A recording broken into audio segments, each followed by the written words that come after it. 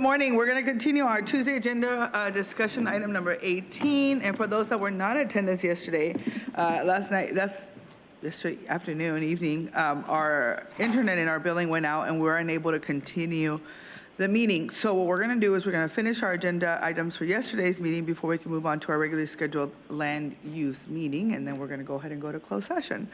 So with that, I'm going to turn it over to our team, and we were discussing item number 18, authorizing and approving actions related to the compassionate emergency solutions and pathways to housing projects. So I'm going to turn it over to you, Dr. McDonald. Thank you, Chairwoman. And with your indulgence, I think we were only about 4 slides in, so if we just start back at the top, it might just be easier for folks to follow.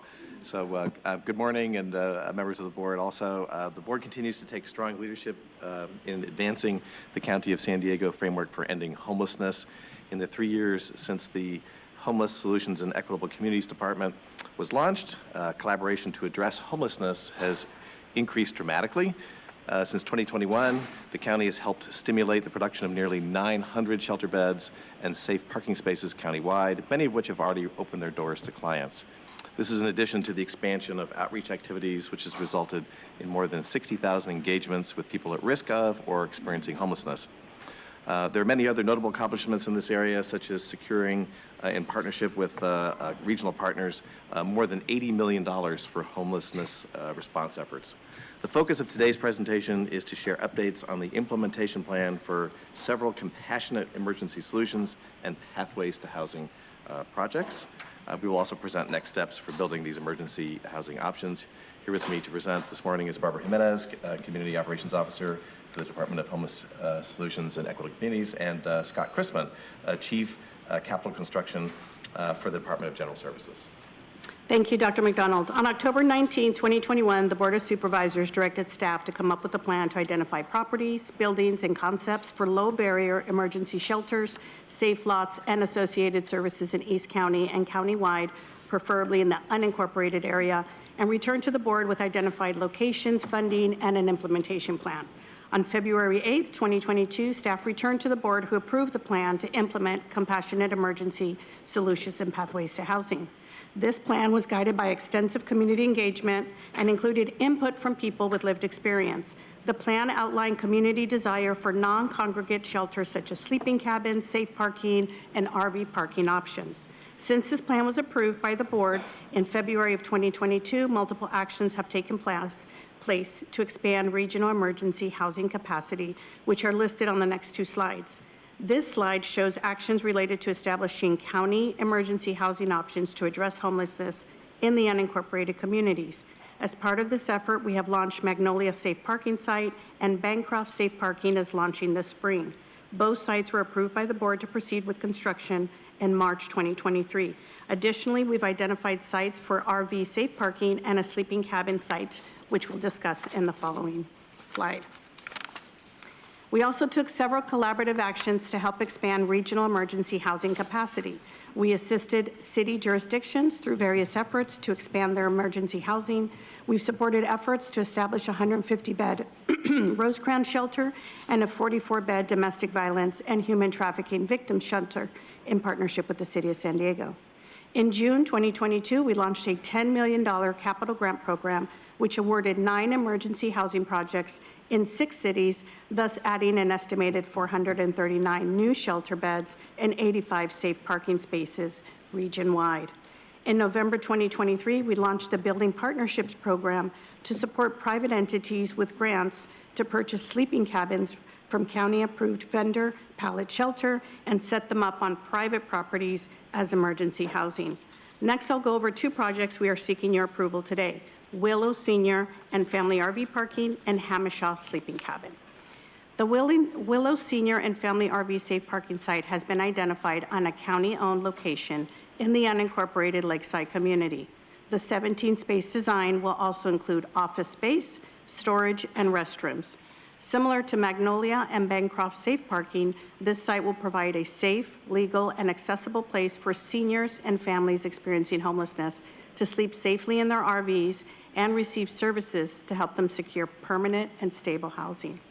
Next steps, if approved today, would include completion of site design, site construction, and additional community engagement. Competitive solicitation will also be issued for the site operator who will provide case management, housing navigation, flexible funding, mills, site maintenance, security, and hygiene facilities. The ongoing annual costs for operations are estimated at $860,000. In March 2023, the governor, in partnership with county leadership, announced that the county would receive 150 sleeping cabins that the state would design, permit, fund, and construct on a property identified by the county.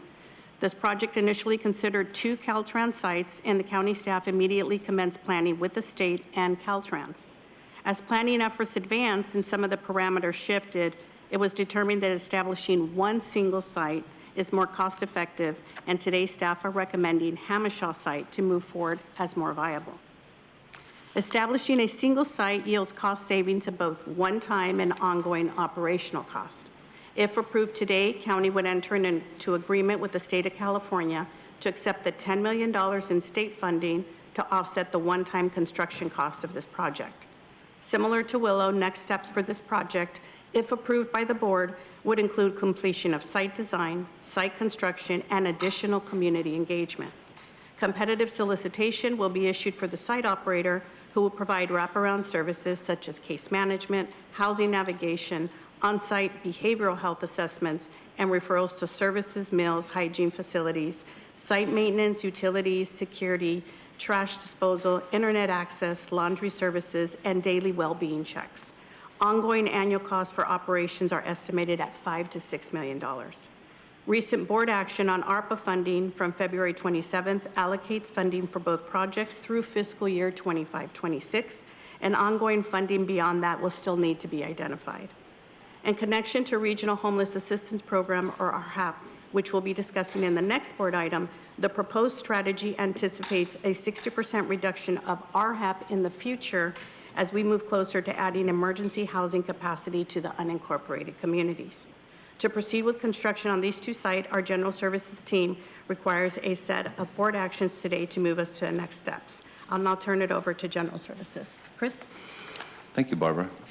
As mentioned, today we are seeking board authority to proceed with 2 sites called Hamishaw and Willow. We would like to note that staff continues to assess any potentially viable county-owned sites as part of board direction on February 6th. This action directed staff to conduct preliminary assessments of potentially viable county-owned sites and offer those through a request for information to interested entities or jurisdictions in efforts to expand emergency housing region-wide. Staff will report back to the board on these efforts at a later date. With that, staff is making the following recommendations today for the board's approval in 3 categories: CEQA findings, appropriation, and authority for agreements. Regarding CEQA, we recommend the board make findings that the recommended actions are exempt from CEQA review and that future compassionate solution sites will be reviewed pursuant to CEQA once identified. We next recommend the board appropriate $4.9 million for the Willow RV project and $18.5 million for the Hamishaw Sleeping Cabins project. Finally, we request authorities for the directors of the Health and Human Services Agency, General Services, and Purchasing and Contracting, respectively, to enter into agreements to 1, receive $10 million in funding from the state for sleeping cabin site development, 2, lease the Hamishaw site from Caltrans, and 3, amend and administer the Compassionate Solutions construction contract. That concludes our presentation, and we are available to answer any questions you may have. Thank you. I'm going to go ahead and turn it over to public comment before we have any discussion. Thank you, Chairwoman Vargas. We have 8 requests to speak on this item, 4 in person and 4 requesting to speak by phone. Also note we received 1 e-comment in opposition. Any members of the public that requested to speak on item 18 by phone, please dial into the conference line using the instructions that were provided to you. We'll begin with the in-person speakers. All speakers are in opposition. As your name is called, please come forward and stand against the east wall under the murals until it is your turn to speak. I'd like to invite forward Mark, Audra, Michael Brando, and Gambler. If I've called your name, please come forward. You'll have 2 minutes to address the board. I'll ask you to please state your name for the audio record.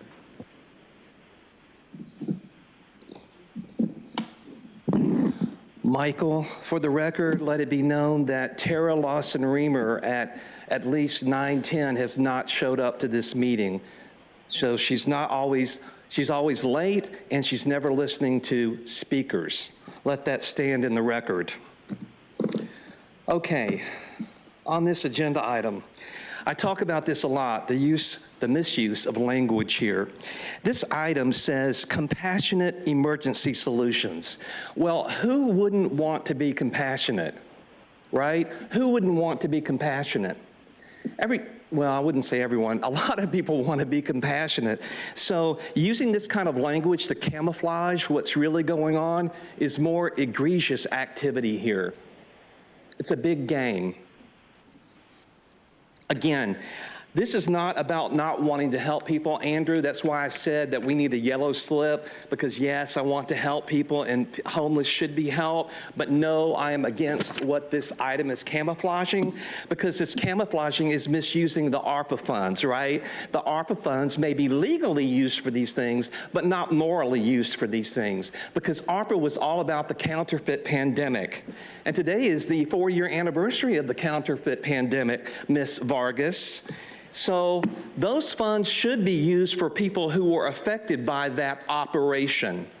And that includes the people who had their health affected by the bioweapon serum injections, because this item talks about health. So again, people, if you want to know what's going on, read this book, The Final Pandemic, an antidote to miracle.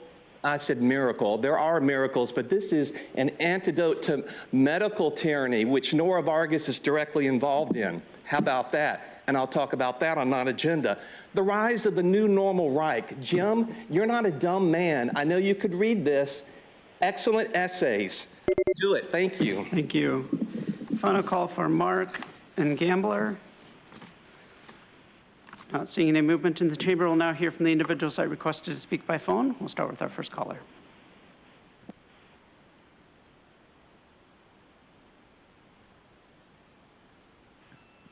Paul Abode, you want 17 RV parking sites and 150 sleeping cabins, all for $7 million. That's a drop in the bucket. I disapprove of ARPA funding, our tax dollars granted for COVID being used for non-COVID purposes, unless, of course, everyone had the jab, in which case they're probably sick. Also, to your approach to housing in general, which seems geared to continuing the housing problems rather than solving it. What you need to realize is that building a house by normal methods takes time while the problem grows, so it's essentially a steady stream. Section 8 housing, for instance, has huge waiting lists. The housing affordability problem will not be solved, nor the homeless problem, unless the owners of these units rent them to all low-income people, not just some of them. I see nothing in the resolution that reserves any of the new housing for truly low-income people. We need to find a solution better geared to low-income renters and solving the problem. That is, low-income and homeless renters, not just building a few units in a few years. Solutions like prefab tiny houses or 3D printed houses or shipping crate houses. Thanks for listening. Thank you. Now hear from the next caller.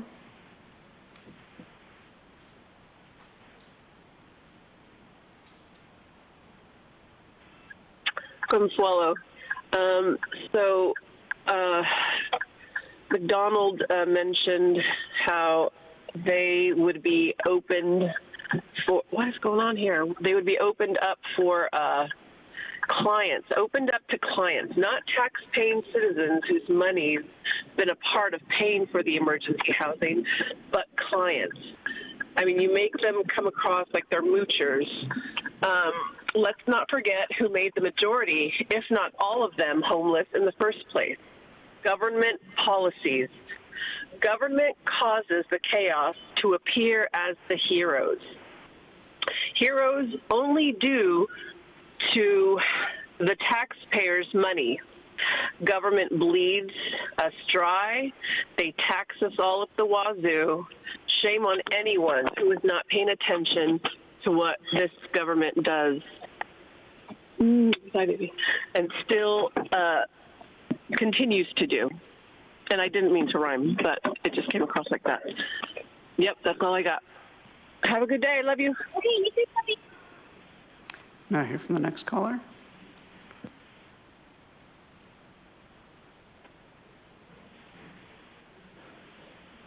Love hearing that love going around in that phone call. Anywho, yeah, you guys spending ARPA funds is rather ridiculous. You're not going to stop doing it, though, because you put it in your evergreen fund so that you can spend it on whatever. But you want to sit here and act like you're providing something, but it costs so much money for you guys to provide anything for the people. It's beyond ridiculous. Just for those 150 shelters, it's like, this is an interesting number, $66,666.66. How interesting is that? Pretty sure you could even go to Home Depot and get a shed for less than that, and just, provide tons of them for people. But the more you go out and you contract with these people that, charge so much, you're just putting money in their pockets, and you're keeping the people from being able to have the shelter that they need. And, how are you going to decide what 150 people get this and who the 17 people are for the RV? Right? I mean, you're going to sit there and be selective. You're not going to be equitable because you're going to be, putting someone else out by only providing it for some. When if you didn't waste the money like this on a 666 number, which is a satanic number, which is proven that what you guys are doing is totally nefarious, but you could provide so much more for these people, but you refuse because you don't really care about providing. If you did, you would go to something that's cheaper, not costing in the $60,000 range, or just spending millions of dollars on a parking lot. It's ridiculous, and people, need to wake up to the fact that you aren't actually helping and that you just throw our money away. And it goes into the pockets of other people while the problem gets worse. So you wonder why it happens? It's because of you guys. It's because you're frivolous with our money. You're negligent with it, and you think that you can just, spend it on all of these things and we're really providing it. You're not. Thank you. Really Time is up. Can you please state your name for the record? Allegedly, Audra. Thank you. Now hear from the next caller.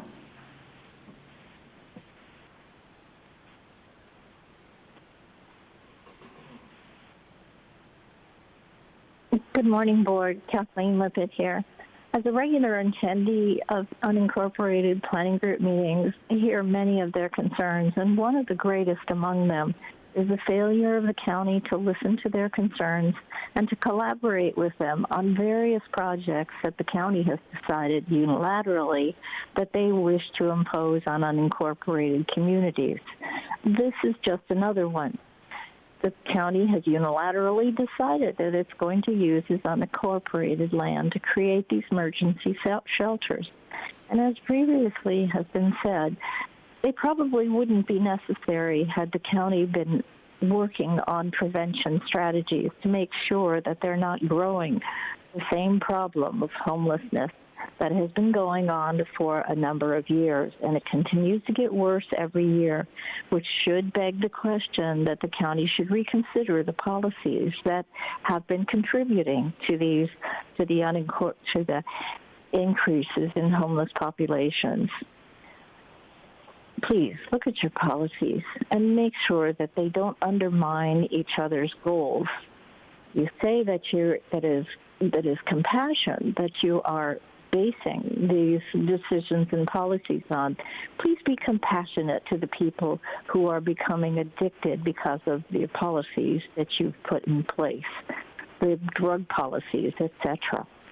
So thank you for letting me speak. Bye. Thank you. Now hear from the next caller.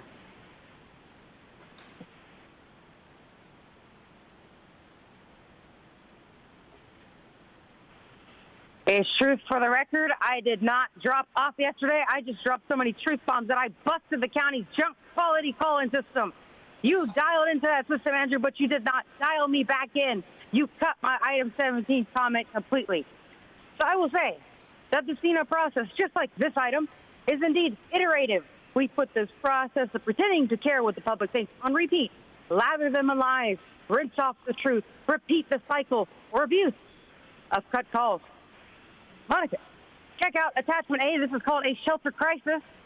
And according to this item, in 1 year's time, all you guys did for Compassionate Emergency Housing Solutions was set up a parking lot.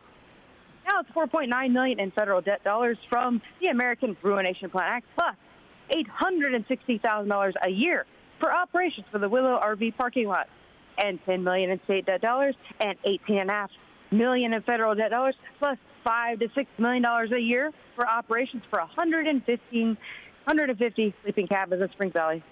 With the lease from the State Department of Transportation, and that's a little concerning because they may pull the approval on the land use in the future. So what's the plan for when or if that happens? Also, what's the plan for the cabins with communal food storage? Will people be fighting over space for food? And what about potential flooding? I do like that there's an area for pets and that there's security. Did you guys consider that people living there may want to cross the street to the thrift store? It may be worth considering a new pedestrian crossing there. But parking and camping is becoming the new affordable housing. Guess that beats cardboard, though. Great job, guys. This item also says that there will be care coordination at the site. But what does that consist of? Will there be information provided on substance abuse treatment or information on employment opportunities with the county? If none of that's included, then it should be. But I don't think Sandag would approve of the cars, RV, and parking. That's something to consider. And Ramona does need a $41 million station because we've got a board. Thank you, Chairwoman Vargas. That concludes public comment on this item. Thank you. We're going to go ahead and table this item and go to item number 19. Thank you for your presentation. Really appreciate it. Item 19, we'll now move on. Authorize competitive solicitation for regional homeless assistance and inclement weather programs and receive authority to apply for future funding opportunities related to addressing homelessness. I'm going to hand it over to the county team for a presentation. Thank you, Chairwoman and members of the board. Similar to the last item, this item relates to important programs that fall under the emergency and interim housing and resources domain of the framework for ending homelessness, the regional homeless assistance and inclement weather programs. Together, they are a critical resource for individuals experiencing homelessness in the unincorporated areas of San Diego County. Today, we'll provide an update on these two programs, the plan moving forward, and request authorization to proceed with a competitive solicitation. With me here again is Barbara Jimenez, Community Operations Officer for the Department of Homeless Solutions and Equitable Communities. So, Thank you, Dr. McDonald. The Regional Homeless Assistance Program, or RHAP, was first approved by the board on January 28, 2020, and serves as a non-congregate emergency housing program to meet the needs of people experiencing homelessness in the unincorporated communities while assisting them in obtaining permanent housing solutions. The program today provides emergency housing to people experiencing homelessness through the use of local hotels. RHAP is currently the primary emergency housing program serving the unincorporated communities. Since January 2020, RHAP has served over 1,900 individuals, and approximately 38% of households have now transitioned to more permanent and stable housing.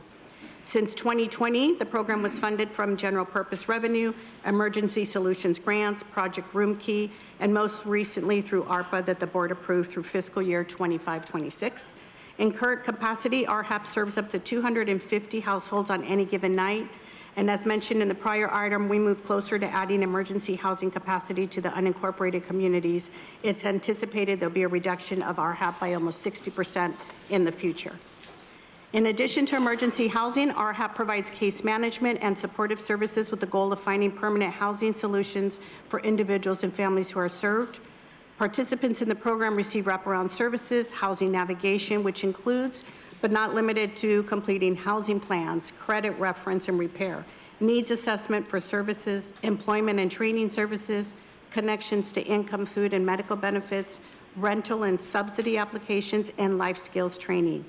Case managers also work directly with landlords to provide incentives, explaining the program, advocating for participants on their behalf, and RHAP also links participants to behavioral health resources and refers participants to treatment or other behavioral health programs based on their needs.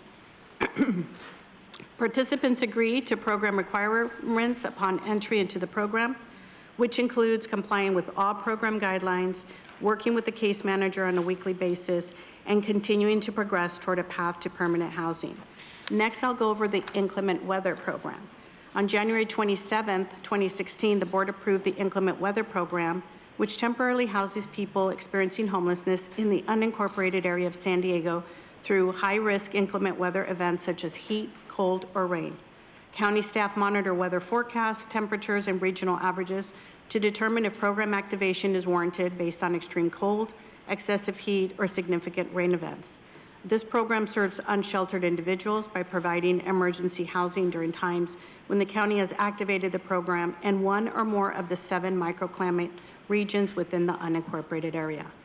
Similar to RHAP, the program leverages local hotels to ensure that it supports individuals where they are located.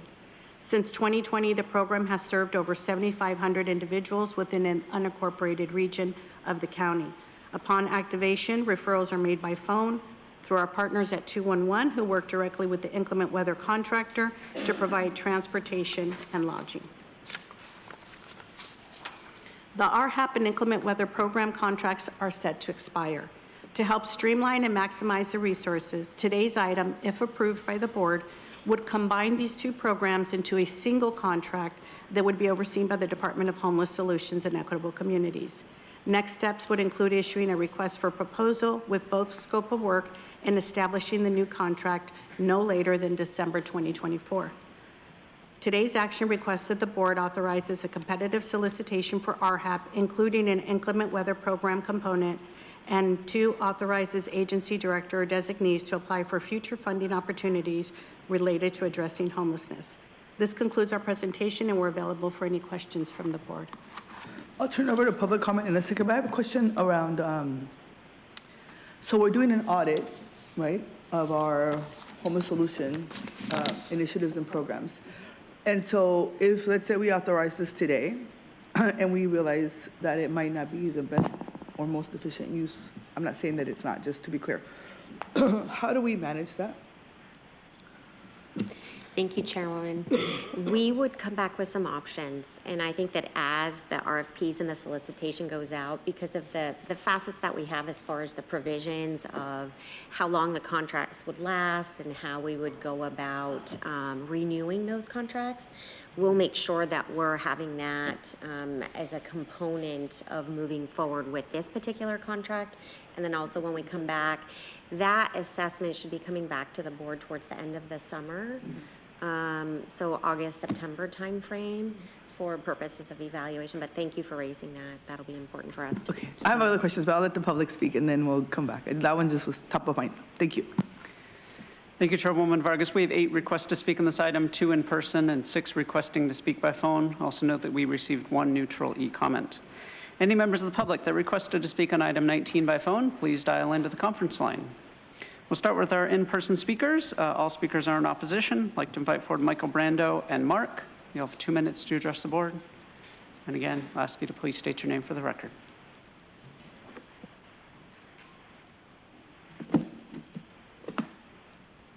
Michael, this relates to my comments on this item. It's now so obvious to me that you don't care about any part of me that you can't exploit. I never once believed that our elected officials would actually care about us beyond what is necessary to sustain or grow a career. But I won't waste my time trying to convince you to care. You know that you're in the wrong when you're trying to silence people talking about history and their own personal experiences. It's now so obvious to me that you don't care about any part of me that you can't exploit.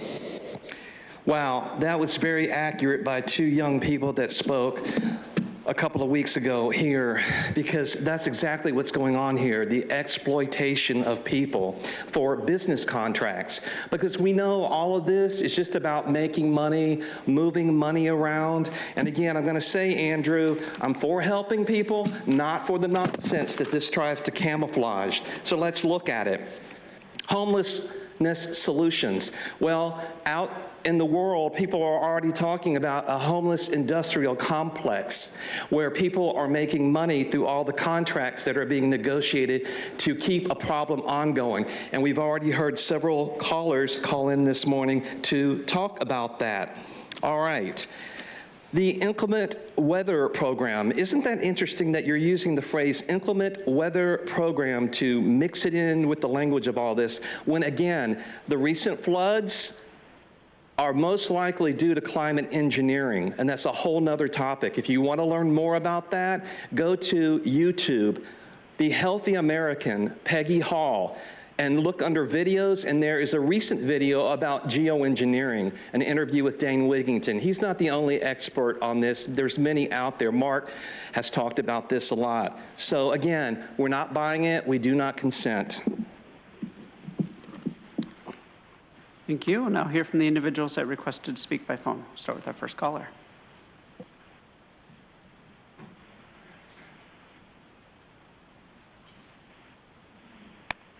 Consuelo, ditto to everything, excuse me, ditto to everything that Michael just said.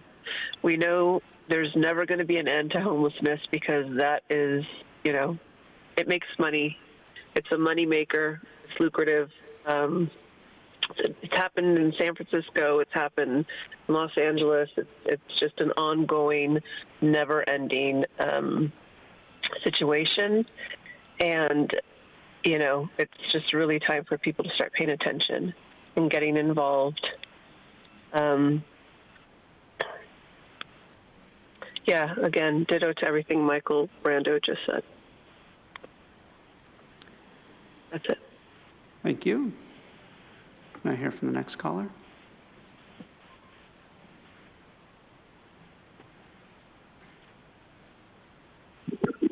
Paul LeBold, thank you for tabling the last item, and a big thank you for withdrawing item 21. Please don't bring it back. We do not need to expunge convictions of deportees or felons just so they can run a pot shop. Now, on this one, I'm glad that one of your programs actually promises it will suck up less of our dollars, but the program is still a waste. The Regional Homeless Assistance Program provides shelter for about 1,000 people, families of 4 per night. The Inclement Weather Program offers temporary shelter to 200 more. But, you know, again, a drop in the bucket. Can the two programs be combined in some way? I think so. And why not just make the Inclement Weather Program permanent? Shelter is shelter. It can always be made permanent. It doesn't matter of having the will to do it. And probably a lot of the homeless have that will.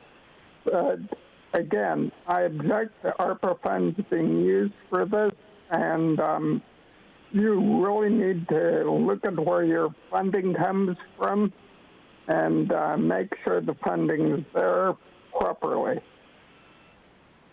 And again, I stress, make sure the funding is proper. I spoke to you about what is proper months ago, and I don't know why you haven't followed my advice.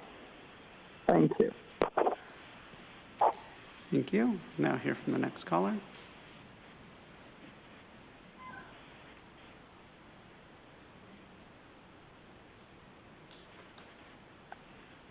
Hey, Truth, I'm glad, there's an audit finally, because ain't nothing working. The definition of the word inclement is destitute of a mild and kind temper, void of tenderness, unmerciful, severe, harsh. Makes you wonder if we're talking about weather or decisions at government meetings. For example, the programs in 2020 slapped useless masks onto homeless people and then threw them into hotels. Then it ended, and out they got kicked. What's interesting about all of these programs is that they're supposed to serve people in the unincorporated areas. But since most people who are homeless are transitory, maybe we should start calling them migrants so they can actually receive care like the human trafficking industry provides. And because they migrate to other areas, the people being helped are most likely not even from the unincorporated areas, but they came on over so they could have a better chance at having a place to stay versus in cities like the city of San Diego. But I'm curious, who's getting this almost $16 million contract for a regional homeless assistance program and an inclement weather program? The details are pretty vague. You guys aren't even sure if the contract will be 2 years or 3 years, or how it's going to be funded after 2026. This actually reminds me of the Money Pit disaster zone run by SBCS at the southern border. No plan, money exchanging. And how can these programs live up to the equity statement's claim of the county being dedicated to addressing the root causes of homelessness when real substance abuse treatment is never provided? Or how about childhood trauma treatment? I'm against any plan that has no plan or no details of strategy or financial strategy. So I instead urge everyone to support successful organizations such as Urban Street Angels and Timmy's Pizza downtown. Seriously, go there, tell Jasmine I sent you, and enjoy the amazing huge pizza slices for cheap and Timmy's coffee drink, which supports homeless youth working to improve their lives. They also do screen printing. Once again, lather, rinse, repeat. Lies, truth, cycle of abuse. All that good stuff with you, board. Thank you. Now hear from the next caller.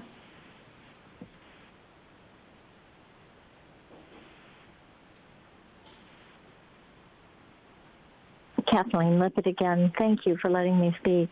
Yesterday, a contractor that was tasked with ensuring resources were provided to emergency storm victims was speaking. Existing community providers who attended the meeting reported how they were pushed out, same contractor. If that's true, that's inexcusable, and it speaks volumes about the territorial proclivity of the contractor you chose. Supervisor Lawson Reamer lamented the contracting agency's failures and asked what he would do if he had other things that could be done to make sure it didn't happen again. Of course, he said yes, but I think a more appropriate response would have been to fire him. Clearly, that contractor did not deserve the contract he had and put many more people in jeopardy because of his failures. He does not deserve a second chance. And I'm sorry that those prevention providers who probably were from those communities and stepped up to help, tried to step up to help, were thwarted from those goals. Thank you very much for letting me speak. Thank you. Now hear from the next caller.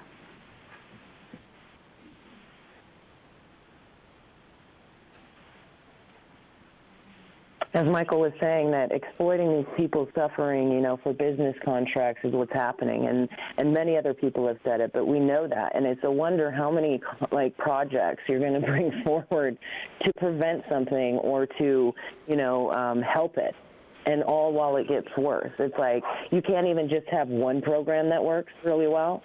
Instead, you want to have 50 to 100 of them, so it seems like you're always doing something and you're always spending the money. And again, here we have COVID money that you're, using for this when it's your guys' fault that everything that is going on because you're negligent in your decision making, in the contracts that you get with people, in the money that's spent. You just basically throw it away and into other people's pockets.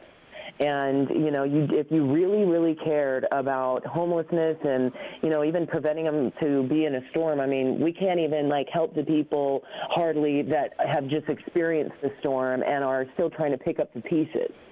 So, the fact that you even want to implement other things when you don't have any of this stuff down pat where you're like, we know what we're doing, it works so easy because this is how much money we need and it's going to facilitate this at this time, help this many people, and then we're going to continue to do it.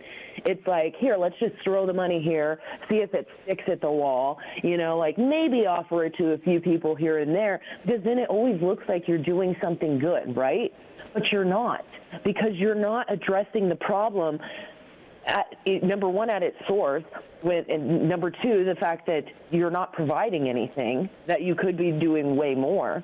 But instead, you just create more, spend more money, engage with more people, all while the people that you're using to exploit to do this are suffering.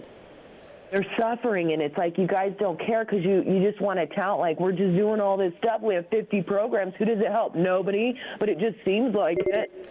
These people could be put on a list. Thank you. Your time is up. Can you please state your name for the record?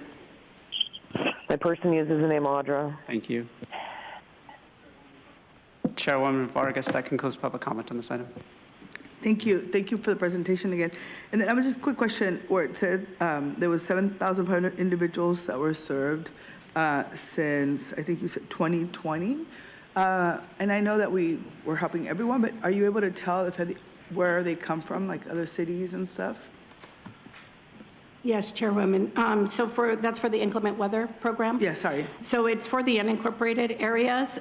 So when they call in, we request the information, the zip code, and then based on that, they're placed into one of the participating hotels that are closest to where they're currently at. Oh, okay. But if somebody's coming from a non-unincorporated area, do we help them or we send them somewhere else? Or? Yes, we would connect them to other resources. Okay, all right, thank you. I'm happy to make a motion, and I want to say thank you for all the work around this. This is a long time coming, and I know that I want to say thank you to the team, because I know when the recommendation or when we got the call from the governor's office, we have a very different sort of lens of how we were going to be able to implement this, and we had long conversations about what this meant for our county, and I think all of you really stepped up and did the best that we could so that we can make sure that our folks actually have a place to live and that's safe for them. So appreciate that. That's related specifically to the casitas, or I don't know what we're calling them now. Right? What are we calling them? Tiny homes? What is it called? Sleeping cabins.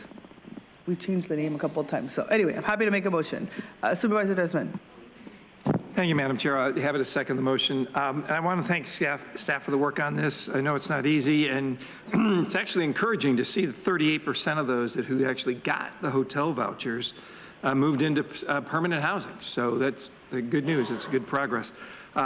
See if we can get that to 60, 70, 80%. But I know that it's good we got 38.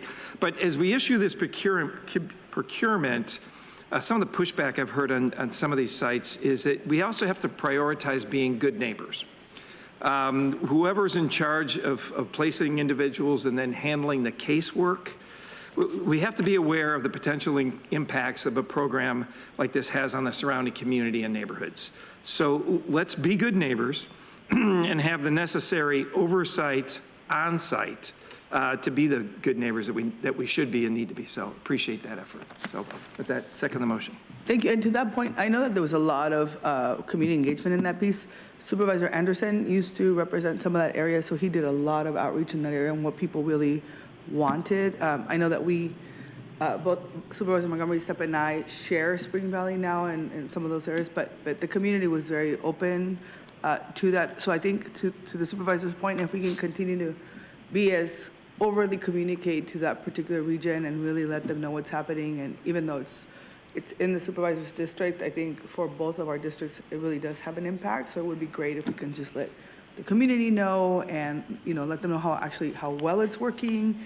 And the more we show that the county is actually doing work where we're putting people in permanent housing in the end, I think really resonates with folks as well. So appreciate that. So if I could just add to that, it's not so much, and the outreach is good, but unfortunately, and I remember in Escondido that we had a hotel where people were doing drugs in the streets in the neighborhoods, and that's we have to have people able to manage that and keep that at bay as best we can. So thank you. Got it. Seeing no other comments, we have a motion and a second. Please vote.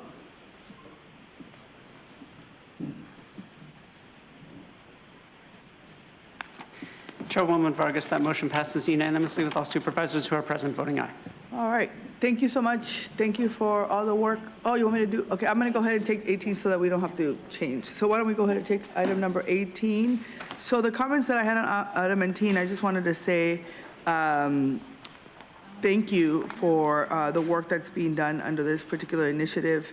And I know that there's a small group of folks who are part of, who are unsheltered in the unincorporated areas. But again, I think this particular work is extremely important as we're moving forward. And this is the project with the it's the same, anyway. But it's 150 cabins, and I know we were told one thing, and then the team adjusted. So I appreciate that. But again, I think as we're looking and moving forward, it's going to take all of us, federal, state, and county government, to really leverage some of this work that we're doing so we can move forward. So appreciate all the work that's happening in this space, and I'm happy to make a motion to support it. Vice Chair Lawson-Weaver. Yeah, thank you. I just want to thank staff. I think you all did a great job. Appreciate all the work and the safe sleeping cabins. And, I think just continuing to add capacity to our shelter beds is really, really important. I just had a question. I think Barbara will come as no surprise, a kind of a continuation of our ongoing conversations about how we're tracking outcomes and kind of really better understanding how many people are served and what's happening to these folks. And yeah, just if you could kind of let us know what the plans are, or if, what we need to do kind of collectively as a board to make sure that we're really focused on tracking these outcome metrics. I'm specifically interested in the question of how many people are being served, and then what happens to them, right? Do they enter into, they end up back in the streets? Do they transition into another shelter, which isn't a great solution, or are they ending up in permanent housing? So those are my two outcomes that I'm kind of focused on. And there's a couple different ways that we could do that. We do it continuously. One is we are still working on our public dashboard as a result of the final action plan that was just submitted to our board, so that will be public facing. In addition, we have the quarterly memo, which does the updates, and we can start weaving in that information as we're moving forward, especially on the new programming as well. That would be amazing. I think quarterly updates, since we already have the memo, is great. I think the specific questions I'm interested in is percent of individuals exiting to permanent housing, average length of time of stay, and number of people helped. And I think if we could just, across the board, I mean, yes, certainly on this item, but I think those kinds of output metrics or outcome metrics would be really helpful. Thank you. And I really am excited about the dashboard, so. Supervisor. Thank you, Chair. I just want to say thank you for the presentation. This is just a part of that portfolio of work that we've been discussing. I think for the safe parking programs in particular, they really do catch people in the middle of maybe going one way or the other. So those are very, very important to have services available for people who are still able to keep their vehicles, especially with the risk of getting them towed and all the other risks that come along with that. The only thing that I'll say that I want to stress is that the timelines, we know every month we're seeing data come in that says that more people are entering into homelessness that are exiting homelessness, and as we are propping up some of these programs, we're really excited about the sleeping cabins, but 20 months is a long time, and with us being in the urgent space that we're in, I just want to make sure that we are pushing those timelines, as we move forward, because the more time goes on, the more people are entering into homelessness, where we could have programming, ways, mechanisms, assistance, and resources to help them not enter the system in the first place. So I just want to highlight that, but I second this motion, and I'm fully supportive, and thank you again for all of your hard work. We have a motion and a second. No further discussion. Please vote. Chairwoman Vargas, that motion passes unanimously with all supervisors who are present voting aye. Thank you. Our next item on agenda now is item number 20, update on the Alternatives for Incarceration Initiative. I'm going to go ahead and turn it over to the team as soon as they settle so we can have a presentation.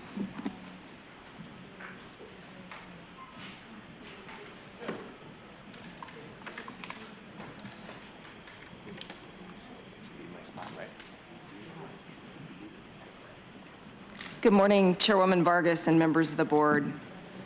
Today, I'm joined by collaborative partners to provide an update on alternatives to incarceration. Presenting with me today are Sarah Gordon and Dr. Andrea Dabra-Griffin. They are both administrators of Justice System Integration, and they coordinate the county's efforts to implement the Alternatives to Incarceration Initiative.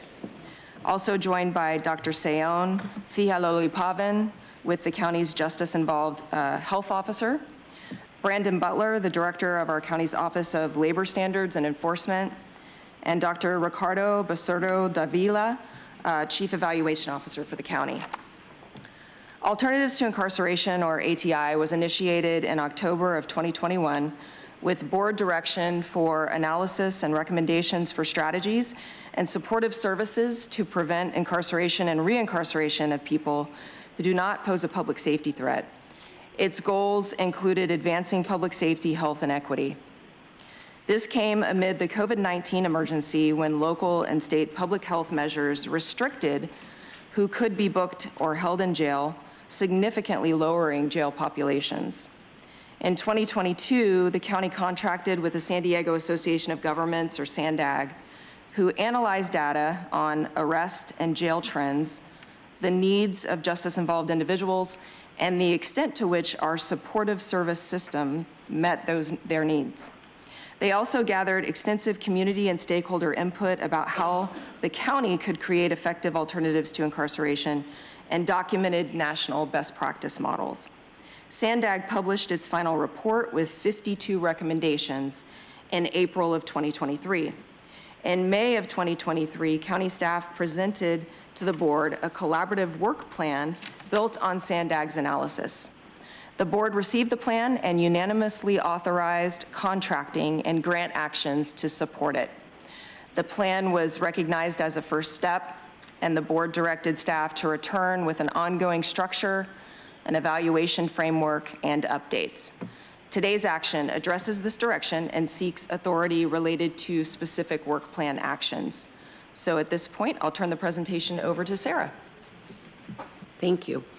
Depicted on this slide, the continuing ATI structure embraces the collaboration needed to make this work a success. An ATI advisory group includes community members and county and city health, justice, and equity representatives. Community members include people with lived justice system experience, service providers, and justice system advocates. The advisory group monitors the current work plan, identifies system gaps and needs, and considers community input. It will develop annual recommendations for updating the work plan and steer the initiative's direction. County executive responsibility is shared between the Public Safety Group, the Health and Human Services Agency, and the Office of Equity and Racial Justice. Frequent and broad community outreach drive the ATI work. To promote engagement, we published an ATI website with resources, upcoming events, and updates about how the community can continue to give input. The advisory group hosts at least twice yearly community listening sessions. Approximately 100 people participated in 2 January forums, including people with lived experience in the justice system or those with incarcerated family members. We asked them to consider certain SANDAG recommendations and tell us anything else we should hear about. Community members in listening sessions and on the advisory group have been supportive of the ATI initiative and eager to broaden it. Things we heard from some include asking the county to look at ways to limit when law enforcement responds to behavioral health crisis and non-penal code violations, and consider whether we can establish more partnerships with medical, clinical, or other alternative responders. Other themes include building community trust, the difference peers make in delivering services, and the need for family support. This year, the AT Advisory Group will discuss and prioritize the community input and outstanding SANDAG recommendations not addressed in the first work plan, and work towards identifying actions the county can take, adding to the initial work plan. County departments have been busy enacting the current work plan. Its 20 actions with 9 new programs or service enhancements are led by 9 county departments. The actions aim to increase connections to effective supportive services that address the underlying reasons adults enter the justice system. Broadly, the full work plan creates new pathways and off-ramps to help at every opportunity before or during a justice system encounter. Today, we'll highlight our progress on several actions. Status updates on work plan programs are provided as attachment C with today's items. I'll turn first to Dr. Thihalolapavan. Thank you, Sarah, and good morning. We're on track to launch our Transitions Clinic Network pilot.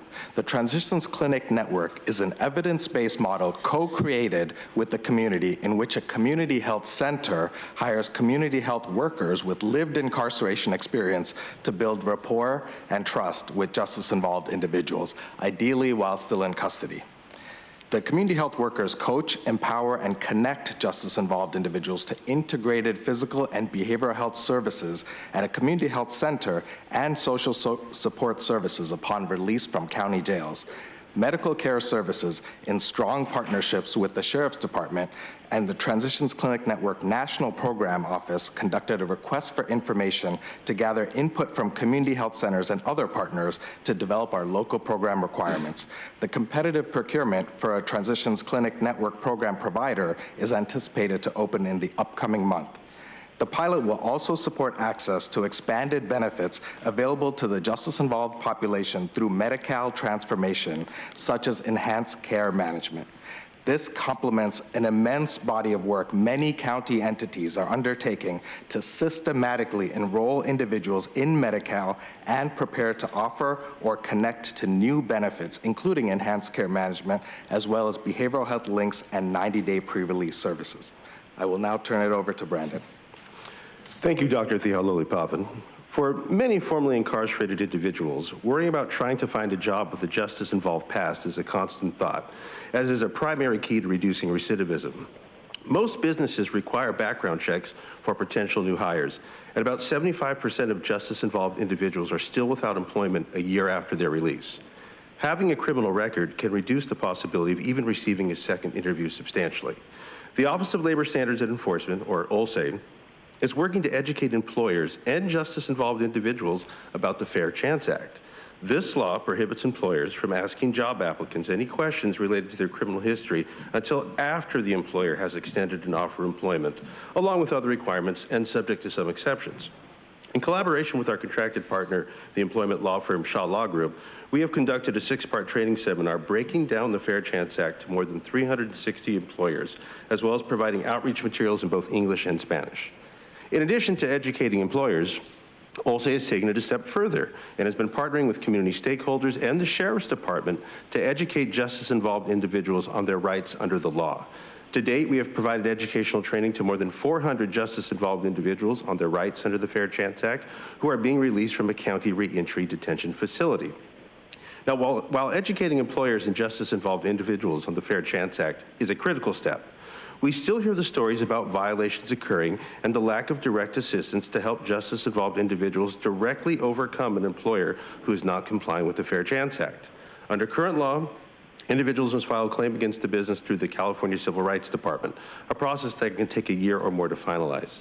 Today's action would direct county staff to draft a local ordinance enforcing the Fair Chance Act and to return to your board within 120 days. A local ordinance would allow OLSE staff to immediately assist job seekers with meritorious claims quickly and enable OLSE to rapidly engage employers in an educational intervention who have a hiring process in violation of the law to obtain voluntary compliance. This will support justice-involved community members to obtain employment and integrate into our community. I will now turn the presentation over to Dr. Dauber Griffin. Thank you, Brandon.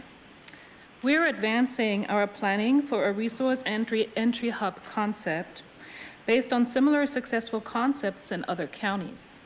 This hub integrates different services to remove barriers typically experienced by justice-involved individuals. Among these are lack of documents such as ID and birth certificate, health insurance, job and educational opportunities, housing access, behavioral health challenges, and more. The hub is envisioned as a one-stop shop pilot project close to Central Jail, where justice-involved individuals can find easy and meaningful help in one place.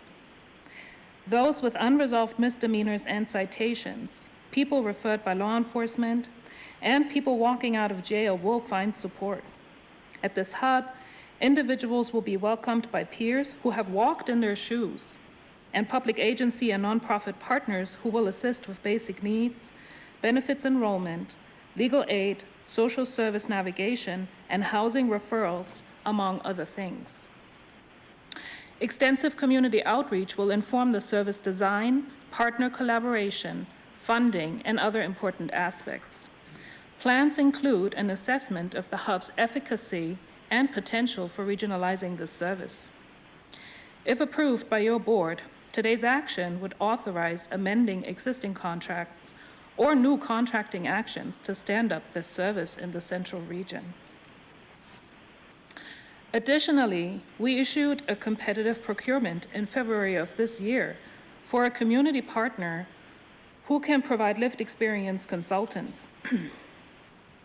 The expertise of those with lived incarceration experience is invaluable to the ATI initiative and vision. And the county wants to ensure that these individuals are compensated as they advise county staff on different ATI topics and services to ensure we get it right. Here's a brief update on 3 other ATI programs aimed at reducing misdemeanor bookings and improving chances for a successful reentry. First, a new care coordination and housing program was designed to increase service connections for individuals who may experience homelessness and have repeated short jail stays or brief law enforcement contacts. The program in procurement is expected to launch in August. Second, the Recovery Bridge Center, which accepts intoxicated individuals in lieu of jail booking, reopened in January 2024 in a new convenient location. Expanded services, including connections to other community providers, are designed to lead to increased use by all law enforcement. Service hours are 24/7, and individuals can stay up to 23 hours. Third, to reduce instances of homelessness, the Sheriff's Department has hired 5 housing-focused correctional counselors. They identify at-risk individuals in custody and offer them a connection to transitional housing, including transportation to the residence. I will now turn the presentation to Dr. Basurto Davila. Thank you, Andrea. Over the past 6 months, staff from the Office of Evaluation, Performance, and Analytics spent a significant amount of time engaging with ATI stakeholders to gather information on the questions most critical for the success of the initiative and that can be answered to performance measurement or evaluation studies. These engagements include in-person and virtual workshops, individual meetings, and presentations. Stakeholders that participated in this process included the ATI advisory group and the agencies that are leading the various action items in the work plan. Over the last couple of months, we worked closely with public safety and HHSA executives to summarize the information we gathered from stakeholders and to develop performance measurement and evaluation plans consistent with the input they gave us. From our stakeholder engagement, 3 key messages became clear. First, stakeholders want to be sure that our work will not be completely isolated from the community. We understand the importance of community engagement, and we are planning to include community participation in our evaluation process. Second, even though there are 20 individual pieces in the ATI work plan, they are not meant to be siloed. Rather, they should complement each other as parts of a cohesive system. Our measurement and evaluation plans should acknowledge this and focus not only on each individual action, but also the initiative as a whole. The final message was that ATI is new and still being developed. Therefore, our initial focus should be on studies that help inform ATI's development, refinement, and potential scale-up. Other questions, particularly those related to program impact, will be more appropriately addressed at a later stage.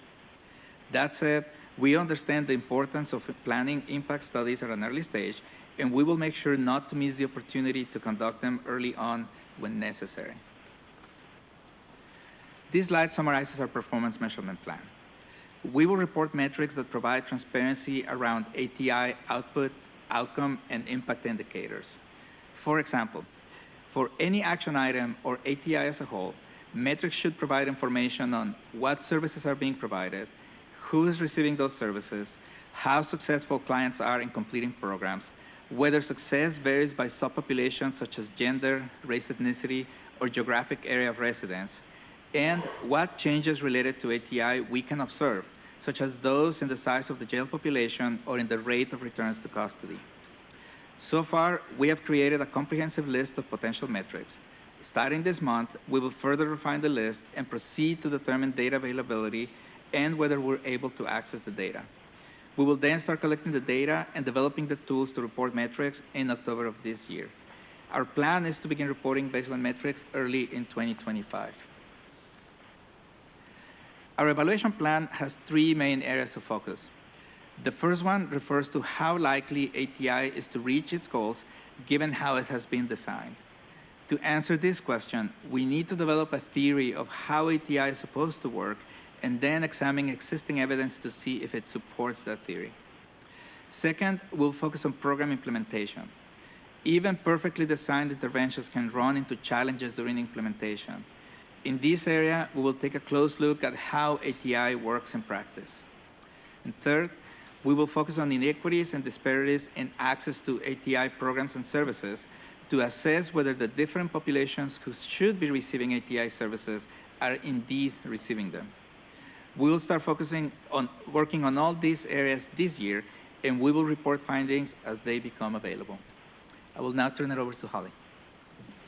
Thank you, Ricardo. Today's recommendations will direct the interim chief administrative officer to explore the feasibility of establishing a local enforcement mechanism to the California Fair Chance Act and return to the board in 120 days with a draft ordinance, and also to authorize the Department of Purchasing and Contracting to issue competitive solicitations for a resource and reentry hub focused on justice-involved clients. Chairwoman Vargas, and that concludes our presentation, and we're welcome any questions. Thank you. I'm going to go ahead and turn over to the public, and then we'll have discussion. Thank you, Chairwoman Vargas. We have 11 requests to speak on this item, 4 in person and 7 requesting to speak by phone. Also note that we did not receive any e-comments on this item. For any members of the public that requested to speak on item 20 by phone, please dial into the conference line using the instructions provided to you. We'll begin with the in-person speakers, starting with the individual in favor, followed by the individuals in opposition. As your name is called, please come forward. I'd like to invite Tom Packard, followed by the speakers in opposition, Mark, Michael Brando, and Gambler. I've called your name. Please come forward. You'll have 2 minutes to address the board. I'll ask you to state your name for the audio record. Thank you.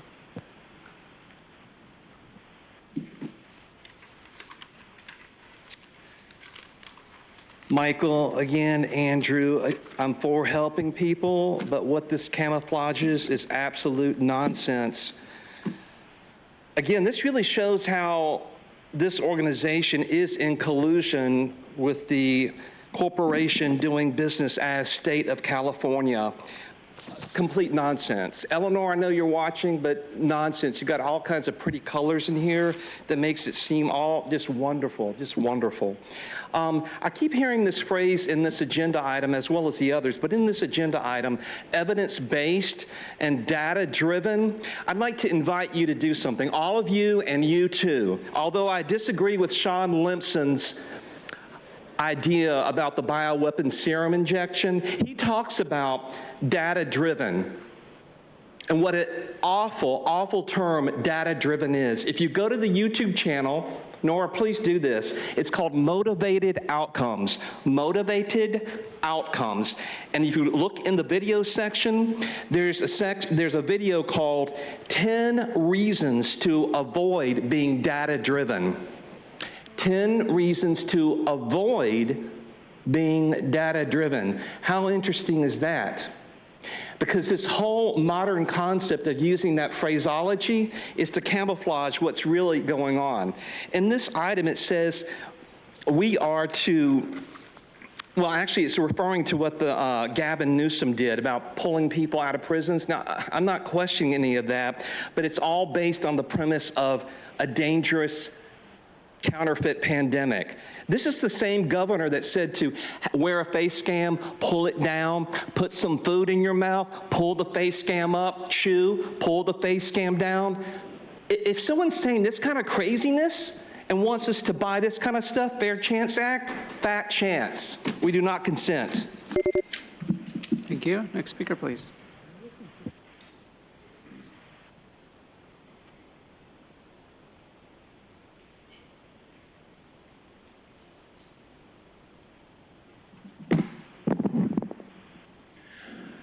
Gambler here. This time I'm actually going to talk about this subject in a little bit more. The DEI program, or the DIE program, or you guys, DEI or DIE? DIE like dead? I mean, I think that's what we're going for, because I know you guys don't believe it, because on the lunchroom down in the parking lot, you have on one sign saying inclusion is an act. So how can you guys say that it's not when you have it advertised on your facility that inclusion is an act? You've stated that on your building. So why do we have a program like DEI? So let me go back to this whole thing. We're going to go ahead and punish employers for getting upset that they have a criminal working for them. No, that's what you're going to be going to do. So don't argue with me. Don't try to stop me from talking. Don't try to any of that shit. You have no power over me. You understand that. You've tried over and over and over again to control me. You cannot. You recognize that now, do you? You can nod. You're at least paying attention to me, which I find better. Why are we doing what Governor Newsom did? Because you guys helped him stay in office. You guys counted illegal votes to keep him in office, and you refused to let me check. You refuse to give me any opportunity to look at the evidence that I've provided to you that you refuse to even look into. So why do you buy into their shit? You nod your head like you want to go ahead and help, but you never do.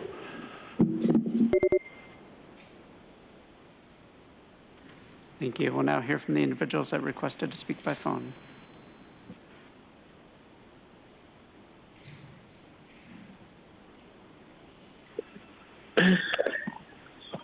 Consuelo. Government likes talking good game, but in the end, it's all talk. Some things that were mentioned in the presentation. Building community trust. Good luck with that. Family support. Please. Government is not in the business of building or sustaining a solid family unit. They are only successful in breaking it up. Enough. Government needs to stay away, far away from the family unit, period. Government only supports the things that has the people dependent on them. We know this from their history of defunding programs that were actually 100% successful, like Project 25. Another thing mentioned, community input is about community input. And that's all about just saving face. Because in reality, we know government could care less about the public's input. The saddest part is that everything that's going on in our county is that it's going to get worse. People are just getting a Costco sample of what's to come. So brace yourselves and prepare, because it's going to be a rough ride.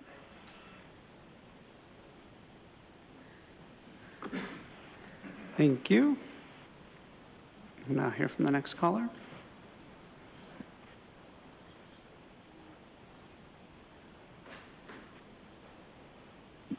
Paula Bold, $250,000 for planning and design of a one-stop diversion, reentry, and resource center. And that's attachment B. Is unrealistic in the extreme. $50,000 for contracted outreach services and materials for 20,000 people? That's dream on. $50,000 for contracted experts in the holistic needs? I don't think they come that cheap. Then there are a lot of proposals in that attachment without any cost estimates. Sandag seems to fudge the figures to suit their political needs, as they do here, apparently. I see the same kind of errors at Sandag, too. It does a transportation agency, not meant to handle rehab of jail releases or other urban planning for that matter. And employers really don't want to hire sexual maniac releasees. Gee, I wonder how that happened. And I bet locating these facilities and personnel at a jail will be more helpful to those without the imagination to adapt to a real-life situation where they might have to walk or ride between facilities. And real-life counseling might be better than, quote, experts, and would probably cost us a lot less. And also, it might be nice for communities to know that these jail people are kind of in jail. Thank you. We'll now hear from the next caller.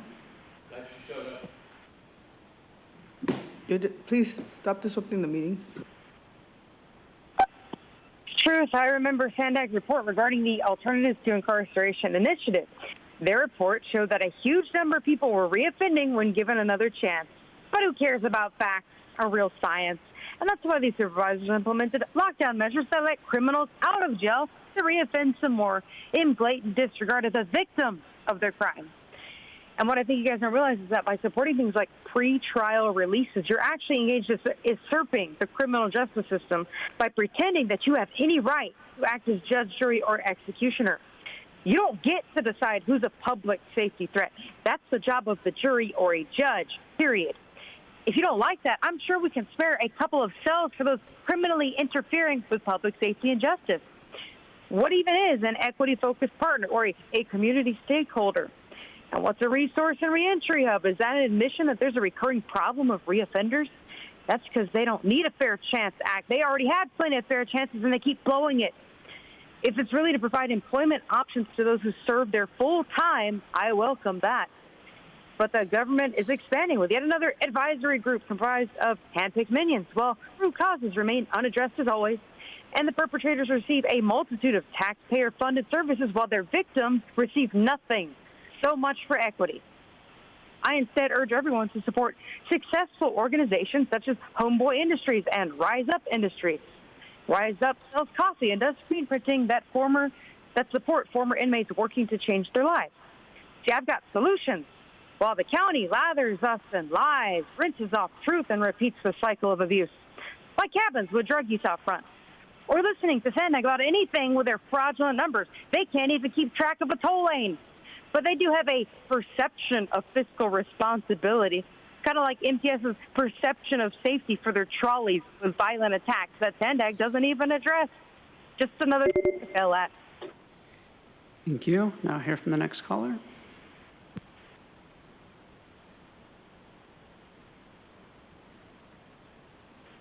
Yeah, if everything was based off of, real facts and different things, this seemingly is good, the things that you guys want to do. But we have criminals engaged in, deciding that other people are criminals. And so there is no justice system. The justice system is a corporate entity that is sitting here making money off of the people, just like Michael was saying.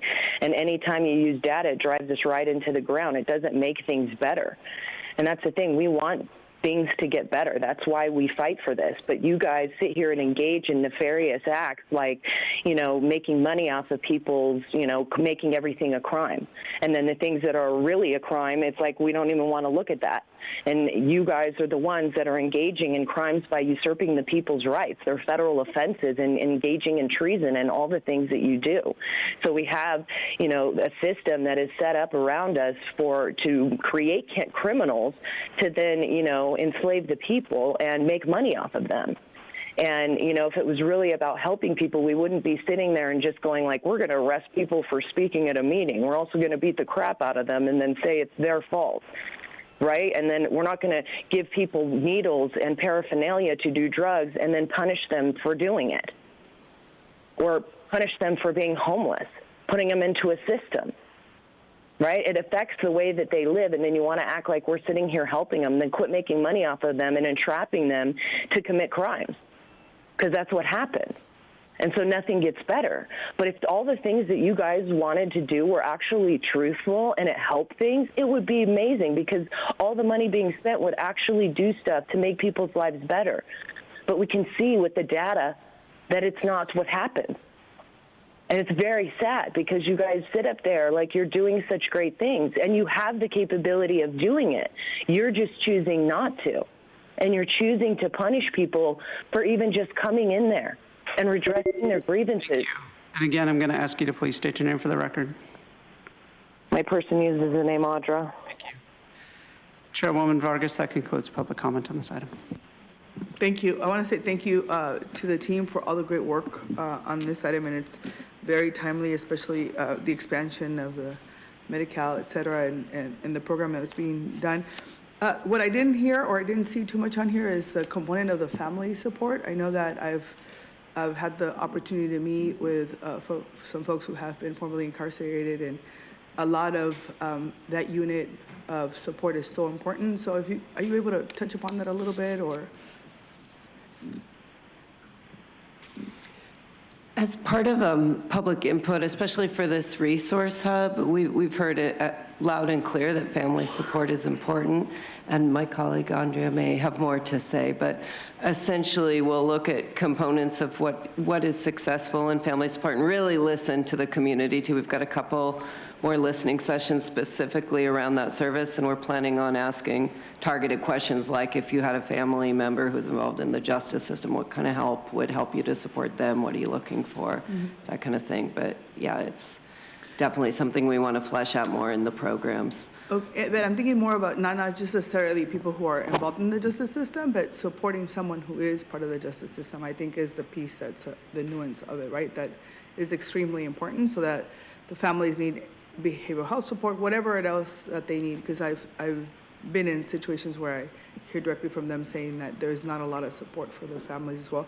And the programs that have been successful have that as well. So I'm looking forward to, looking into that. And I know it's tougher to evaluate that component of it, but I can almost assure you that if there is that support in the family, maybe not a traditional family, but the family that they are living within, it really does make a difference in terms of their recidivism, right? The other thing is I'm really excited to see that you're doing the community health workers model for this initiative. I think it's exactly what we need to be doing, right? Making sure that people who have been through this process are able to really engage and work, and so I'm excited about that. And then I was going to ask about the expert consultation on page 9. You said they're experts, consultants, I think is what it was, or something. What does that mean? Because I want to make sure that it's not just, with all due respect to academics, not just academics and folks who are like, have all the degrees in the world, which God bless their souls for doing all that work. But I also want to make sure it's people who have been through this process. There's a lot of, again, community groups that I've seen that have done great work, and I don't know that any of these folks would ever even know to apply for these initiatives or these programs. And so how do we reach out to the non-traditional consultants who should be engaged, who should be able to be our partners in this process so that they're also participating? I don't know who would answer. Yes, thank you for that question, Chair. The lived experience consultants that we are trying to acquire for this contract are individuals who do not have academic backgrounds in this area. They are individuals who have actual lived experience with the justice system, including incarceration. And we are currently in the process of evaluating proposals that we have received in response to the solicitation to work with a trusted community-based organization that will help us identify these individuals. We are also already working with quite a few individuals. Some of them are on our advisory group, are participating regularly in our meetings and convenings, and we hear from them on a regular basis. So we will be concluding this process and hopefully select 6 to 8 lived experience consultants who qualify based on their lived experience in the justice system. That's great. I mean, if there's a way without crossing the line that we can share from our team recommendations, it would be great, not necessarily for the consultants, but for some of the community groups that we work with on the ground that I think might be very helpful and supportive.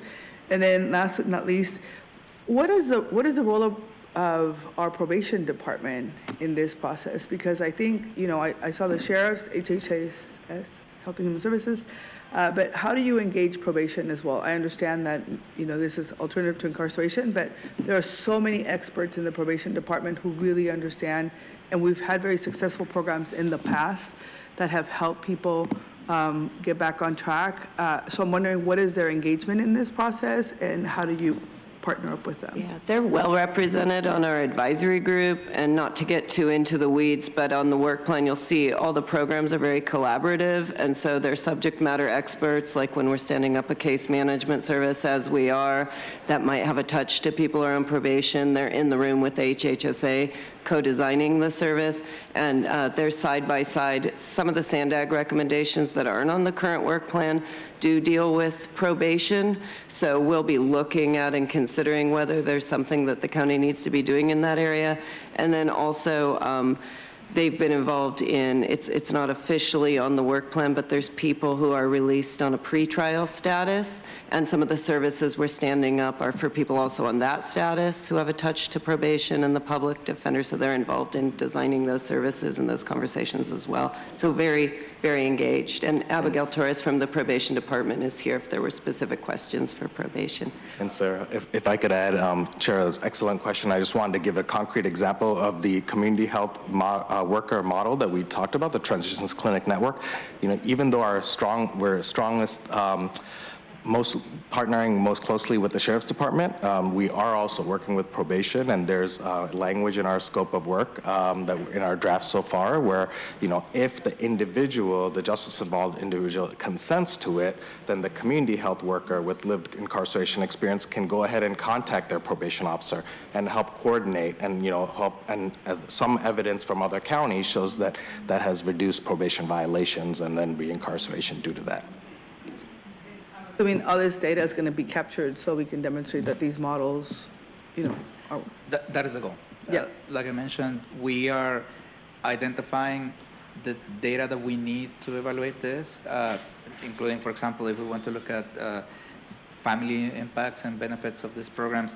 Once we identify the data, then we need to engage with the different agencies that own that data and ensure that we can get access to it. But the goal is certainly that the most important questions that you or other leaders on ATI have about the initiative and the individual components, that we'll be able to answer those questions. Okay. All right. And then, you know, the count aim expansion, I think, is a really important one, because I think that making sure that people have access to healthcare and the behavioral healthcare piece and the regular healthcare, both the same, you know what I mean? So it's for me, that data is extremely important to see how people are reacting if they actually have access. So any barriers would be really interesting to me to hear, right? I mean, how are people actually receiving that care, and what else could we do to help support some of that? So anyway, I've asked a lot of questions, but I'm really grateful for this initiative and this program, and thank you for the great work, and happy to make a motion to support it. Vice Chair Lawson. Sure. Well, first of all, thank you to the team. I mean, I know I've had now 2 briefings, my team and then me personally, over the last few weeks to dive into the weeds, and you know, just really appreciative of the work. And I think I want to acknowledge that this is really challenging. I mean, you all are doing something really difficult, which is working across all the different aspects of the enterprise, and that is, you know, hard. Different cultures, different focuses, different foci, different orientation towards, you know, what is the mission and what is the work. So Holly, you know, I know you've been really trying to get all the cats in going in the same direction, and Seon, and I appreciate all that. And I think this is really a solid foundation. You know, I've conveyed before, you know, I hope we can continue to build on this, and I know there's more that we want to be doing moving forward. But I think that you've really put together, you know, frankly, with a lot of effort and a lot of work, I know it was not easy, a really thoughtful structure to guide this work across all the different parts of the agency. And I think it's the right structure. I think it's really promising. I'm also really excited about these evaluation components.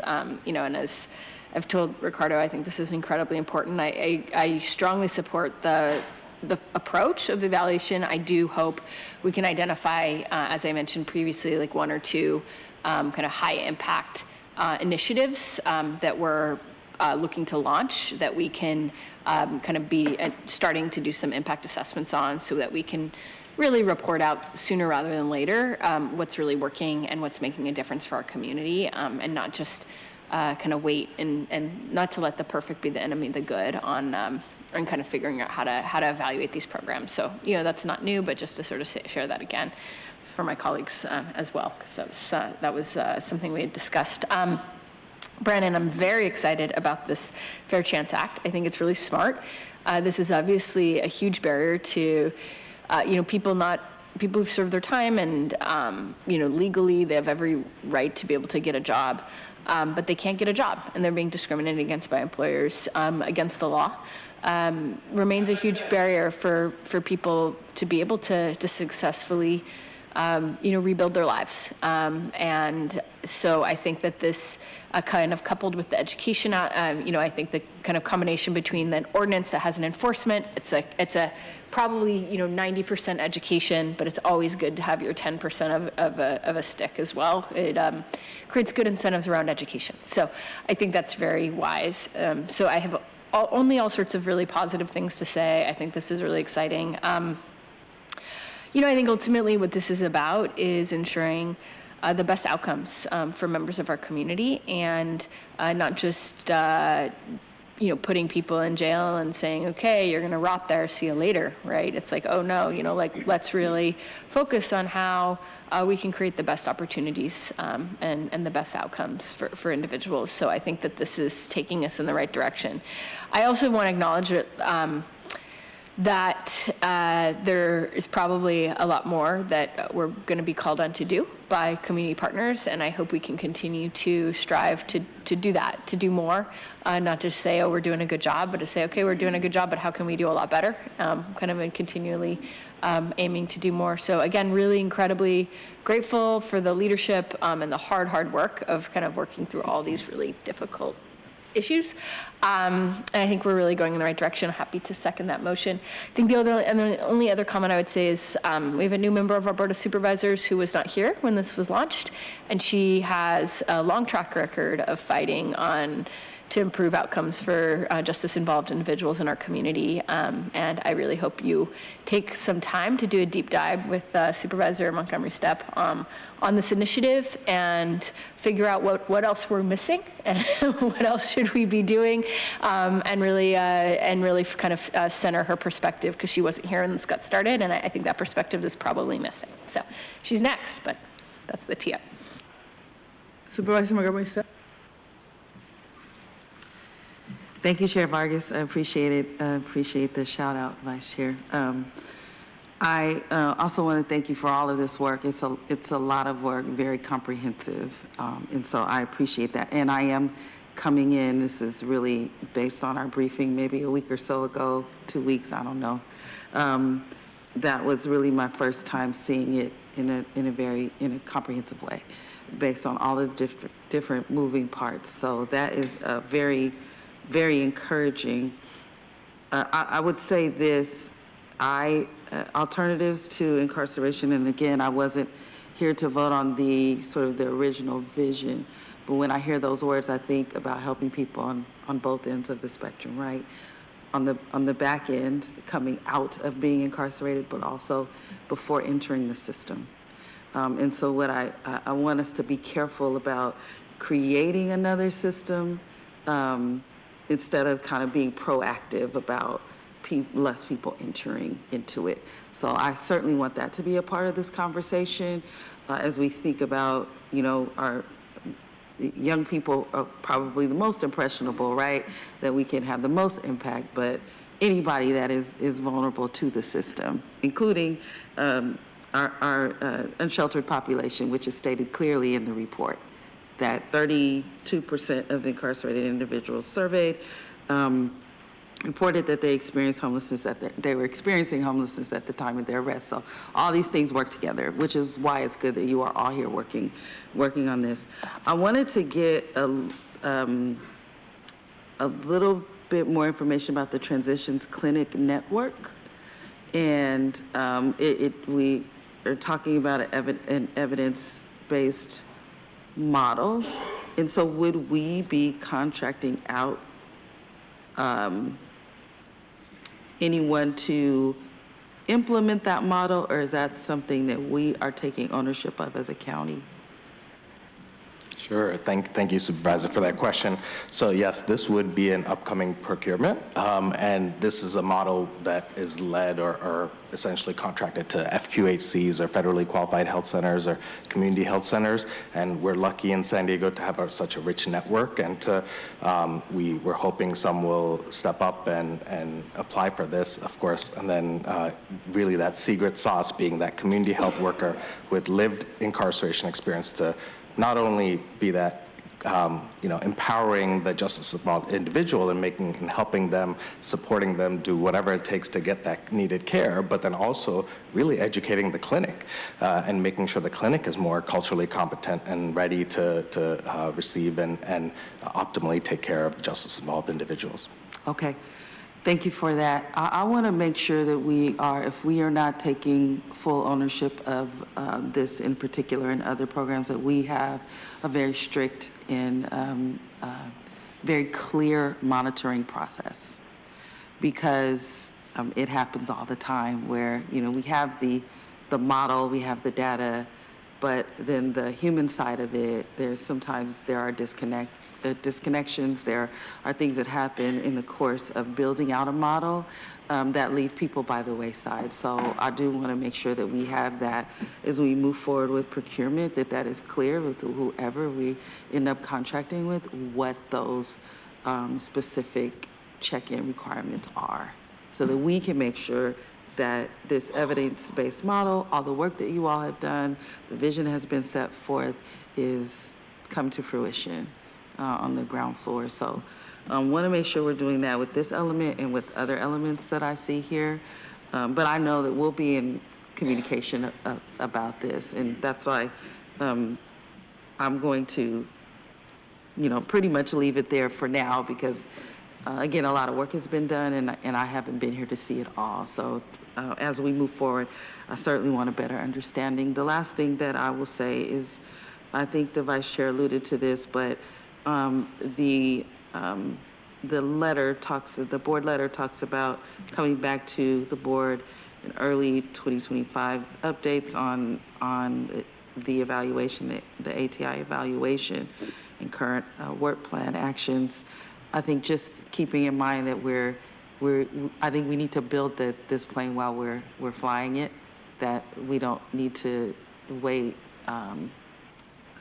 necessarily on certain evaluations to try to do this work. We have all of these agencies working together. We're very experienced in this space.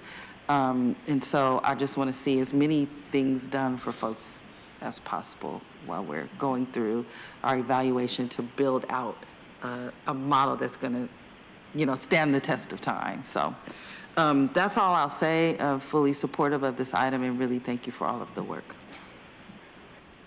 Thank you. We have a motion and a second. Please vote. Chairwoman Vargas, that motion passes unanimously with all supervisors who are present voting aye.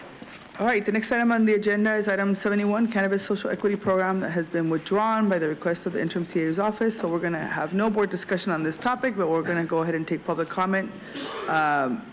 So go ahead. Thank you, Chairwoman Vargas. Again, item 21, the Cannabis Social Equity Program, has been withdrawn. So members of the public that have requested to speak on this item may speak to the withdrawal. Again, your opportunity is to speak to the withdrawal. We have 13 requests to speak on this item, 3 in person and 10 requesting to speak by phone. We also received 1 neutral comment. Any members of the public that requested to speak on item 21 by phone, please dial into the conference line using the instructions. We'll begin with the in-person speakers. I'd like to invite forward Mark, Michael Brando, and Gambler. I've called your name. Come forward. Again, speaking to the withdrawal of the item. Please state your name. You'll have 2 minutes to address the board.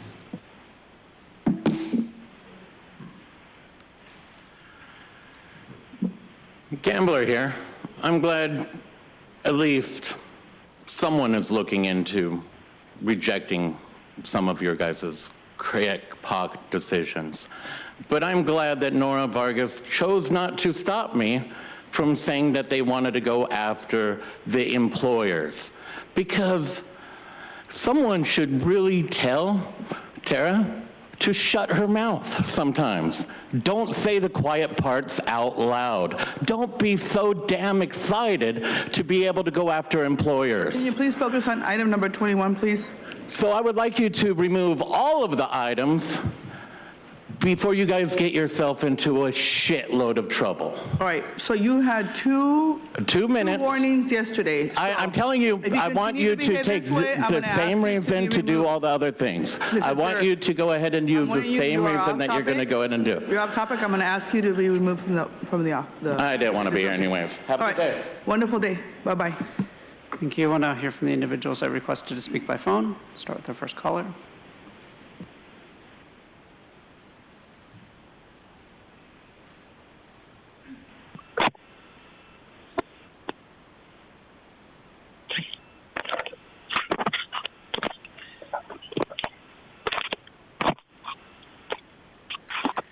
Consuelo, you can begin your comments.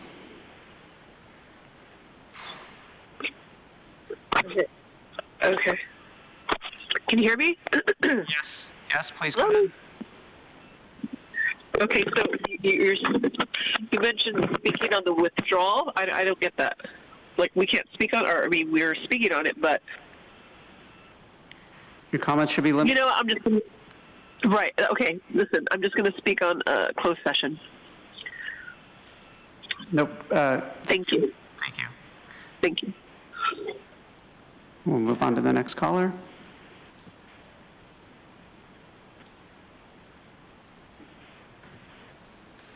Thought she was going to go on with closed session right there. The social cannabis equity program, I mean, anytime you guys bring in equity, it's not equity. So I'm glad that you're removing this item or that it's been withdrawn at this point, because you sit here and you're talking about rectifying injustices caused by the war on drugs by using the war on drugs. You know, you guys are always, you know, doing the opposite of what you claim that you are, and especially with equity. There is no equity. There's not inclusion the way that you guys talk about that. And so, you know, removing this item is good, especially for those reasons.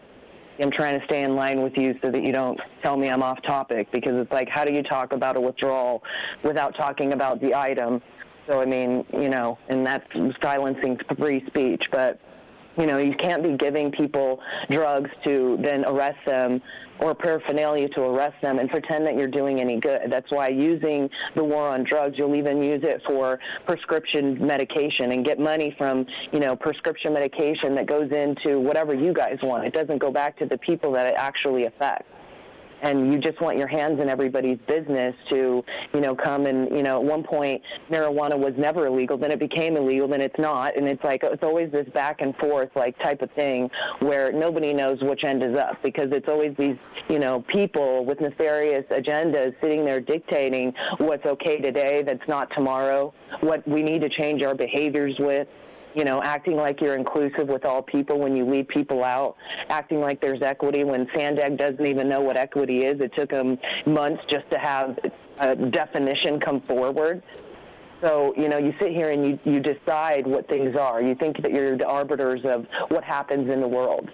And it's just sad because you're not. But people allow this to continue. And so when the people are finished allowing this, you know, you're not going to be up on those dioceses anymore, because the people are going to take their power back. Time for us to take our seat back. Thank you. And again, please state your name for the record. My person uses the name Audra. I hear from the next caller.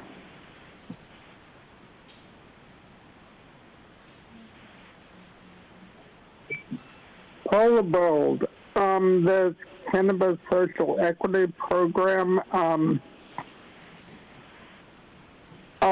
on the, I know it's withdrawn, but let me say that it looks like you would have wanted to establish another bureaucracy without a well-defined mission or rules. And frankly, I thought the Human Rights Commission mess, where just about every speaker chewed you out, might have warned you. And, you know, social equity applicants can get their IRS records expunged just deleted from public view, and then they can prey on more unsuspecting people. And, you know, it can be any offense according to the board letter, which is totally daft. I mean, you know, does it apply to, would it apply to repeated or habitual offenders? And, I mean, then it says deported people can qualify, arrested or convicted for any crime relating to cultivation of cannabis, which, I mean, I don't know what that includes. The ordinance doesn't even define it. You know, which, I mean, this thing could actually end up costing a hell of a lot in legal fees if someone actually does something felonious and gets sued. Thank you. Now hear from the next caller.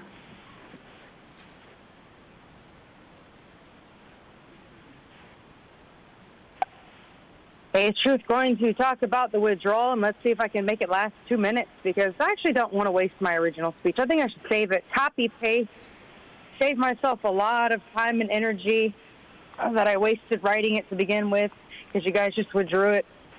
But I'm very glad about the withdrawal for several reasons, and let's see if I can make a whole bunch of them up. You know, I just ask that you guys don't crash the plane while you're flying it. I don't think that's too much to ask. Because it's kind of a little bit of a car wreck, even though it's a plane crash, go figure. But I would actually like to see all the other items withdrawn, with the exception of the 2 non-agendas the public is owed, one from yesterday's meeting and one for today's meeting. I don't know if anyone thought about that. That's 2 non-agendas we're supposed to have. And so, like I said, that's why this item should be withdrawn. We need more time for the real items. And this is why this should be permanently withdrawn. Because forget the war on drugs. We need a war on taxes. That's the only thing that's going to rectify all the injustices. Whether it's the injustice from the county crashing the plane that they're building while it's in the air, or, you know, maybe the injustice that's going to happen when we don't get the 2 non-agendas, which I'm thinking about starting a gambling pool to see, I mean, are we going to get it or not? I'm not actually talking to anybody, but we could start one and we could see what's going to happen. Because if this item is withdrawn, then I think we have time, because there wasn't time wasted on a presentation, and that's great. Now I'm going to look at my original speech. I'm going to see if there's anything else I can waste time with here. I mean, not waste. This isn't a waste. What I'm saying is really informative. I mean, use up time. Let's be specific. Words matter. Consent matters. You guys don't have it for this item. You know how many callers you're going to get if you actually put this item on the agenda? You know who's going to call in. You're going to have like 50 women call. Thank you. Now hear from the next caller.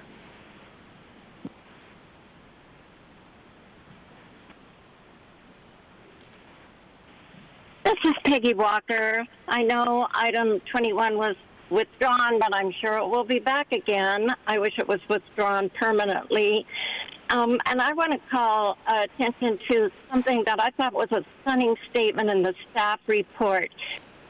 It said that this program, quote, will guide the county's approach to the market and a paradigm shift for how cannabis is perceived. This disturbingly sounds like an effort by the county to serve as a marketing arm for the psychoactive pot industry, something far beyond the purview of policymakers. County policy should support public health, not drug use or efforts to shift how drugs are perceived. The public should be made aware of escalating media attention to the uncontrollable problem of the marijuana industry, which some media call ungovernable. They point to poorly regulated labeling and serving sizes causing serious harm, including psychosis, uncontrolled marketing to kids, sending them to hospitals, pesticide contamination, which the state cannabis control department admits it cannot control, while labs get away with falsifying contamination results. bad actors, including San Diego companies Dizzy and Cookies, are facing federal racketeering charges in Georgia for selling illegal marijuana as hemp. And uncontrolled criminal Chinese and Mexican drug smuggling intertwined with human traffic goes on at our border, and uncontrolled Chinese Communist Party involvement in local marijuana farms that distribute here in San Diego. These are things we should be thinking about. Directing resources and oversight to protect public health from this poorly controlled industry should. Thank you. Now hear from the next caller.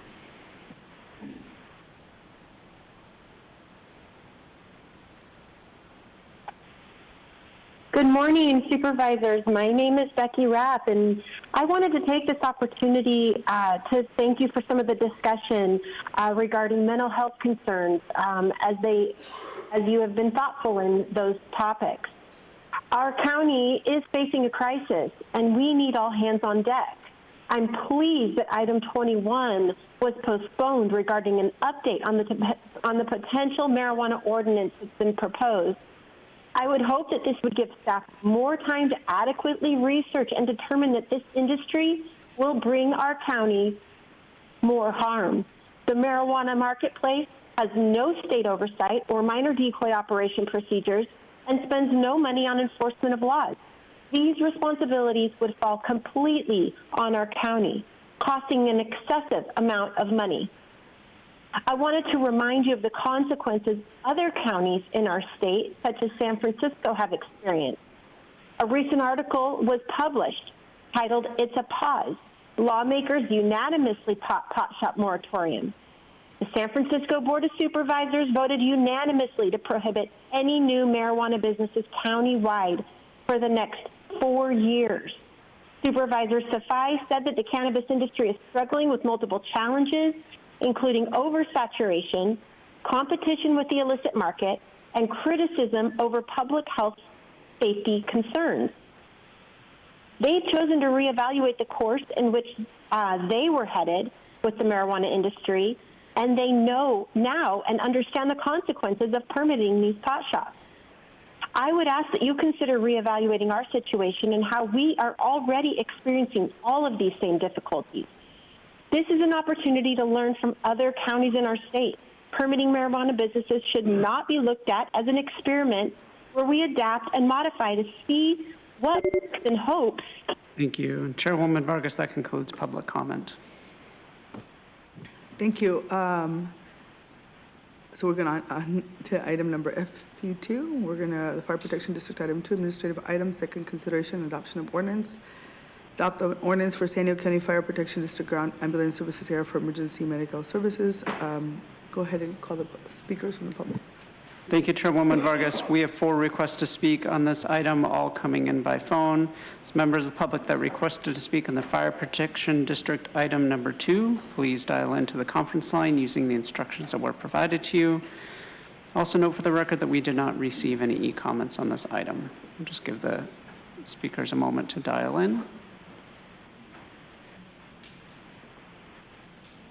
And we'll begin with our first caller.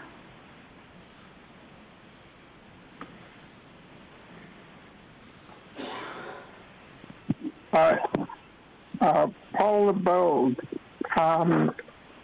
we're on item FP2.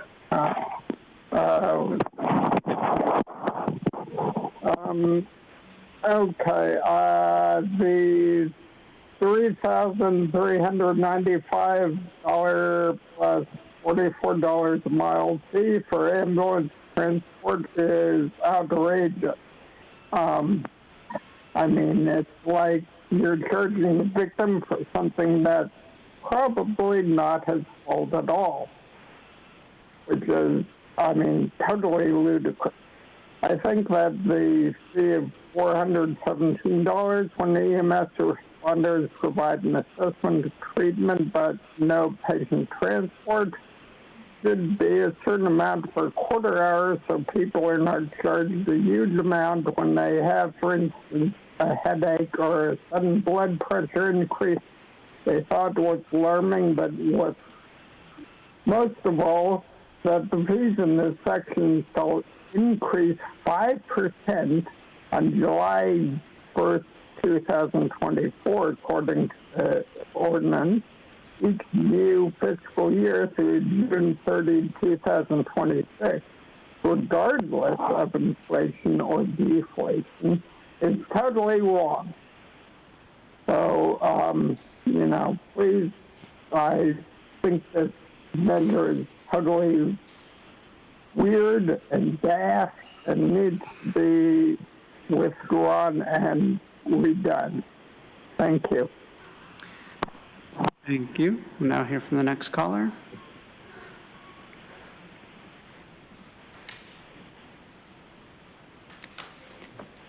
If these things weren't being used to do, again, nefarious things, I guess that's the word of the day, by ignoring much of the facts that go on around us, like, you sit there and have them engage in injecting people with genocide shots, acting like it's going to make them healthy, when in fact is set out to destroy their body, their immune system, and potentially kill them if the people are lucky that they get killed by it, because of these people want depopulation.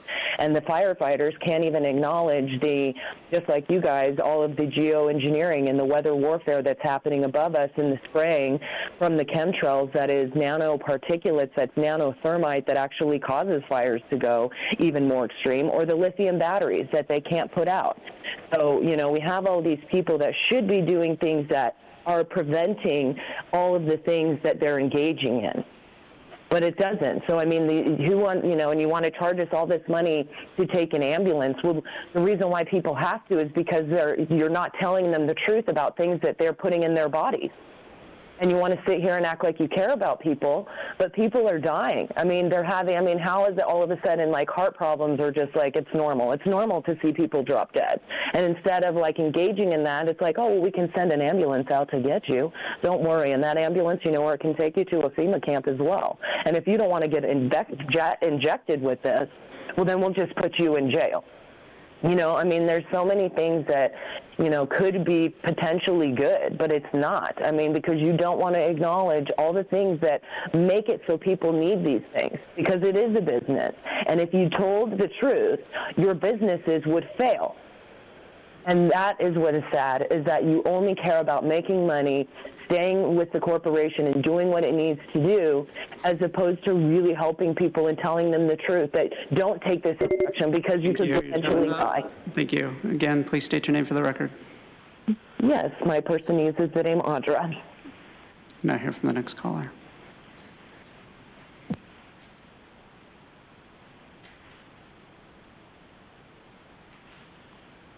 Hey, it's Truth, SP02. I'm going to quote from the item. Quote, rural communities with large geographic areas and small population centers are more costly and generally are overrepresented by public insurance programs that reimburse at lower rates than private health plans. Public plans such as Medicare and Medi-Cal pay a fixed rate based upon regulation and statute, end quote. And so there's an admission of a couple of different things there. And the first one is that, once again, government does not pay their bills. Why not? It's ridiculous. They're not reimbursing like they're supposed to. And then they all say, well, we just need more money. Pay more taxes and we'll do it this time. We promise. Pinky promise. Yeah, right. And then also, it shows that government doesn't like people living out in the countryside, in the rural, unincorporated areas, because it's financially less feasible for them to provide the services that they promise. But this is what happens when government is run like a corporation. There's a cost-benefit analysis to every service. Is it worth it to save your life? And that's what you should expect of socialist healthcare. The people that say healthcare is a right, and I'm going to give an example. Alfie Evans or Indy Gregory in the UK. The government health system decided that it wasn't financially worth it to save their lives. And so after 100 years of declining deaths in the UK, their infant death rate has been rising. That's why I'm against that type of thing. And it's also admitted that they don't foot the bill. So that raises the rate for everyone else, regardless of whether or not they ever need an ambulance. local county government hasn't been paying their bills up to $5 million. They actually, you might belong in jail for that. That's a crime. And because of Assembly Bill 716, costs will be raised for everyone with private health insurance to recover that lost revenue. Business. Thank you. And Chairwoman Vargas, that concludes public comment on this item. All right. Happy to make a motion to support. A motion in a second. Seeing no additional comments, please vote. Chairwoman Vargas, that motion passes unanimously with all supervisors who are present voting aye. All right. At each meeting, I'll ask any of you if you want to provide a brief update, report on progress, or share information during this time. Does anyone have any updates they would like to share? Yes. In the interest of government can move quickly, I'd like to thank Sarah Agassi, Marco Medved, and Brian Albright for taking down the scaffolding last night. That was very quick. Thank you very much, and, all right. and very much appreciated. Thank you. That's wonderful. Okay. The next item is to ask any public speakers that were here for non-agenda public comment.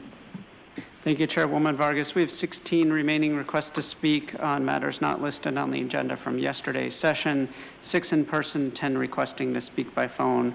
For those that requested to speak by phone, again, from yesterday's session, please dial into the conference line using the instructions that were provided to you. We'll begin with the in-person speakers. As your name is called, please come forward. I'd like to invite Tina Klippinger, Sarah Alfon, Richard Martindale, Lee Perry, Michelle Hames, Tricia Mitchell. Not seeing any movement in the chamber from those individuals. We'll now hear from those that requested to speak by phone. Again, when it is your turn to speak, you'll be unmuted and you'll hear a recording that will tell you to begin your comments after the beep. I'll remind the callers they should mute their TV or live video stream before they begin speaking. We will start with our first caller.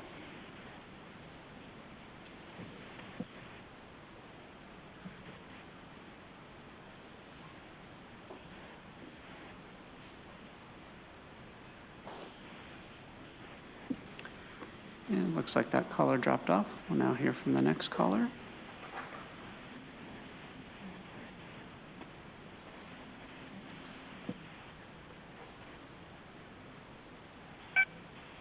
Good morning, Chair Vargas and supervisors. My name is Becky Rapp. I'm a parent and a youth mentor concerned regarding the mental health crisis our young people are experiencing. THC and its impact on youth mental health is being significantly overlooked, and journals and articles are printed daily regarding the negative impact marijuana has on the developing brain. Devastating stories of psychotic breaks, suicide ideology, and violent behavior. It's crucial that this board take a deep dive into the impact normalization and commercialization of marijuana products is having on our young people. According to Gallup polls, young Americans aged 18 to 34 are 5 times more likely to smoke marijuana than cigarettes. And among those, 26% said that they use marijuana, compared to just 5% who smoke cigarettes. According to the survey, age is a significant driver of the likelihood of smoking marijuana. Are we surprised? We shouldn't be. The marijuana industry has been given free rein to advertise and market its products to young people. And the Gallup poll proves this theory, as its survey shows that Americans consider marijuana to be less harmful than alcohol, cigarettes, vapes, and other tobacco products. 70% of Americans view smoking marijuana to be morally acceptable. Of course our teens and young adults believe it's safe. Our county permits these colorful gummy bears and flavored vapes. I ask you to please consider summoning public health care professionals like emergency room doctors, pediatric psychologists, and parents who can share their firsthand experiences with the devastating impacts marijuana products have on the developing brain. Our youth's brains are under attack, and the county must prioritize safeguards, particularly education. Thank you. Thank you. We'll now hear from the next caller.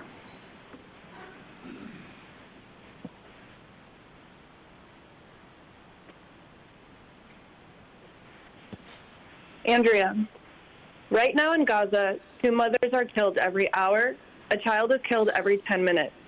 Israel's leaders have said the following about Palestinians over the last 6 months. Children of Gaza brought this upon themselves, erased them, their families, mothers, and children. 30,000 Palestinians have been killed by Israel in the last 6 months, 12,000 of them children. 30,000 souls, dreams, and humans are gone. By the time this meeting is over, my child and I would be dead.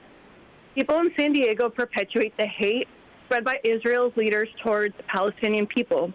Because of your silence, Palestinians and Arabs do not feel safe here in San Diego, where we live, work, and pay taxes.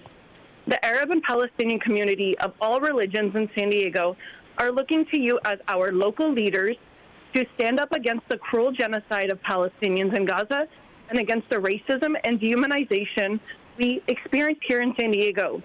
Every single day for the last 6 months, we have watched this genocide unfold directly through our phones, of dismembered bodies, of babies, children, mothers, and fathers, of Palestinians desperately begging the world to help them survive.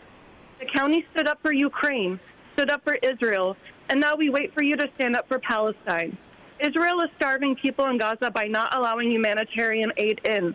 Now we see dead, starved bodies of babies and children. We are being traumatized every day, and all we ask is you recognize human rights of Palestinians. Palestinian children in Gaza are going hungry, and at the same time, children of color in San Diego, survivors of the flood, are going hungry. What I see in common is these children have dark skin tones, and this is all I can assume as the reason why local leaders won't strongly and timely stand up for our human rights. Thank you. Thank you. Now hear from the next caller.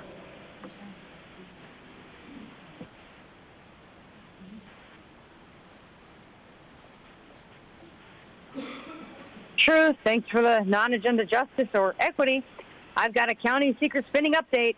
In only 3 months from December to February, Hinge Cringe Terra spent over $1 million of the people's money, including $10,000 to the Climate Cult campaign to buy them a whole new office, $15,000 Impact Cubes, and $15,000 to allow San Diego for them both to have security guards because they are both Israel-aligned organizations full of paranoia.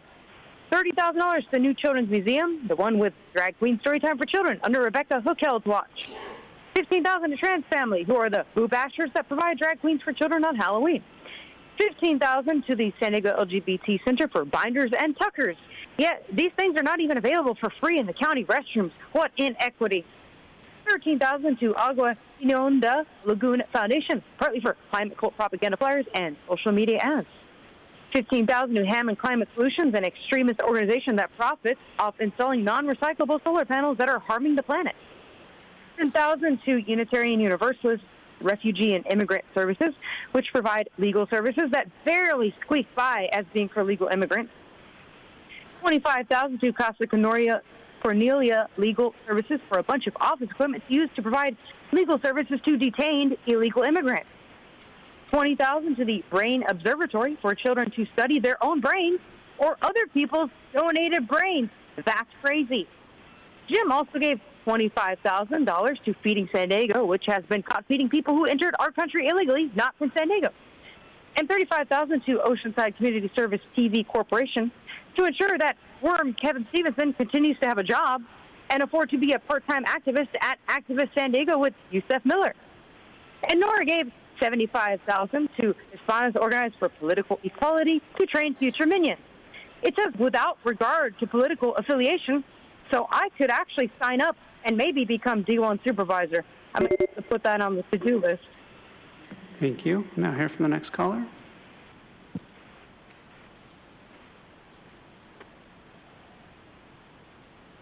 Wow, you guys are already trying to keep me from speaking, saying that I had already spoken on agenda when you know that's not true, and then get hung up on, so then I got to call back. Just to go through the whole process. It's a bit ridiculous the way you guys do that. And you have double standards. You're not consistent with anything that you do. Yesterday, you guys were taking people's sign-ups after an agenda item was already called and the presentation was in progress.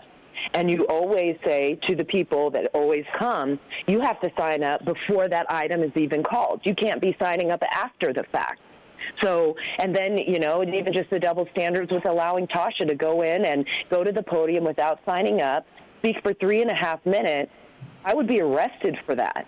And that's what's so crazy, and that's why I was talking to you about that yesterday, Monica. I appreciate you coming out into the hallway to talk to us, but I do feel, and I know that it is because I'm white and because of who I am, that nothing is happening.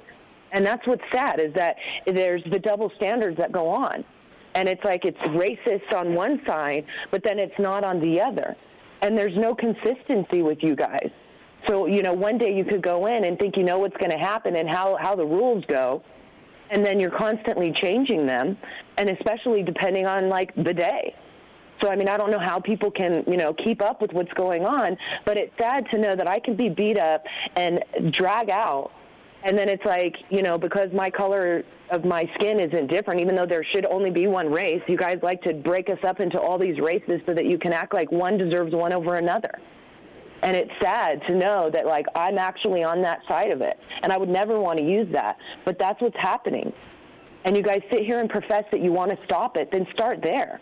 And quit doing that and engaging in the things that you guys claim that you want to stop. Don't do that same thing. Don't be a hypocrite. Because it's not fair. And it should be that way. Nobody should be beat up by the sheriff. Again, please state your name for the record. My person uses the name Audra. Thank you. Hear from the next caller.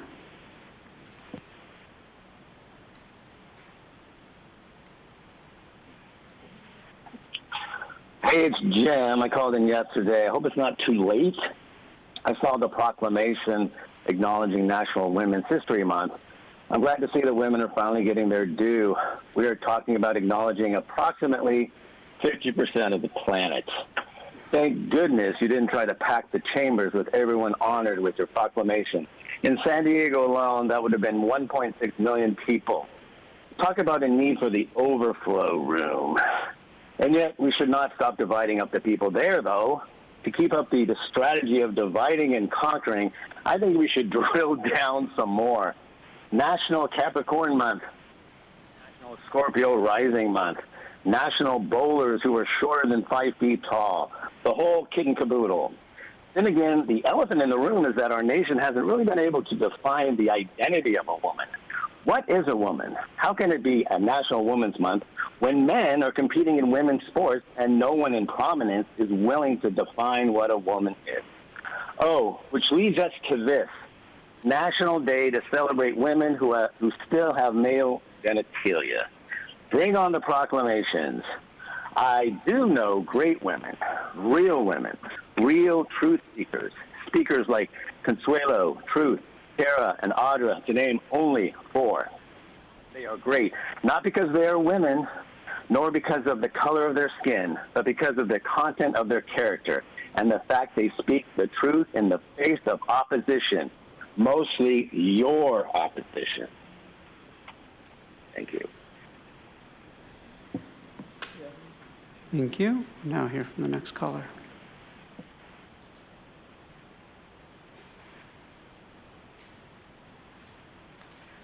Good morning, Board of Supervisors. This is Ann Riddle, and I'd like to speak in non-agenda public comment about non-agenda public comment. Yesterday was a very confusing day for many of us who wanted to take advantage of this wonderful opportunity to share our observations and the things that are most concerned for us about the way the county operates. Those of us who were working yesterday afternoon, mine at a school site, tried to understand where the Board of Supervisors was on the agenda. Unfortunately, the office closes down, so calling the clerk wasn't going to work. In fact, I did call, and of course got the answer machine, left a message, never heard back.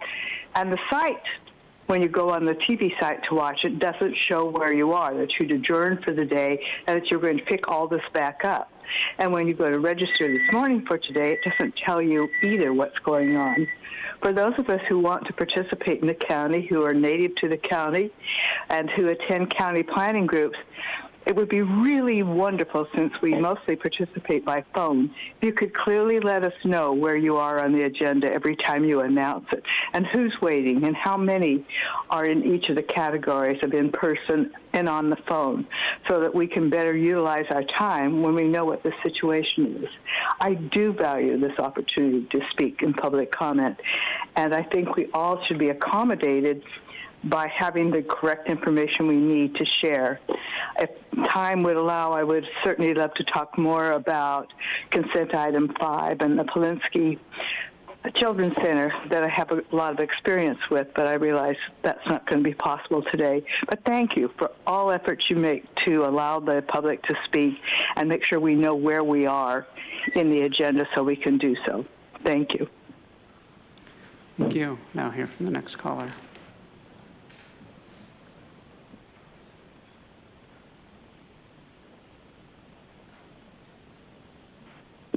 Kevin Stevenson. So I would like to first thank the Board of Supervisors for approving item 3 yesterday, including, I will give credit where credit is due to my supervisor, Jim Desmond, for voting yes on item 3. I'm glad to see it was a unanimous vote.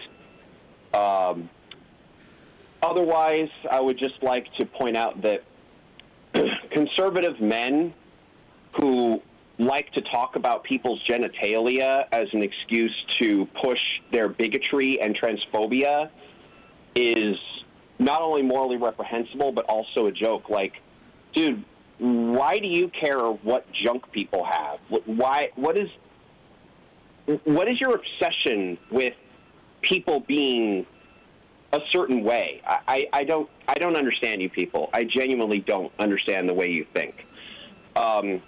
And about the content of someone's character, if you think the likes of Consuelo and Audra have good content of their character, then you're on another planet, because literally all I've heard from the likes of them is threatening vigilante violence against the Board of Supervisors and conspiratorial nonsense about the genocide jab or whatever they were rambling about earlier. Like,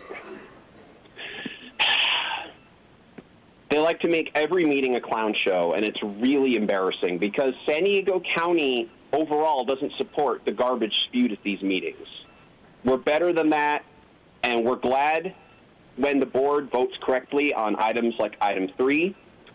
Thank you for the unanimous vote, and have a great day. Thank you. Thank you. And Chairwoman Vargas, that concludes a request for non-agenda public communication from yesterday's session. We'll now proceed with the request to speak for closed session matters, which were listed under item 22 on yesterday's agenda. Again, item 22 from yesterday's agenda. If you're requested to speak on the closed session matters, please dial into the conference line using the instructions that were provided to you. We have 5 speakers requesting to speak, all by phone. So just give those individuals a moment to dial into the conference line.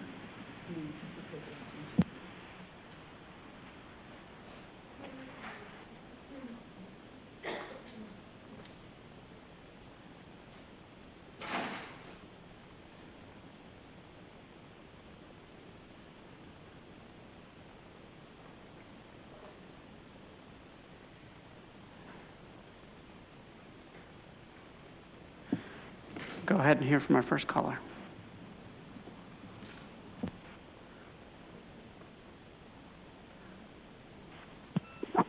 Hi, Paul LeBold. Well, you're considering matters related to the Chief Executive Officer. I would assume getting a new one. Here are a few suggestions. We need someone who's less secretive. The CAOs have been very forthcoming when they speak, but they should, when reviewing or compiling the agenda, they should reject items with no documentation besides the board letter and the checklist. Let's aim for a fully cooperative environment in which we can make helpful suggestions, not an environment that seems automatically closed in secrecy. If the documents are classified, let us know. We also need someone who speaks up as far as possible against the threats you sometimes make in your agenda items against due process and free speech.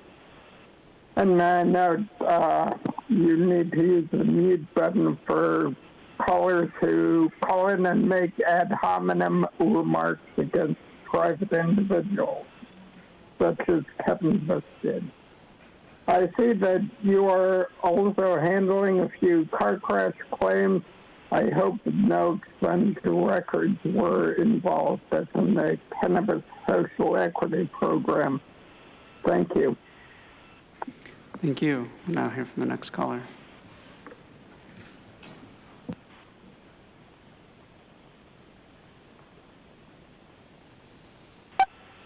Hey, Truth, first, you guys should have put some kind of schedule up about the order of this double meeting, because it's actually very confusing without an accompanying agenda for your plane crashes.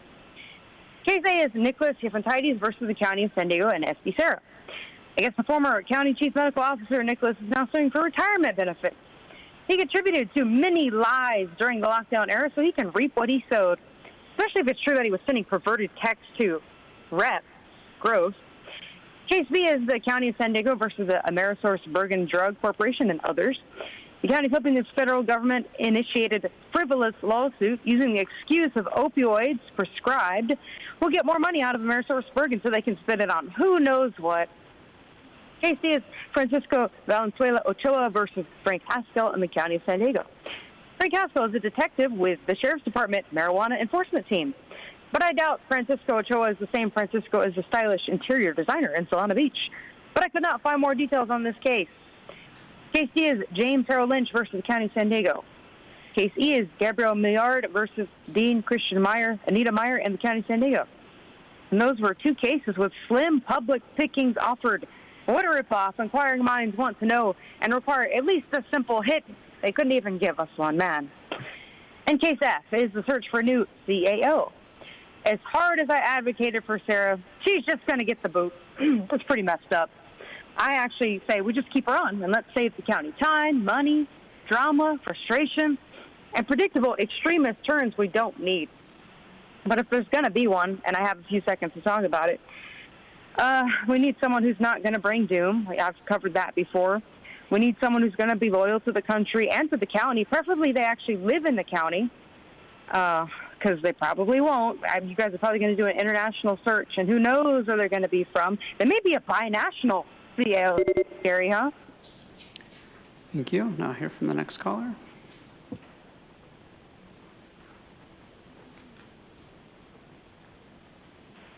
Yo, Kevin, you know you love us. Let's see. Now to what I want to say. I'll ask you to please state your name. Consuelo. We're on closed session, correct? That's correct. Okay. So let's see. Dang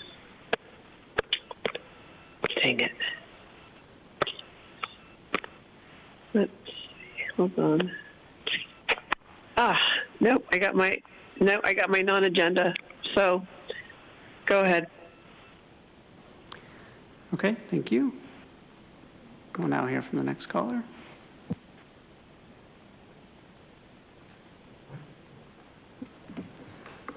Kevin, your false accusations about us threatening violence on the board is absolutely absurd and atrocious for you to say that. You're speaking to somebody who got the crap beaten out of her by at the hands of the board, directing the sheriff to do that kind of stuff. So maybe you should think before you speak. I'm going to ask you to keep all your of your allegedly. Please state your name. What?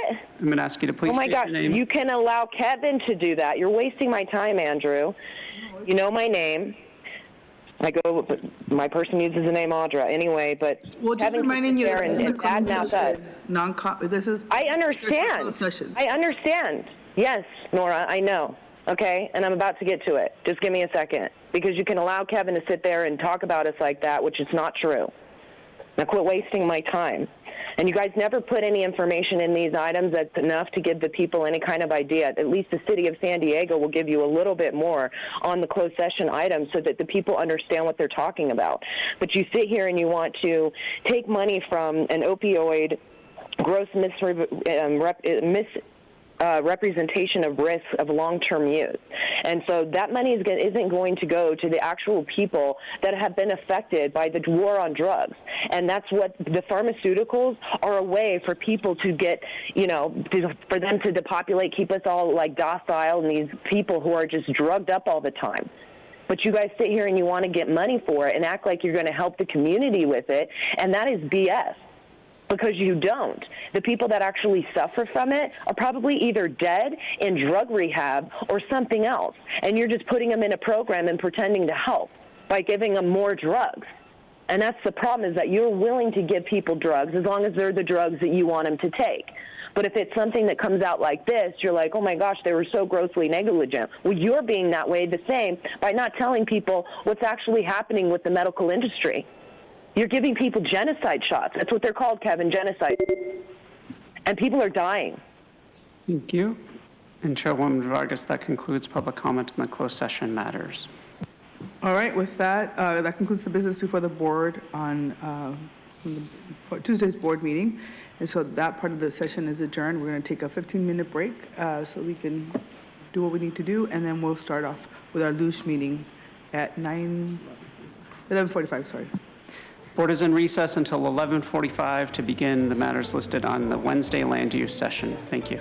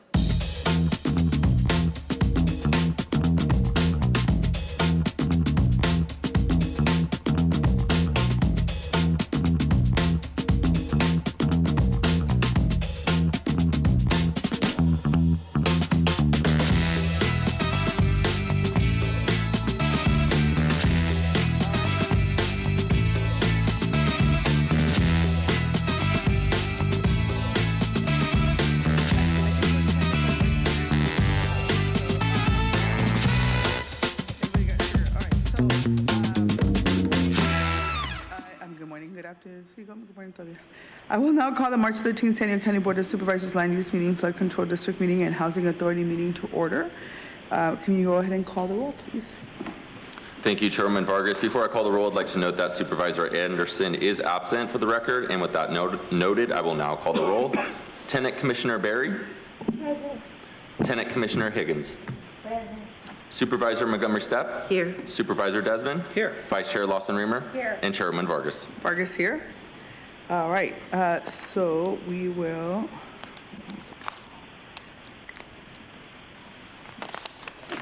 We'll start off, we'll proceed with non-agenda public communications. This is an opportunity for the public to address the board on subject matters within the board's jurisdiction, but not an item on today's agenda. The only action that the board may take is a referral to the Chief Administrative Officer. Reminder, according to Rule 4A, members of the public that are non-English speaking and need interpretation assistance will get twice the allotted time for their comments, which is 4 minutes. As a reminder, according to the board rules and procedures, audience members shall not whistle, clap, stomp feet, or anything that disrupts the proceedings. To better facilitate the meeting, we'll have 5 speakers in person, 5 speakers via phone, and the rest of the non-agenda public communication will be heard at the close of today's meeting. Clerk, can you please call the speakers of the public? Thank you, Chairwoman Vargas. We have 24 total requests to speak on matters not listed on the agenda, 10 individuals in person, and 14 requesting to speak by phone. For those that requested to speak via phone, if you could please dial into the conference line now using the instructions that were provided to you. We'll begin with the in-person speakers, and as noted, we will only be calling the first 5 speakers pursuant to the board's rules of procedures. All remaining speakers will be heard at the conclusion of today's session. As your name is called, if you could please come forward and stand against the east wall under the murals until it is your turn to speak. You'll then have 2 minutes to address the board, and I'd like to invite forward the following individuals: Michael Brando, Robert Gurman, Audrey Reynolds, Carmen Torres, and Sean Kilkenny. Come forward in any order.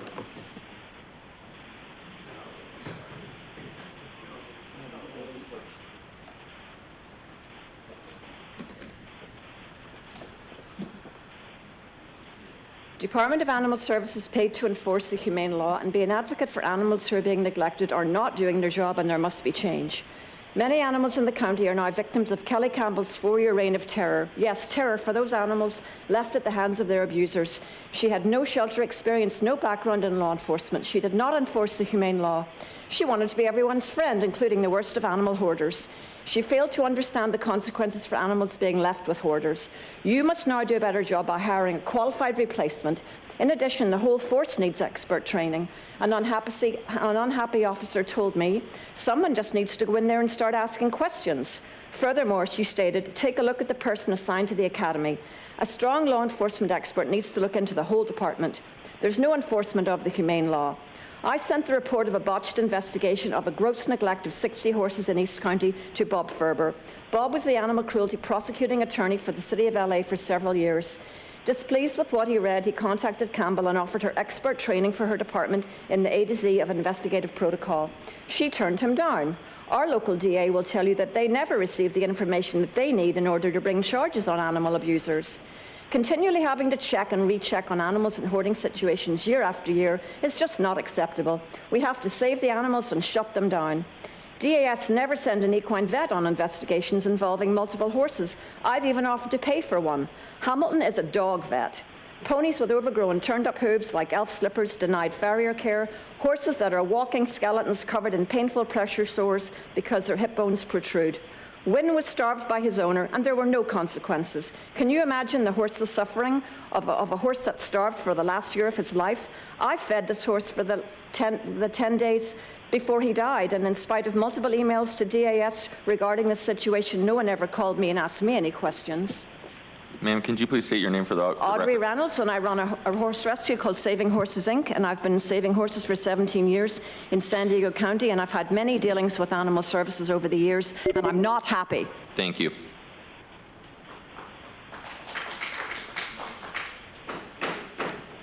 My name is Carmen Torres. Sorry, just a reminder, there is no clapping in the chamber, so if you want to move your hand, feel free to do that. Hi, my name is Carmen Torres, and I'm a resident of the county. I'm here to ask that you please direct Poway Sheriff's Department or work with the Poway Sheriff's Department to remove animals from properties owned by Deborah Barkley and Craig Netwig because the animals lack adequate food, water, shelter, and medical care. Last year, neighbors shared with local CBS 8. They've seen emaciated horses and dogs on the properties. One injured horse was visibly bleeding, and another neighbor witnessed a horse trapped in the mud that died. Unfortunately, the situation continues, and currently Deborah Barkley owns 8 stallions that are on her property, and there's a concern with the neglect that may be ongoing. I know firsthand that Department of Animal Services is doing all they can. They have very limited resources. I've fostered dogs there, and thankfully volunteers, we provide a lot of enrichment to the dogs. Thanks to the county, these animals have at least basic food, water, shelter. Unfortunately, the animals on the property near Rancho Santa Fe don't have those basic needs being met. So I urge you to please take 3 steps to address these concerns of neglect and inadequate care. Please work with the Poway Sheriff's Department to transfer all the horses and dogs to an accredited sanctuary. Number 2, investigate property owners Deborah Barkley and Craig Netwig for allegations of animal welfare violations through the DA's office. And 3, please review and create procedures for Department of Animal Services officers to detect violations of animal welfare and how to take immediate action to remove animals in jeopardy. Thank you very much.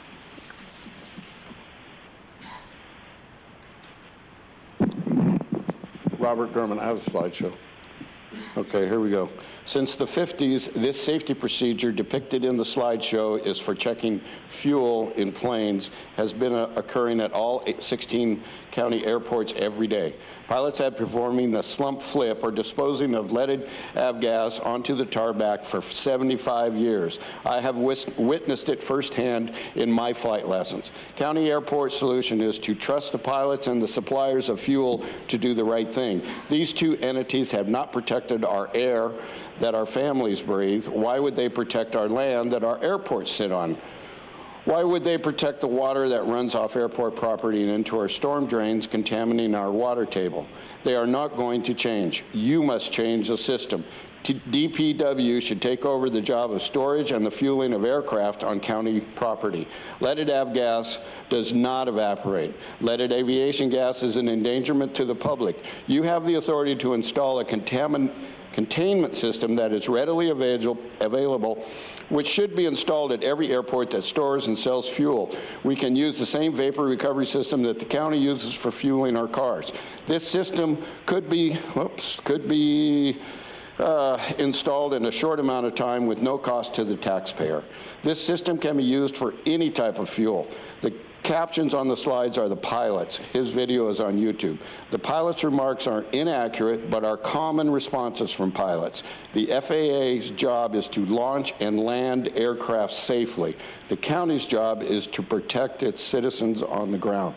And I have 15 seconds. What was I going to say? I'm the spokesperson for Citizens Against Gillespie's expansion, low-flying aircraft. Aviation is my hobby, and I go to the airport on a regular basis. If you go to Gillespie, eat at the cafe and have the breakfast burrito. It is excellent. Thank you. Bye.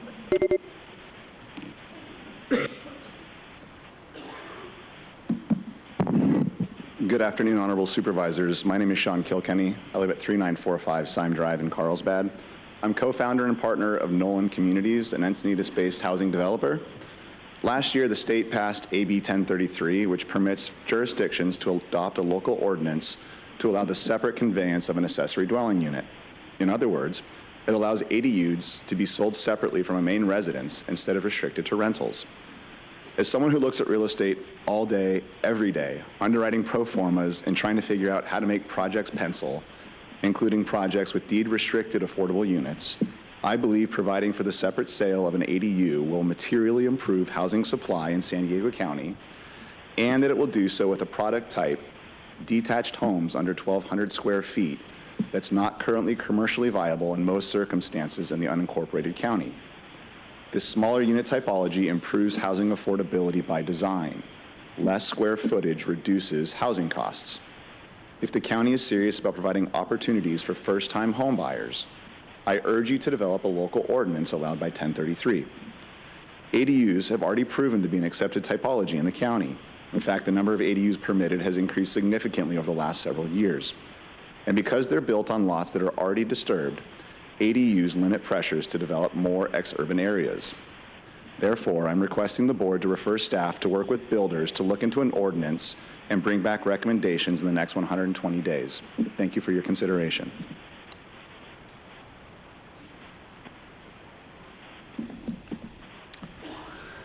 Michael. Corporate and state media. It's actually been perpetuated by you guys. How many of you knew what a county supervisor was before COVID? Be honest. We saved you. How many of you knew what a county supervisor was before COVID? Be honest. We saved you. I want to thank Truth for the wonderful research she does, including digging up clips like that. It's pretty interesting because I know Ms. Vargas was joking, kind of making a joke about that. We saved you from COVID. And yet oftentimes in humor, truth comes out. Truth comes out. Today is the 4-year anniversary of Donald John Trump declaring a national emergency for the counterfeit pandemic. He is just as culpable in this as Joe Biden over here, who was threatening people in December of 2021 to take the bioweapon serum injections. See, all of this underlying deception that has to do with not caring about people has actually contributed to so many events that have happened in our local area over the last 4 years. And there's so much education that people are availing themselves of now, which is great. There's another book, Jim. It's called The Rise of the New Normal Reich. It's a collection of essays by C.J. Hopkins. It's excellent because it really goes into the domestic and international terrorism that David Martin talked about involving the bioweapon serum injections being camouflaged as a vaccine for a non-existent invisible killer dot. Yeah, I'm talking about the alleged virus, which is covered in this book, The Final Pandemic, An Antidote to Medical Tyranny by Drs. Mark and Samantha Bailey. Read it, Eric. Get educated. Thank you. Before we go to our commenters on the phone, I'm going to ask, first of all, let me just welcome Navia as our acting DCAO. So welcome, Navia. Happy to have you here. But then ask and direct you and the team to follow up with the folks regarding the two first commenters as it relates to the horses. So. Thank you, Chairwoman. We have Kathleen Flannery, the Chief Operating Officer for Public Safety Group, who's here. Kathleen, if you'd please raise your hand with a couple of individuals. Do you all see her? She's the one with the, raise your hand. Yeah, okay. Just to make sure that you all can connect with her and share your information with her, please. And I know you're going to be welcome back to come and speak, but I want to make sure you have an opportunity to speak to her, okay? All right. Thank you. Go ahead. Thank you, Chairwoman Vargas. We will now hear from those that have requested to speak by phone. Again, we'll be hearing from the first 5 callers. The remaining callers will be heard at the conclusion of today's session. When it's your turn to speak, you'll be unmuted, and then you'll hear a recording that will tell you to begin your comments after the beep. I'd like to remind the callers that they should mute their TV or live video stream before they begin speaking, and we'll begin with our first caller.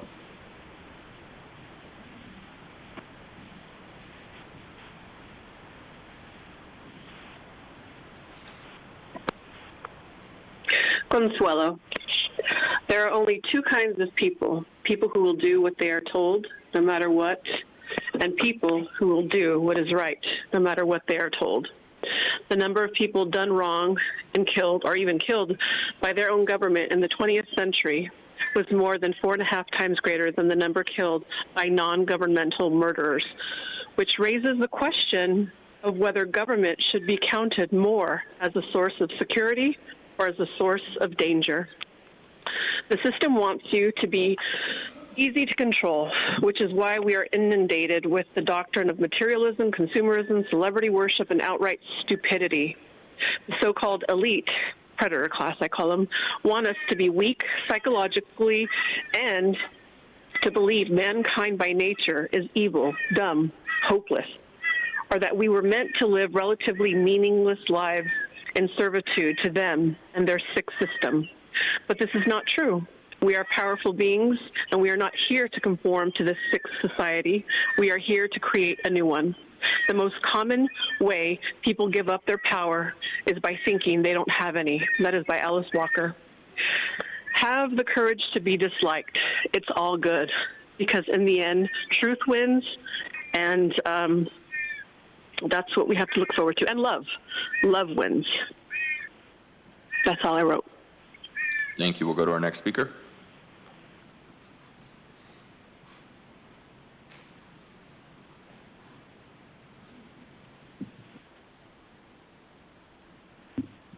Paula Bold. Yesterday, Nora, I gave you your first warning about applying your rules arbitrarily. The tape wasn't clear. There's a great alternative, tolerance. It comes in many forms that includes tolerance of other cultures, customs, languages, communication styles, tolerance of different foods, climate. It includes realizing that clocks may be a few minutes off and allowing a bit of time before marking people late to work or for schoolwork. It includes not making or allowing false accusations against private persons who take time to come and speak here. A biggie is tolerance of legal rights, such as due process, free speech, Brown Act, including listening and not cutting off the last sentence right at 2 minutes. If you want people to take it to the streets, you're doing a great job. You said, quote, "There is nothing that we appreciate more than folks participating in this process," unquote. So simmer down. Don't discourage us by picking and choosing which message or person is off topic or rude, but it's like the pot calling the kettle black, and everyone will just be turned off. Whatever happened to, I may not like what you say, but I'll defend to death your right to say it. Thank you. Thank you. We'll go to our next speaker.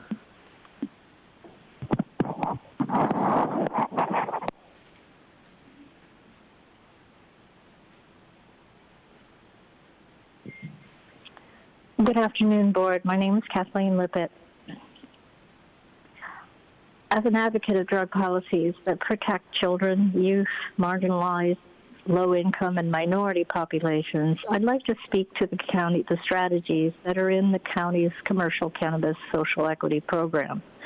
They are familiar to many public health educators who fought hard for ensuring the public was given factual information, and the policies that were subsequently adopted would be consistent with and supportive of protecting from the harms of tobacco. So it is unthinkable that we are seeing the same strategies once used by the tobacco industry being used by the marijuana industry in collaboration with the county. The Trojan horses of growing the marijuana industry were to medicalize, decriminalize, regulate, and now being placed under the entire system of social equity to deter criticism. The proposed beneficiaries of these policies are not inclusive at all. Equity policies are inherently exclusionary, inequitable, and racist. It's not liberal to trample the rights of some to accommodate others. Tyranny by the minority is no better than tyranny by the majority. Equity is a benevolent-sounding label for what is really a highly virulent social pathogen. The French Revolution was about class identity. Hitler's war was about anti-Semitism. Both were disastrous. Today, the U.S. is being goaded into a war based on immutable characteristics of the amount of melanin in your skin. And you cannot claim to care about environmental justice when you ignore the environmentally destructive nature of large-scale solar, wind, turbines, and carbon-neutral goals. Clearing the soil, native plants, and insects causes them to release their naturally sequestered carbon into the atmosphere, belying the concern of polluting the atmosphere. Thank you. Your time is up. We'll go to our next speaker.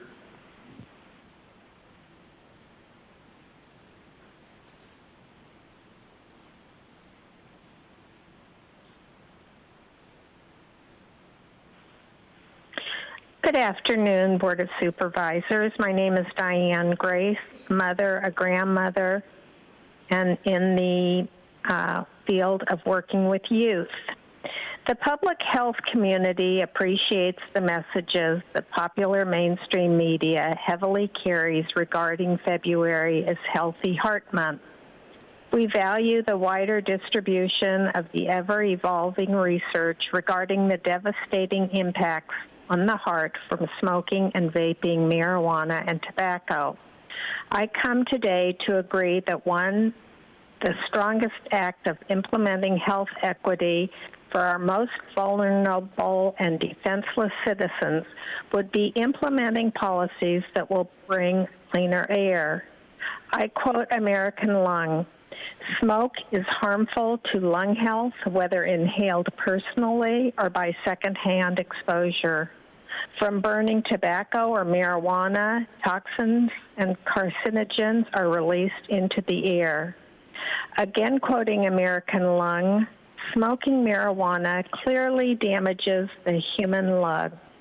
Research indicates that marijuana smoke injures the cell linings of the large airways, which could explain why smoking marijuana leads to symptoms such as chronic cough, phlegm production, wheeze, and acute bronchitis," end of quote.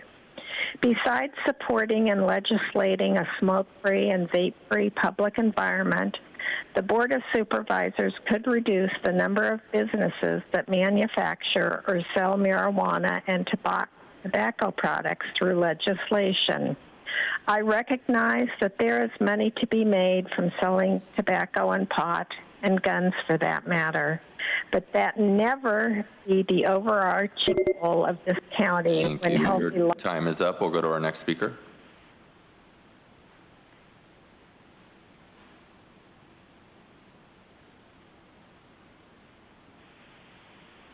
Andrea?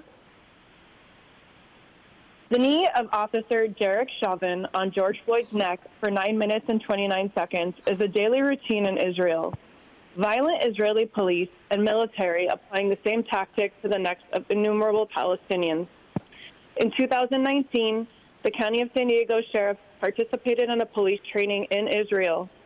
I do not ever want to see my tax money paying for County of San Diego sheriffs to train by Israel's inhumane military ever again. Why? Because these officers bring back deadly techniques they learned from our community, and they use them on us. This is what led to George Floyd's murder. Black Americans in the U.S. and Palestinians under the control of Israel share a similar fate at the hands of police in both countries. For this reason, the city of Durham, North Carolina, terminated the relationship between its police force and the state of Israel. Just yesterday, San Bernardino sheriff shot and killed a 15-year-old black autistic teen experiencing a mental health crisis outside of his home. We now see on a daily basis the inhumanity of Israel's leaders and military. Because of your silence, Palestinians and Arabs do not feel safe here in San Diego, where we live, work, and pay taxes. The Arab and Palestinian community of all religions in San Diego are looking to you as our local leaders to stand up against the cruel mass killing of Palestinians in Gaza and against the racism and dehumanization we experience here in San Diego. We are waiting to hear you recognize Palestinian human rights and stand up to say that what is going on in Gaza is wrong. Lastly, I ask the Board of Supervisors to cut all police ties with the foreign government of Israel so that we remain safe here in our San Diego community. Thank you. Thank you. And Chairwoman Vargas, that concludes the request for non-agenda public communication this morning. And again, all remaining speakers will be heard at the conclusion of today's session. Thank you. The next item on the agenda is the approval of, oh, so sorry, go ahead. It's okay. Thank you, Chairwoman. I just wanted to ask a question regarding one of the comments from our public commenters. Sean Kilkenny had a really interesting question about ADUs, and I was wondering if we could look into that and see what it would take and whether it would be possible to do something around the ADU kind of affordable housing option in our county. Absolutely, Vice Chairwoman. We are going to be bringing back a number of items related to the housing element this year, so we can incorporate this question and the stakeholder outreach for that, and then come back to the board with options and stakeholder input if that works for you. When would that be? We'll be coming back in the summer and fall with multiple items. During those timeframes is when we can return to you. Great. I think the sooner the better, but that would be fantastic if you could incorporate the kind of doing some initial work on whether this would be feasible. Thanks. Thank you. All right, thank you. The next item on the agenda is the approval of the minutes, statements, and proceedings for the regular meetings of February 28, 2024, flood control district meetings of February 28, 2024. Is there a motion to approve? So moved. I'm going to let you do the second. The commissioner. All right, so we have a motion and a second. We're going to do roll call, right? No, for this item, it will just be the board just voting. us. There's no housing minutes to approve, so it would just be the board voting, and we can do it through Okay, please Vocast. vote. Sorry, then, so I'm going to take it yours and yours. Sorry. This is only supervisors that are voting on this one. Supervisor. And Chairwoman Vargas, that motion passes unanimously with all supervisors who are present and voting aye. Okay. Now this one is the Housing Authority agenda. We're going to move on to it and want to welcome our attendant commissioners, Bianca Berry and Nilsa Higgins, to the dais. We appreciate you being here today. The first item on the Housing Authority item is notice public hearing, adopt a resolution of the Housing Authority of the County of San Diego Board of Commissioners approving the Public Housing Annual Agency Plan supporting policy documents. I'm going to hand the floor over to the county team for a brief presentation. Yeah. Good afternoon, Chairwoman Vargas and members of the Housing Authority Board of Commissioners. The County Housing Authority administers the Housing Choice Voucher or Section 8 program, public housing program, and several other rental assistance programs serving more than 25,000 residents in the county. Each year, the U.S. Department of Housing and Urban Development requires that our Housing Authority approve and submit a public housing annual agency plan to share progress in meeting goals and updates to policies, and to establish strategies for addressing housing needs for our most vulnerable San Diegans. Today's action requests your approval of this year's agency plan and related activities. The programs covered by the Housing Authority's agency plan are aligned with the county's framework for ending homelessness as they provide permanent affordable housing to vulnerable residents. The agency plan also supports the county's upcoming housing blueprint, specifically by supporting production and preservation of affordable units through the use of Section 8 project-based vouchers. It also aligns with the county's vision of a just, sustainable, and resilient future for all, and advances healthy, safe, and thriving communities by improving the lives of low-income residents and persons at risk of and experiencing homelessness. Here with me today from the Housing, Community, and Community Development Services are Director David Estrella and Assistant Director Nick Martinez. I'll now turn it over to David. Thank you, Eric. Housing and Community Development Services works in two capacities: as a county department that administers federal, state, and local funding, and as the County Housing Authority, administering the federal Section 8 and public housing programs. The U.S. Department of Housing and Urban Development, or HUD, requires several plans related to each capacity. These plans aim to reduce housing instability and increase affordable housing options throughout the region. Yesterday, the board approved the annual plan covering entitlement programs such as Community Development Block Grant, administered by HCDS as a county department. Today, staff is requesting approval of the agency plan related to County Housing Authority programs. The County Housing Authority administers the Housing Choice Voucher, or Section 8 program, and several rental assistance programs throughout the unincorporated areas and in 13 of 18 cities within San Diego County, providing housing stability for over 25,000 residents. These programs contribute over $17.3 million each month into the local economy through payments to landlords. In addition, the County Housing Authority also owns and operates 4 public housing sites in Chula Vista and an affordable housing site in San Marcos for low-income agricultural workers. Participants in the County Housing Authority's programs include working families, veterans, older adults, persons with disabilities, and those previously experiencing homelessness. The agency plan being considered today is a comprehensive guide to the Housing Authority's policies, programs, operations, and strategies. The agency plan outlines the Housing Authority's progress in meeting its goals and objectives and must be submitted to HUD 75 days prior to the start of the new fiscal year. The agency plan includes 2 policy documents, the Housing Choice Voucher Program Administrative Plan and the Public Housing Admissions and Continued Occupancy Policy. These 2 documents describe the policies the County Housing Authority has adopted in each program. I'll now turn it over to Nick to discuss the details of this year's agency plan. Thank you, David. The agency plan outlines activities the Housing Authority will be undertaking or expanding in the upcoming fiscal year. This includes expanding the use of project-based vouchers to increase the supply of affordable housing units in the region, converting to a new case management system that will have more self-service capabilities, and reduce paperwork sent to and from customers. And finally, applying to financially reposition the public housing portfolio by converting it to other HUD program funding streams, placing properties on a more stable financial foundation. The public housing sites are all over 30 years old, and financial repositioning will enhance the Housing Authority's ability to address rehabilitation and physical needs and preserve the units for the long term. Some of the significant updates proposed in this year's Housing Choice Voucher Admin Plan and Public Housing ACOP include sections related to the implementation of the Housing Opportunity Through Modernization Act, or HOTMA. HUD recently completed the final rulemaking process around certain sections of HOTMA related to income reviews and maximum asset limits for the programs.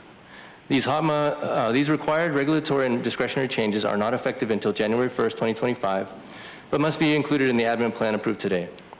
We've also updated rent increase policy to state rent increase requests are subject to limits under the State Tenant Protection Act. Rent increases will not be approved if they fail to conform with state and local rent control policies. This policy has been in effect since December of 2023, but is being updated in the admin plan for this upcoming fiscal year. Throughout the agency plan development process, the Housing Authority conducted extensive community engagement to ensure the voice of the customer was considered. 2 resident advisory board meetings were conducted and attended by Section 8 participants and public housing residents. There's also a 45-day public review period, which began on January 26th and concludes with this public hearing. In order to reach a broad segment of the community, the agency plan was posted on the HCDS website and noticed in various publications in multiple languages. The county sent emails to over 140,000 recipients, including applicants, participants, landlords, and subscribers. We posted information on social media platforms and provided notices to public libraries, city managers, legal aid offices, and family resource and live well centers throughout the region. As of today, over 100 comments have been received during public comment. The majority of the comments pertain to availability of vouchers and are valuable in the assessment of housing needs. None of the comments received require changes to the draft agency plan being considered for approval today. In addition to the approval of the agency plan, the approval of a 5-year public housing capital fund plan is also required to receive funds from HUD for public housing sites. The 5-year action plan covers a rolling 5-year period and is updated annually. The capital fund grant amount for 2024 is estimated to be $282,000. This year's funding will supplement operating expenses for the maintenance activities at all public housing sites and cover the cost for parking lot improvement repairs at one of the sites. I will now turn it back over to David. Today's requested actions include receiving public testimony, approving the agency plan, and authorizing submission of the plans and all required certifications to HUD. In addition, if approved, today's actions will also authorize the County Housing Authority to apply for additional program funding or vouchers. As we continue to work toward the goal of expanding the supply of housing in our region, having this broad authority will maximize the county's ability to take advantage of opportunities as they become available. This concludes staff's presentation. We're available to answer any questions you may have. Thank you. Thank you. I'm going to go ahead and turn over to public comment. Thank you, Chairwoman Vargas. We have 8 total requests to speak on this item, 1 individual in person and 7 requesting to speak by phone. Also like to note for the record, we did receive 1 e-comment on this item, and that was in opposition. For members of the public that have requested to speak on this item by phone, if you could please dial into the conference line now using the instructions that were provided to you. We'll begin with the in-person speakers, and I'd like to invite forward Kushbeem Hossani. You have 2 minutes to address the board, and if you could please begin by stating your name for the record.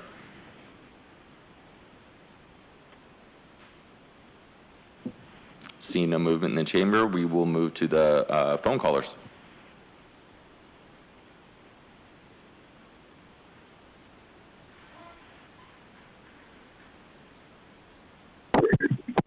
All above.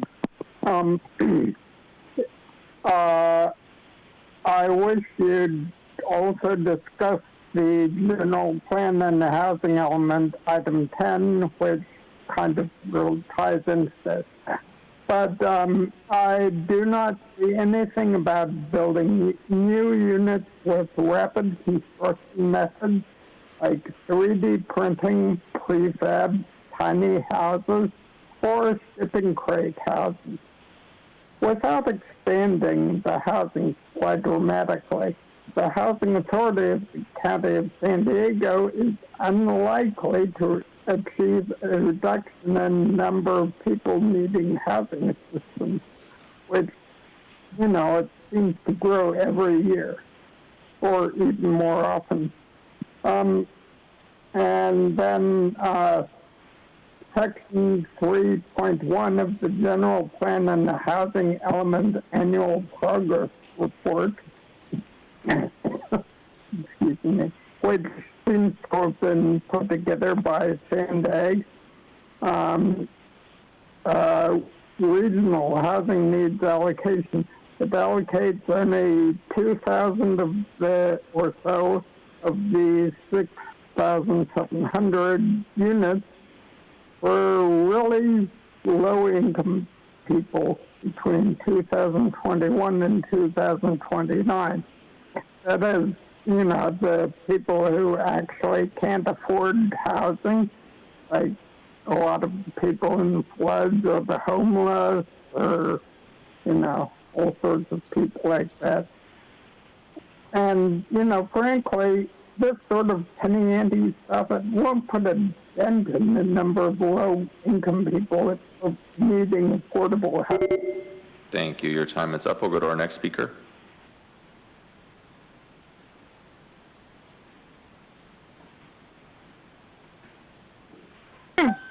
Hi, it's Truth trying to clear my throat here. I'll tell you what doesn't help with affordable housing. Big corporate developers building little box units and claiming that they're affordable because they're small. That's a blatant lie. If it's true, then go ahead and explain San Francisco or New York City's high housing prices. Yeah, you can. Hope the check from Tara to sue that lie was worth getting called out over. You're lucky I didn't go get your name. I should.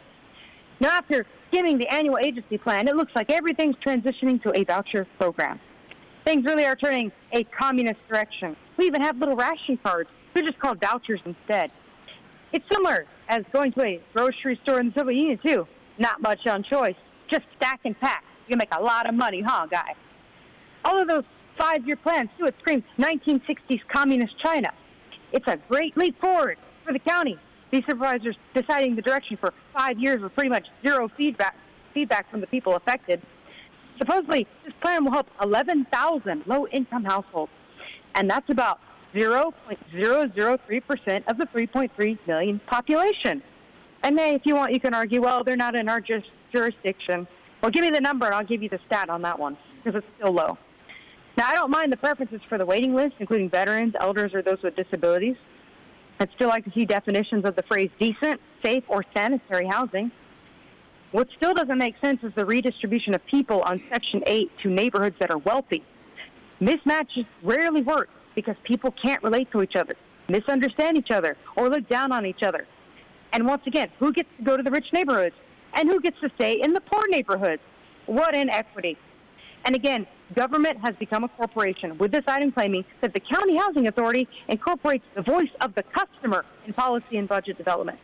People in need of assistance are not customers of anything. Have respect and treat people like human beings. Your neighbors. Thank you. Your time is up. We'll go to our next speaker.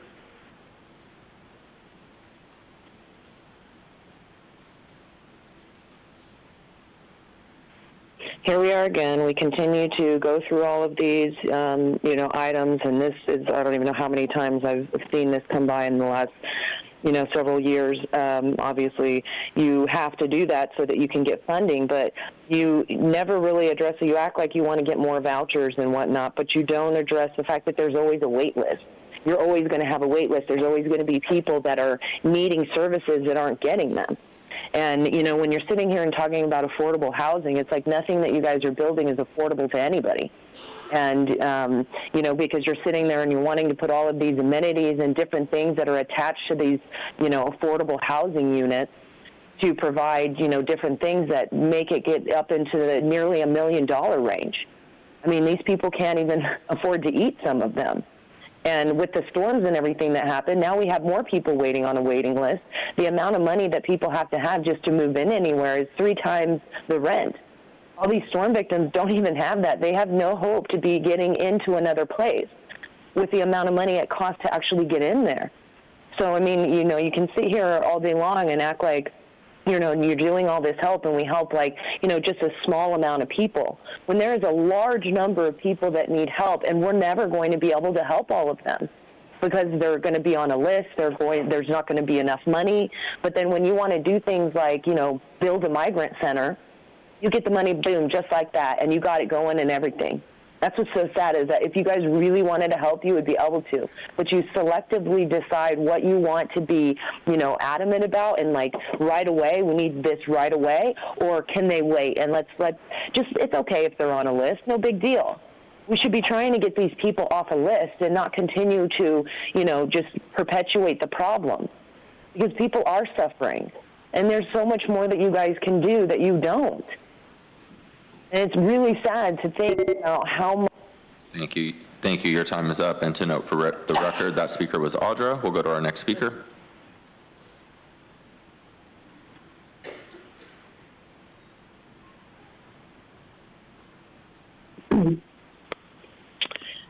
Consuelo. Just, sustainable, equitable, blah, blah, blah. This item supports the county's vision of a just, sustainable, and resilient future for all its states. Such a load of junk. Pretty happy words, empty and worthless, just like this local government, which is currently in the process of destroying our county. Affordable housing. Affordable to who? People are struggling. Money here, money there, money goes everywhere. But to the people in need, and in need now. This issue will never be solved. Let's be real, it's too lucrative. These programs and nonprofits are not in the business of solving anything because they're already successful in profiting off of the problem. We see what happens when programs are successful. They become defunded. It's lucrative for government to be unsuccessful. You're not only wasting our money, but also our time with these stupid items. Government doesn't care. The masses aren't paying attention. This will only end when either everyone is fully dependent on government, or when people actually start paying attention and challenging their government. It's time. That's all I wrote. Thank you. And Chairwoman Vargas, not seeing any more speakers in the queue, that will conclude public comment on this item. All right. With that, do we have a motion to approve? All right, Commissioner, thank you. Is there a second? I'm going to let the Commissioner second. Want a second? Yes, thank you. Thank you. Only because it's like, you know, they get to come and do this. So, all right, we have a motion and a second. No further discussion. Oh, Supervisor, I'm sorry. Just real quick, thank you for the presentation. I wanted to, at a later date, just put my request in now for more details around the outreach and community engagement plan. Would like to talk to you about that. Thank you so much. Yes, ma'am. I would also like to state that I approve this publication. So offering risk a recommendation that you have your staff implement a support or guidance plan for those who are affected by the $100,000 asset limit.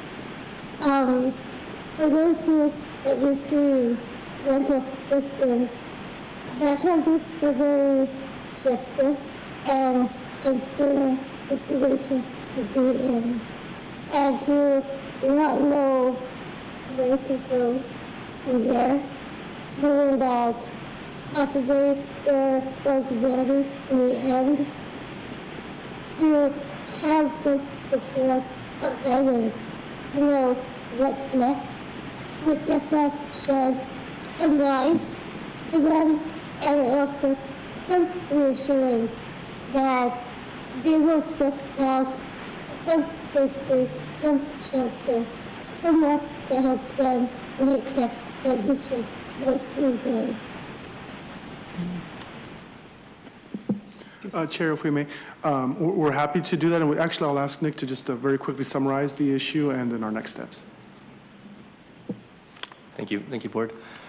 So HOTMA has certain sections, Section 104, which sets maximum asset limits, and there are restrictions on eligibility if a family owns real property that is suitable for occupancy or has assets that exceed $100,000. So PHAs must enforce at admission that the eligibility cannot exceed those assets, but have the discretion to enforce at annual and interim reexaminations. So with our HOTMA changes for this year's admin plan, we are going with a limited enforcement to allow a cure within 6 months. So if somebody reaches that asset limit, they have 6 months to either cure it or they're removed from the program. So Ms. Berry, I think, is recommending that the staff provide support to anyone who meets that threshold, and staff can certainly put something together. We already have financial literacy workshops that we provide through our family self-sufficiency program, and we can potentially leverage partnerships with housing and counseling agencies to also provide that glide slope and help anyone who meets that threshold. Thank you. All right, with that, we have a motion and a second. I'm going to ask the clerk to call the vote. Thank you, Chairwoman Vargas. We'll do voice votes for this item. Tenant Commissioner Berry? Yes. Tenant Commissioner Higgins? Yes. Supervisor Montgomery Stepp? Yes. Supervisor Desmond? Yes. Vice Chair Lawson-Remer? Yes. And Chairwoman Vargas. Vargas, yes. And that motion passes unanimously with all tenant commissioners who are present and voting aye. All right. I want to say thank you again to the tenant commissioners, both Berry and Higgins, for being here today. We're going to go ahead and take now a 30-minute recess for lunch, and then we'll come back and take on all the consent calendars. Thank you again for being here. Appreciate you.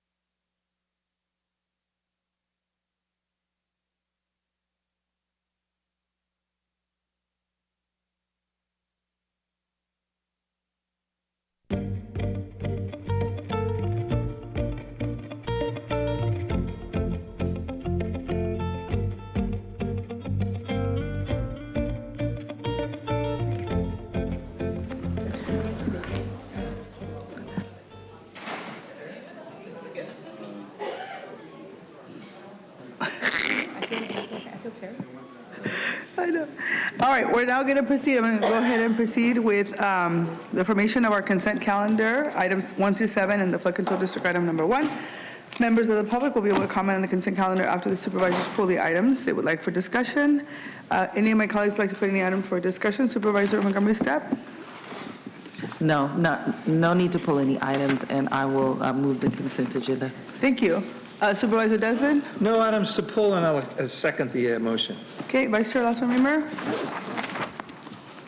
No items to pull. I just want to comment on item 4 regarding the broadband item. I'm just excited to see us moving forward with some additional funding and resources for expanding access to broadband. As you know, it's been a huge priority of mine, and I think it's well done. So thank you. Yep.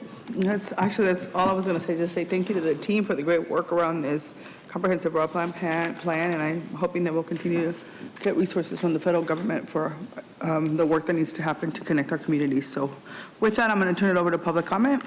Thank you, Chairwoman Vargas. We have 8 total requests to speak on items on the consent calendar, 2 individuals in person, and 6 requesting to speak by phone. For any members of the public that have requested to speak on items on the consent calendar, if you could please dial into the conference line now using the instructions that were provided to you. We will begin with the in-person speakers, and as your name is called, if you could please come forward and stand against the east walls under the murals until it is your turn to speak. I'd like to invite forward the following individuals: Alberto Velasquez and Robert Gurman. You'll have 2 minutes to address the board, and if you could please begin by stating your name for the record, and just also noting for the record that on the consent calendar is item number 1 from the flood control district agenda as well. Thank you. Good afternoon, members of the board. My name is Alberto Velasquez, Government Affairs Manager for Cox Communications. I'm here today to talk about the request to appropriate the use of $9 million in ARPA funds to begin the NOFA process to expand broadband access and affordability as identified by the Comprehensive Broadband Plan that was released last year. I'm here to express our continued willingness to be part of the stakeholder outreach and work with county staff. We at Cox have been leaders in working to bridge the digital divide through the adoption of broadband, whether it be through our low-cost programs, such as Cox to Competes that offers broadband internet to entire homes of families with K through 12 students, or to our Connect Assist program that offers subsidized broadbands to our veterans, seniors, and college students. Cox also provides classes on how to safely use the internet, created over a dozen tech centers in the San Diego area, and have partnered with state and local nonprofits to promote broadband adoption to those who already have broadband services available to their homes. Cox also wants to thank Supervisor Anderson's office and Sandag for their help in promoting the Affordable Connectivity Program. Even with our efforts to promote adoption, we know that this item before you today will address identified access issues here in the county where broadband is currently not available. We have also been working to expand broadband access, supporting smart deployment of broadband infrastructure to areas that have little to no broadband access, like many parts of our county, but appreciate the allocation of ARPA funds to further support deployment. The timeline to utilize these dollars is strict and approaching, which is why we'd like to thank the board, led by Supervisor Lawson-Reamer's efforts to streamline broadband deployment.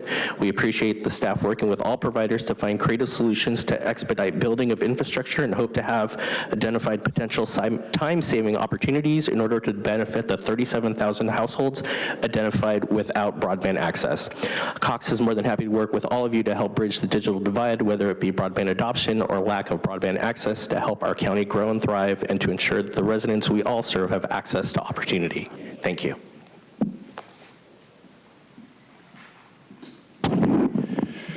Slideshow I have, Robert Gurman. The response by the Airport Authority at the Sandag meeting I attended was an example of why a change is necessary governing our air transportation sector in San Diego. As this handout from the Legislative Analysis Office, a 65-year-old advisory group, points out, the Airport Authority is a body of appointed representatives, the same as Palomar Airport Committee. An appointed position gives these members immunity from their decisions. As the handout suggests, Sandag should oversee all 16 airports that are located throughout San Diego County, which includes the county's only commercial airport in Carlsbad. San Diego County Airport Authority is responsible for developing land use compatibility plans near all airports. This is significant responsibility given to a appointed personnel. An example of this unequal system is the downtown airport, aka Lindbergh, is focused entirely on servicing the needs of the convention center and the hotel and entertainment industry businesses of downtown. San Diego, businesses downtown San Diego, not the citizens throughout San Diego County. SANDAG should govern all transportation sectors, including air transportation. Presently, we have an inconsistent plan that does not serve the entire county. Please study this request described in this handout. San Diego's air transportation sector should be overseen by SANDAG and its responsibility. Man, I got all kinds of time. I just really feel that an international airport down at the harbor is nice, but it's not practical, and doesn't have common sense. And as I've said before, a great swap would be to put MCAS down at the bay, right where they have water access. The Marines like water, and move Lindbergh up to Miramar. Thank you. Thank you. We will now hear from those that have requested to speak by phone. When it is your turn to speak, you'll be unmuted, and you will hear a recording that will tell you to begin your comments after the beep. Again, I'd like to remind the callers they should mute their TV or live video stream before they begin speaking, and we'll go ahead and begin with our first caller.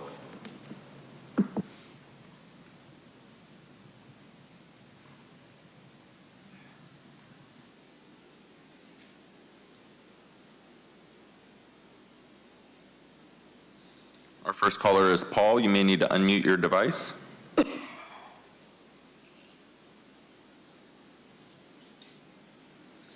We'll come back to you.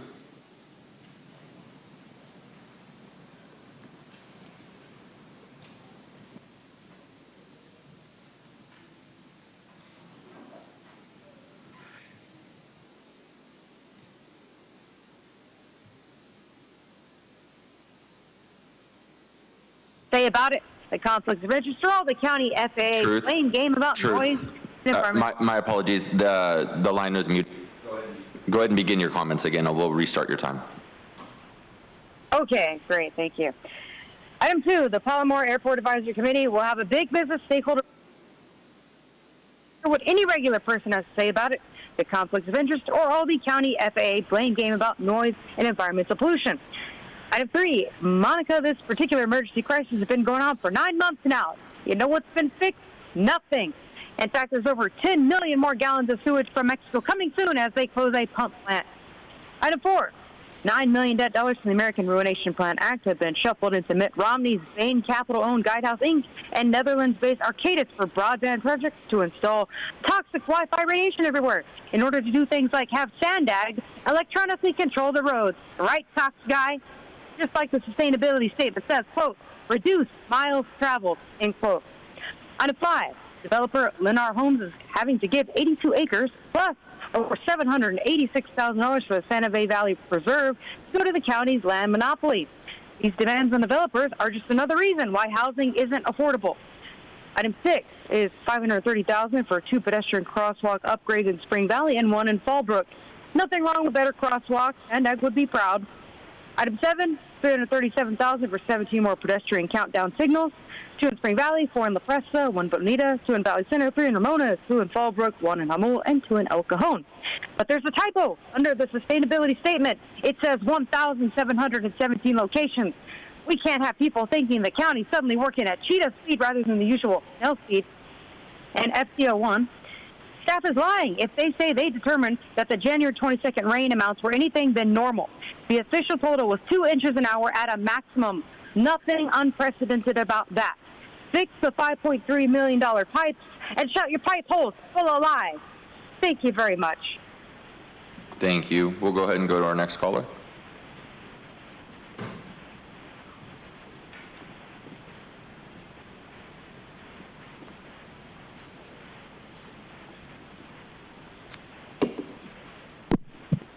All above. Mexico beat us to the punch on fixing its sewage plants on Tuesday. On January 24th, I said I would like a report at each meeting on what progress you've made on the CJ sewage emergency in this county. What you've done, what you're talking about, plans, intentions, visions, and the like. Also, reports on any chemical contamination. This has not been done. You aren't being transparent on this issue. And 1.5 months after the storm, the basin is still covered in sewage. The board letter mentions advocacy efforts last year, but does not say how successful these efforts are, or whether they're still being pursued at the level which requires a state of emergency. The historical documents attached do not justify continuation.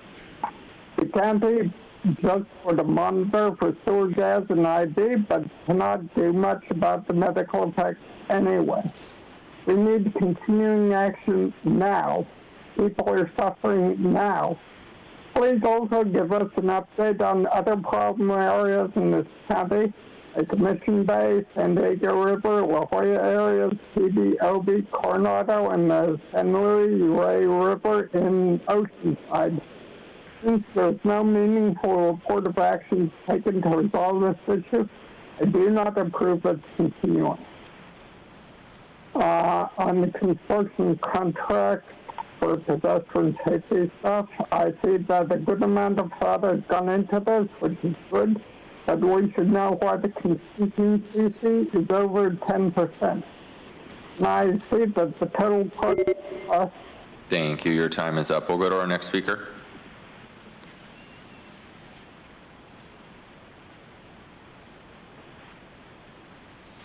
Yeah, with the storm repairs in the flooding control district, until you guys acknowledge the weather warfare, you're going to continue to have problems like this because you're never going to keep up the infrastructure, and storms are going to come. You're going to claim it's a natural disaster because otherwise it doesn't fit into your climate god, which you should be acknowledging because you're doing the people a disservice by allowing this to take place and not mitigating it because it can be. The Palomar Airport Advisory Committee, I mean, they should also be something that deals with the toxic effects of the planes that are spraying chemtrails above us. And Jim, that does happen. That's not just contrails. Those are chemtrails. If you guys just look up in the sky, you'll be able to see. But, you know, and I don't even know why we're flying. I mean, it doesn't go into your climate action plan, so it's kind of bogus. With the TJ sewage emergency, I feel like we need to be taking this sewage and giving it back to the people. I mean, why waste it? It's ridiculous, right? I mean, it's pure water. I mean, that's what they call it. So, I mean, we might as well just, I mean, you could even bottle it. I don't know, and just be like, it's Tijuana, water that we got going on. And the ARPA funds that you continue to spend, that should be going toward the people that have been affected by, the vaccines and whatnot. But you don't even understand that you're spending it on something that's going to cause more health issues by giving people broadband. All of this technology that you guys bring in emits crazy amounts of radiation and other things that you don't want to acknowledge because you want to connect everybody. But this is a really good way for us to have more, sickness go around, and you can solve the problem. And anytime you're taking away space and putting it in open land, it's never being taken care of. You're actually destroying that land that is being there because it's not being upkept. And then you keep us from being able to build outside of there because you've got to have everybody in their densely populated, little 15-minute city that you guys are pushing from, the whole United Nations. And so everything that you're doing is on one hand, you act like you're preserving something, but it's being destroyed. On the other hand, you think that you're, putting people in their homes. I want to know when you guys are going to put CPUs on your... Thank you. And to note for the record, that caller was Audra, and Chairwoman Vargas, that concludes public comment on the consent calendar. Thank you. We have a motion and a second. Seeing no further discussion, please vote. And Chairwoman Vargas, that motion passes unanimously with all supervisors who are present and voting aye. All right, we will be hearing discussion item 10 first, and then we'll hear item number 8 and 9. Discussion item 10 is the 2023 General Plan and Housing Element Annual Progress Report and Findings of No Project under CEQA. I'm going to hand it over to the county team.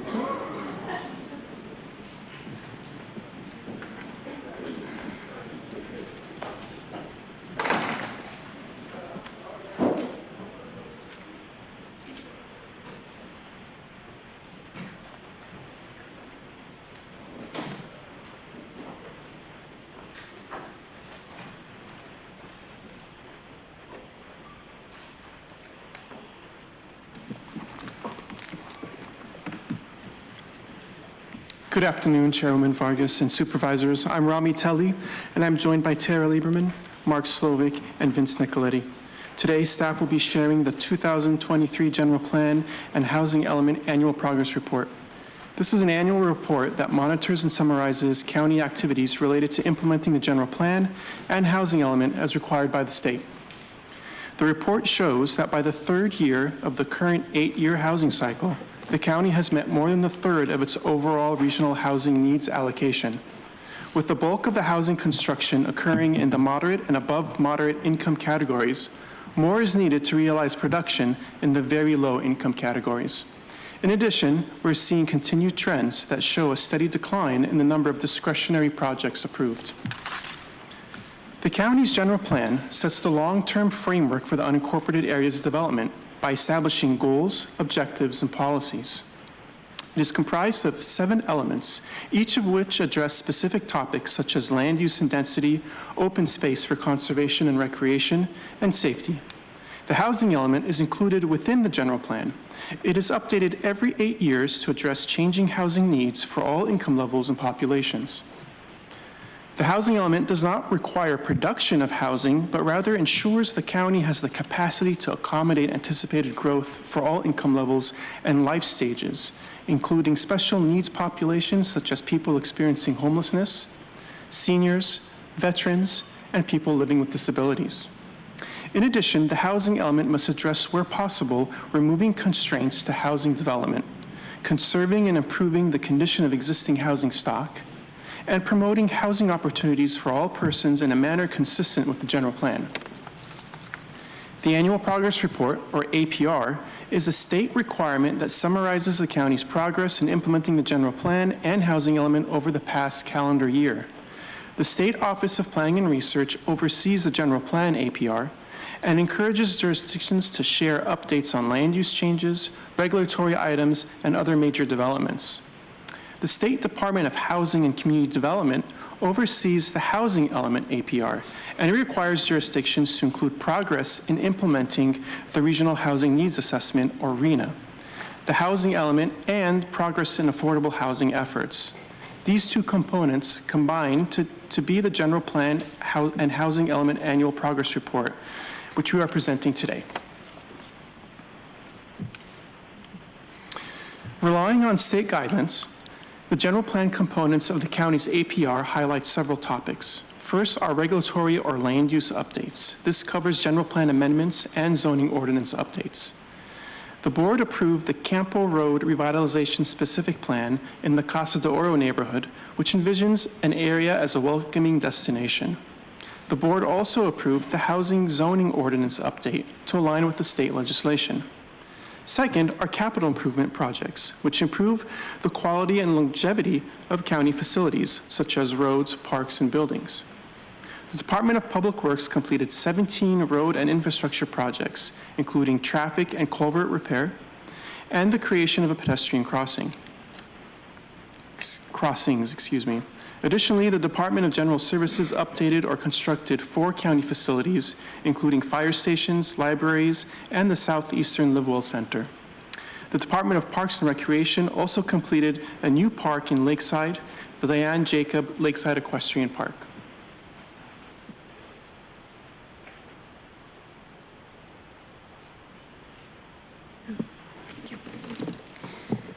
The county has initiated several housing efforts to encourage housing production in the unincorporated area, which has allowed us to be on track to exceed the overall RHNA allocation and implement our housing element.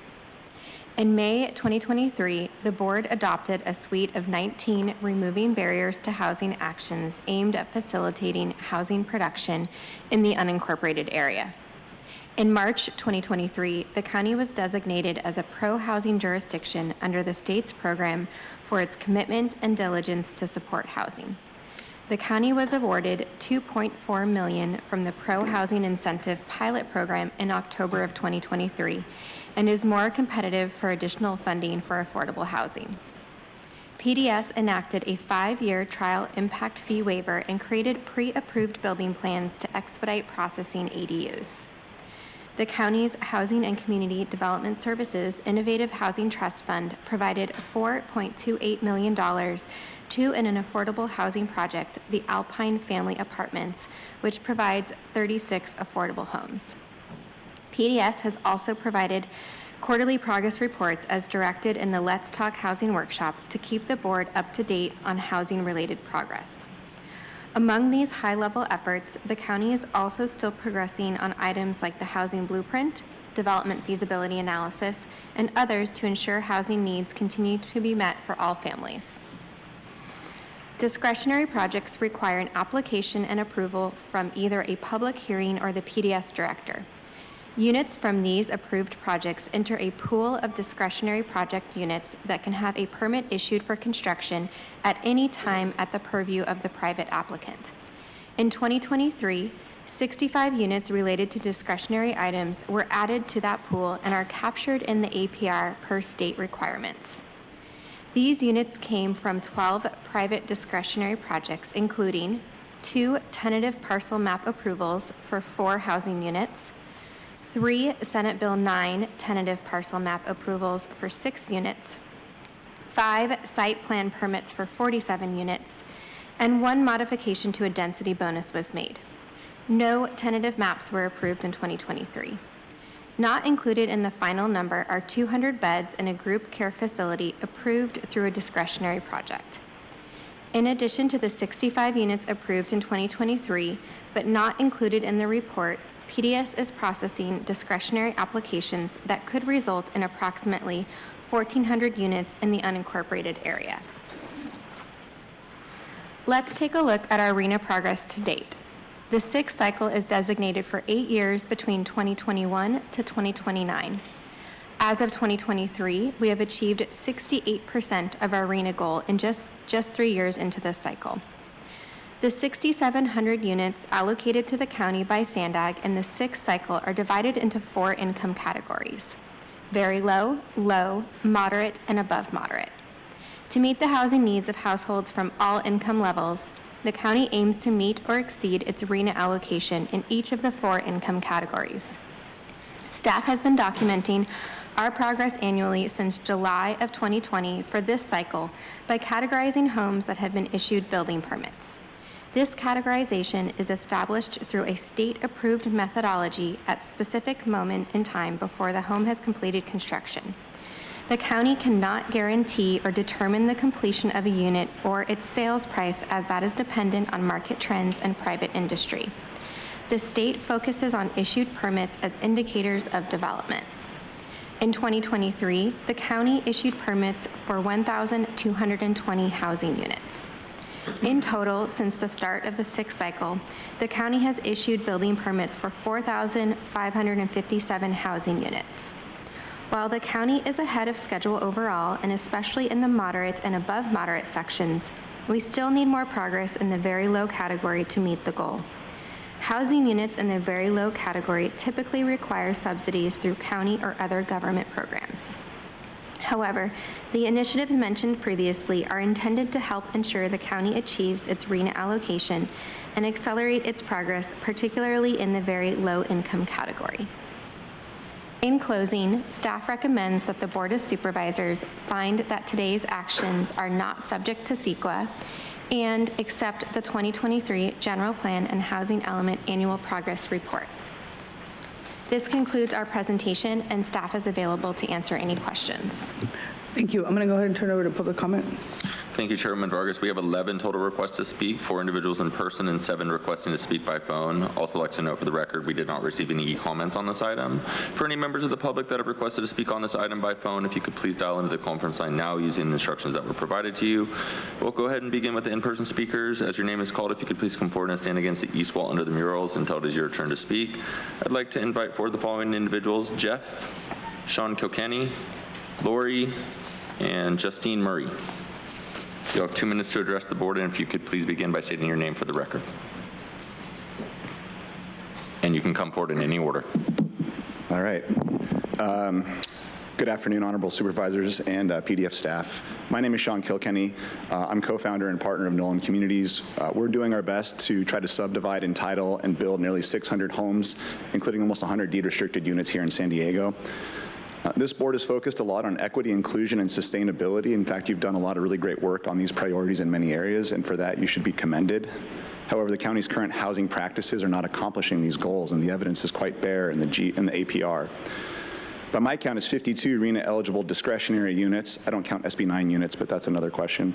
In fact, the county bought and conserved more lots last year through Butterfield Trails acquisition than it approved new units.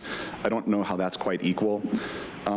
Not a single deed-restricted unit was permitted last year, and of the 277 allocated very low and low income permits, 276 were either ADUs or mobile homes. In fact, the county has approved, by my count, only 44 deed-restricted units during this cycle. I'd like to know how many non-ADU or mobile home units are included in very low and low income categories. And finally, the county doesn't have to check the sales price of these units, but I did. And I can assure you that the overwhelming majority of them do not qualify as any level of affordability. The treasurer, tax collector, and tax assessor should be able to do that pretty quickly for the county. I would ask that you look into this just to get a sense for how the actual sales of these homes is going. It's quite simple. The county isn't producing enough RENA-eligible deed-restricted housing units.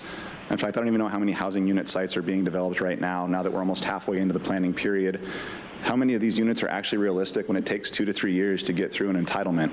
Further, the county is behind in just now starting a number of the implementation actions that are supposed to have been completed by last year as part of the housing element update. You are at risk of running afoul of state housing law. I don't have enough time. I would just implore you guys to continue to work with the development community to try to figure out ways to provide more housing at all income levels. Thank you very much.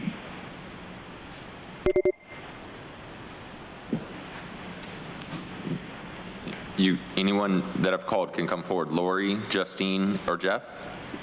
Jeff, I believe it's Coulter. Yeah, that's for the white slip? No, this is for item 10. Oh. Item 10. Lori, Justine, and Jeff Who do you want next? can come forward in any order. Hello, I'm Jeff Huter. I'm a resident of San Diego. What I'd like to talk about is, as you start to encourage the development of more housing, one of the things that I would ask you to look at is providing more flexibility for development and looking at the form of your buildings as opposed to just sort of the explicit use. So in our experience, a lot of the resistance to development from the public has to do with buildings that are out of scale or don't match in design with their surroundings. And by going to more of a form-based code, you've sort of predefined and created a compact with the public for what buildings should look like and how they should fit into their existing developments, while still giving the developer who has to make the project pencil out flexibility around whether there's going to be mixed commercial use or what the distribution of housing should be, including building sizes, to make all that work for them. The second point that I would like to make is, as you start to consider incentives for development, one of the things that typically happens is we're looking decades out where we may see a decline in or a flattening of population. So there may be a temptation to provide a lot of incentives that are going to be less applicable in 20 years than they are now during the current housing cycle.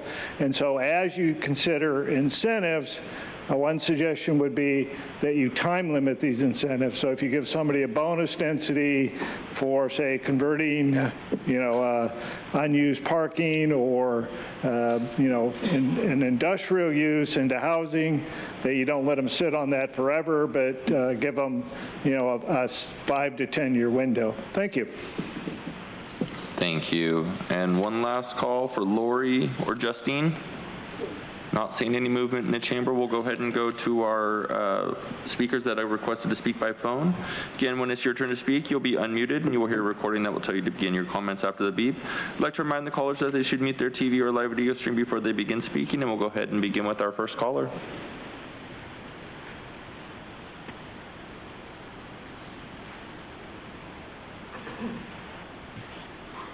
Housing is supposed to improve the quality of life for everyone. It hasn't. We need to do better. I suggest you audit the program and follow the instructions that the audit team gives you. Everything in the zoning update, then, is aligned with state law. State law usually allows exceptions for public health and safety. So I'm wondering whether these improved our health and safety, or were they just to satisfy a bureaucrat or two? Section 2 says that 91 of the 561 applications for development permits were denied or withdrawn, about 3 times normal for a year. We are in a severe housing crisis. So why were so many denied? Looks like site maps for 3,594 units were approved or deferred, but only 208 units were actually approved as ready to build. Table 10 identifies about $3.4 million in emergency repairs. I wonder how much we could have saved by timely maintenance. The PACE program is bribing agricultural owners to limit the uses on their land to agriculture.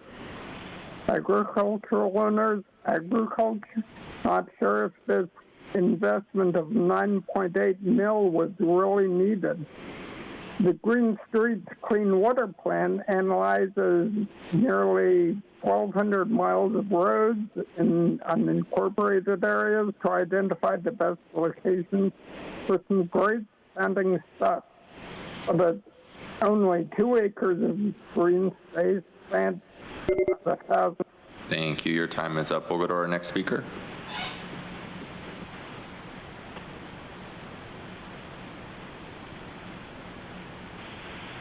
Good afternoon, Chair Vargas and Supervisors. My name is Justine Murray, and I'm the Executive Director of Public Affairs for the San Diego Regional Chamber of Commerce.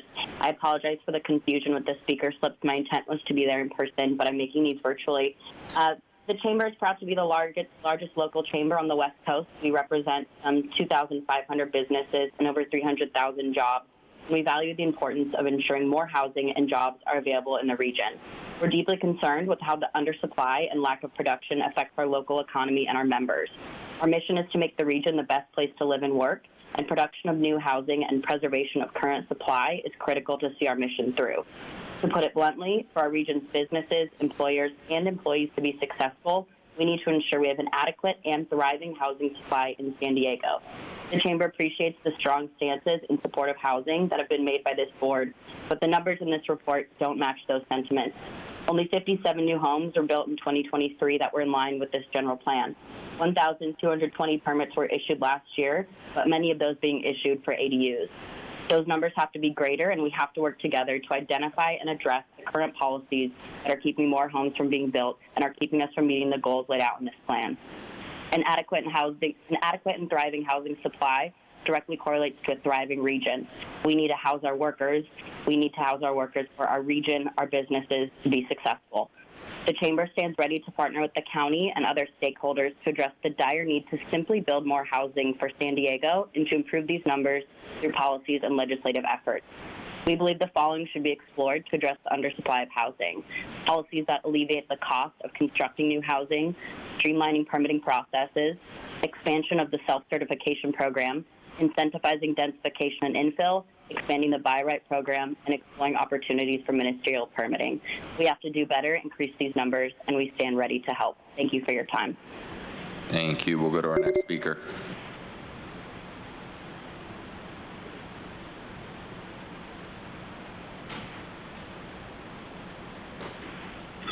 Consuelo. Let's see, implementing the general plan, aka UN Agenda 21.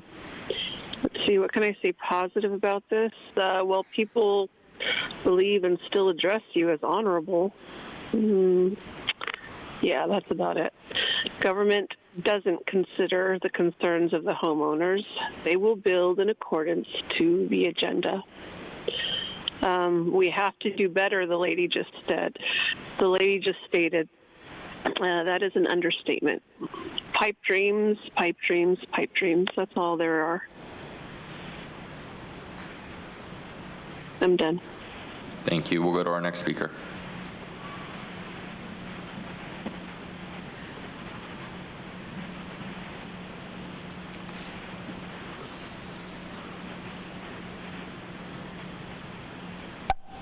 It's truth, and guess what? I found a developer based in Carlsbad that volunteers with SBCS. Isn't that interesting? Stacking packs for who, Nolan? Those small box units don't look affordable to me.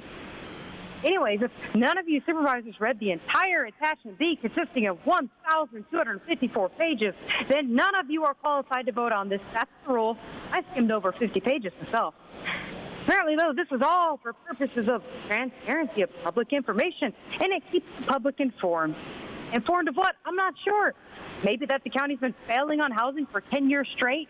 That was according to Dorian yesterday. Don't get me wrong, though. I'm not saying it's possible to actually meet the state's ridiculous RHNA numbers.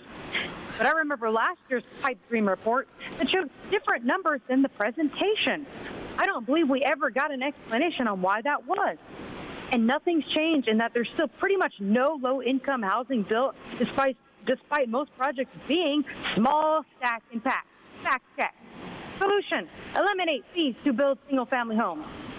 And get rid of all of these abbreviations. There's APRs, OPRs, HPDs, RHNA, SANAG, PDS, HSEC, HCDS, DGS, DPW, DPR, HUTMA, PHA, SEPA, CBV, HCV, CDA, HUD, NOFA, MSSP, HASCSD, and SCRAFFH. Am I in the military, Jim?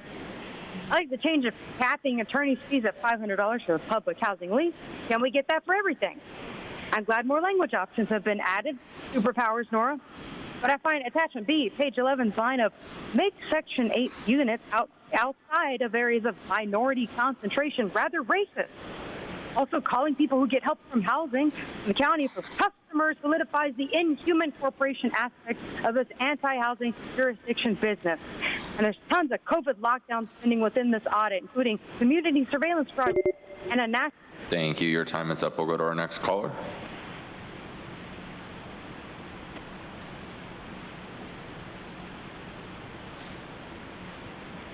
Man, I felt like the previous speaker was like naming off a bunch of STDs that we got to get rid of. I mean, that's pretty much what it's like. It's just interesting to hear you guys talk about this, and you're like, we've met 68% over 3 years, and it sounds really good, right? When you're like, oh my gosh, that is so good. And then you're like, but we really need these low income, the very low income, and you're never getting those. You need over like 100,000 units. You're never going to get that many because you're always going to be falling behind and needing more because you're always getting in your own way by changing the goalposts by, you'll have all these rules, regulations, and policies that are constantly on a revolving door changing. So anytime somebody wants to come in and do a project, how do you even do that when you got to go figure out if today it's going to be different than it was tomorrow? And maybe you'll let me do this today and maybe not tomorrow. Maybe you're going to charge me more just because of this is what I want to build. And when you're just building ADUs, it's like we need housing. And you guys are actually doing everything in your power to make sure it doesn't.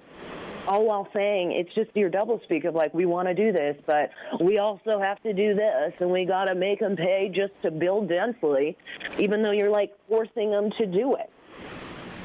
So, I mean, in your push for this like whole climate change and your climate action plan and putting everybody into a slave state and city, you're keeping people from being able to have homes. And even if you do have deed restricted, these people have to pay rent. They keep having their rent increase over periods of time. And so then it's like putting them in another predicament because you're getting in contracts with people who are finding loopholes in order to be able to do that to the people. So, maybe at some point you could quit getting in your own way and getting in the way of the people having a home and quit changing everything as we go. You're never going to get to the goalpost if you're always changing where it is. And that's what always happens. And you wonder why people are mad and upset. Thank you. Your time is up. And to note for the record, that caller was Audra. And Chairwoman Vargas, that concludes public comment on this item. Thank you. A couple of things. So first, thank you for all the work around this item. Very very much appreciated. I feel like we had some of this conversation last year about being able to achieve our numbers. I know that there's, if you look at the, can't remember what the number was on the slide where you see the amount of housing we have as it relates to, can we put it back up? The slides? I believe it was slide 8, the RENA progress. Thank you.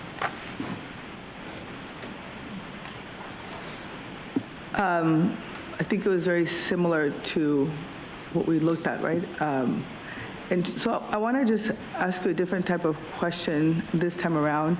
Maybe I probably should have asked before, but are we doing things now differently than we were doing before that you think are working in order for us to achieve this? I mean, we've created, like, this year alone, we were able to create the different guidelines so that we're removing barriers and things of that nature. So does that, some of these things that we're doing, are they going to help us move the numbers for the upcoming year, I guess is the question.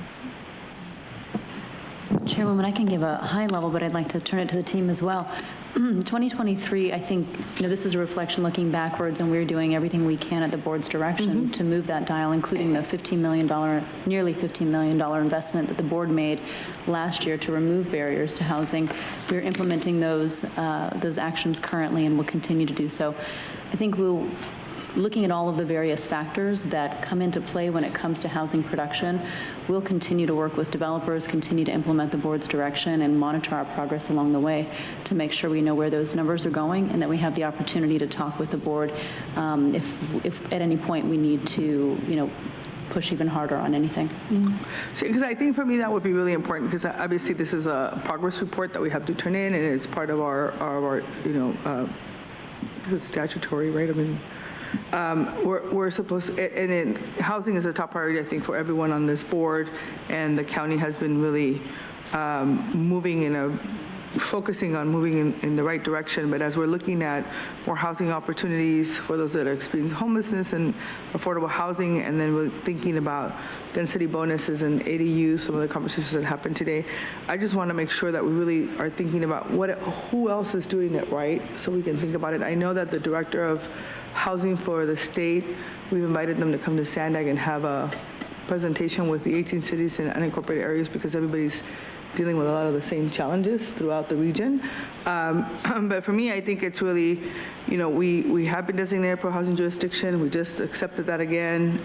We're really looking at finding sustainable ways of getting there. So what else could we do that we haven't looked at that we can do differently as we're moving forward, so that we can meet the numbers that we need?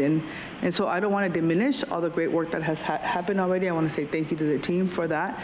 But I am concerned about the low, very low, and the moderate housing. And I guess the other question would be, is it just something that we need to start looking at from a different lens because of housing costs in San Diego?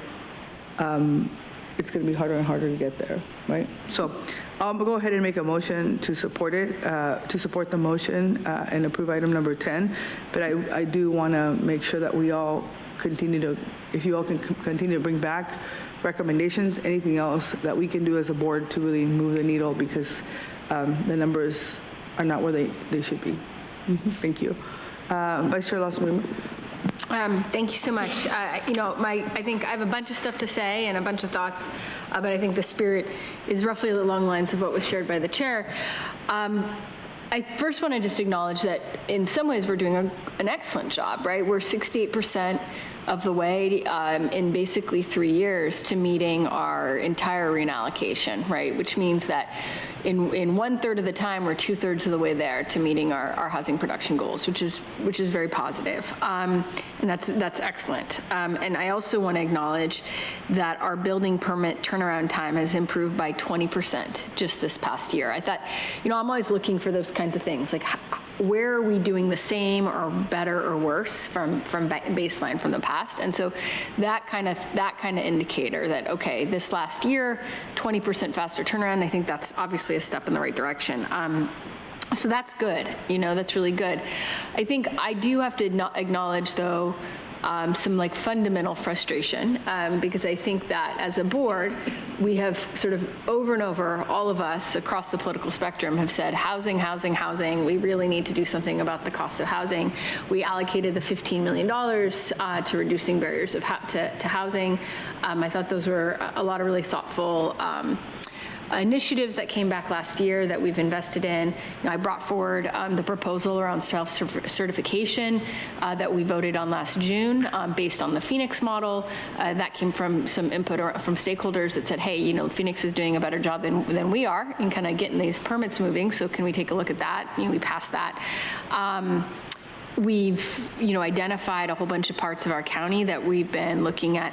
Can we reduce parcel sizes? Can we create ministerial reviews? A lot of the initiatives that some of the callers suggested that we look at, we've started looking at in 5 targeted areas. We're doing, with the parcel by parcel analysis, just like every board meeting, we have like 2 or 3 housing items that were all about how do we build more housing. And what I've said kind of repeatedly is I'm concerned about building, the right kind of housing that's going to make sure we really are able to meet the needs of San Diego families.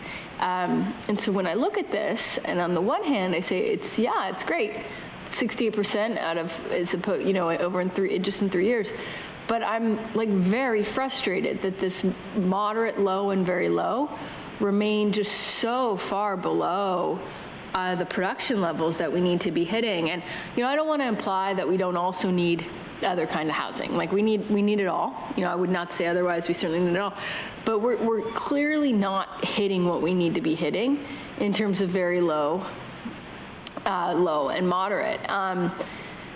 So, I think it's worth taking this moment to just say, okay, despite all the initiatives we've passed at the board, as the chairwoman said, it doesn't seem to be moving the needle. Do we? Are there enough permits in the pipeline that we think we're going to see pretty big numbers that are different next year and the year after? Is there just a lag here in sort of seeing an impact of our policies, which is possible, right? Stuff takes a while to, we've passed these things in the last year, 2, 3 years, so maybe there's a lag, or maybe there's some other kind of gaps of work that we need to be focused on, particularly around this very low and moderate. So wanted to kind of take some time to hear from the team. That's what I'm really worried about.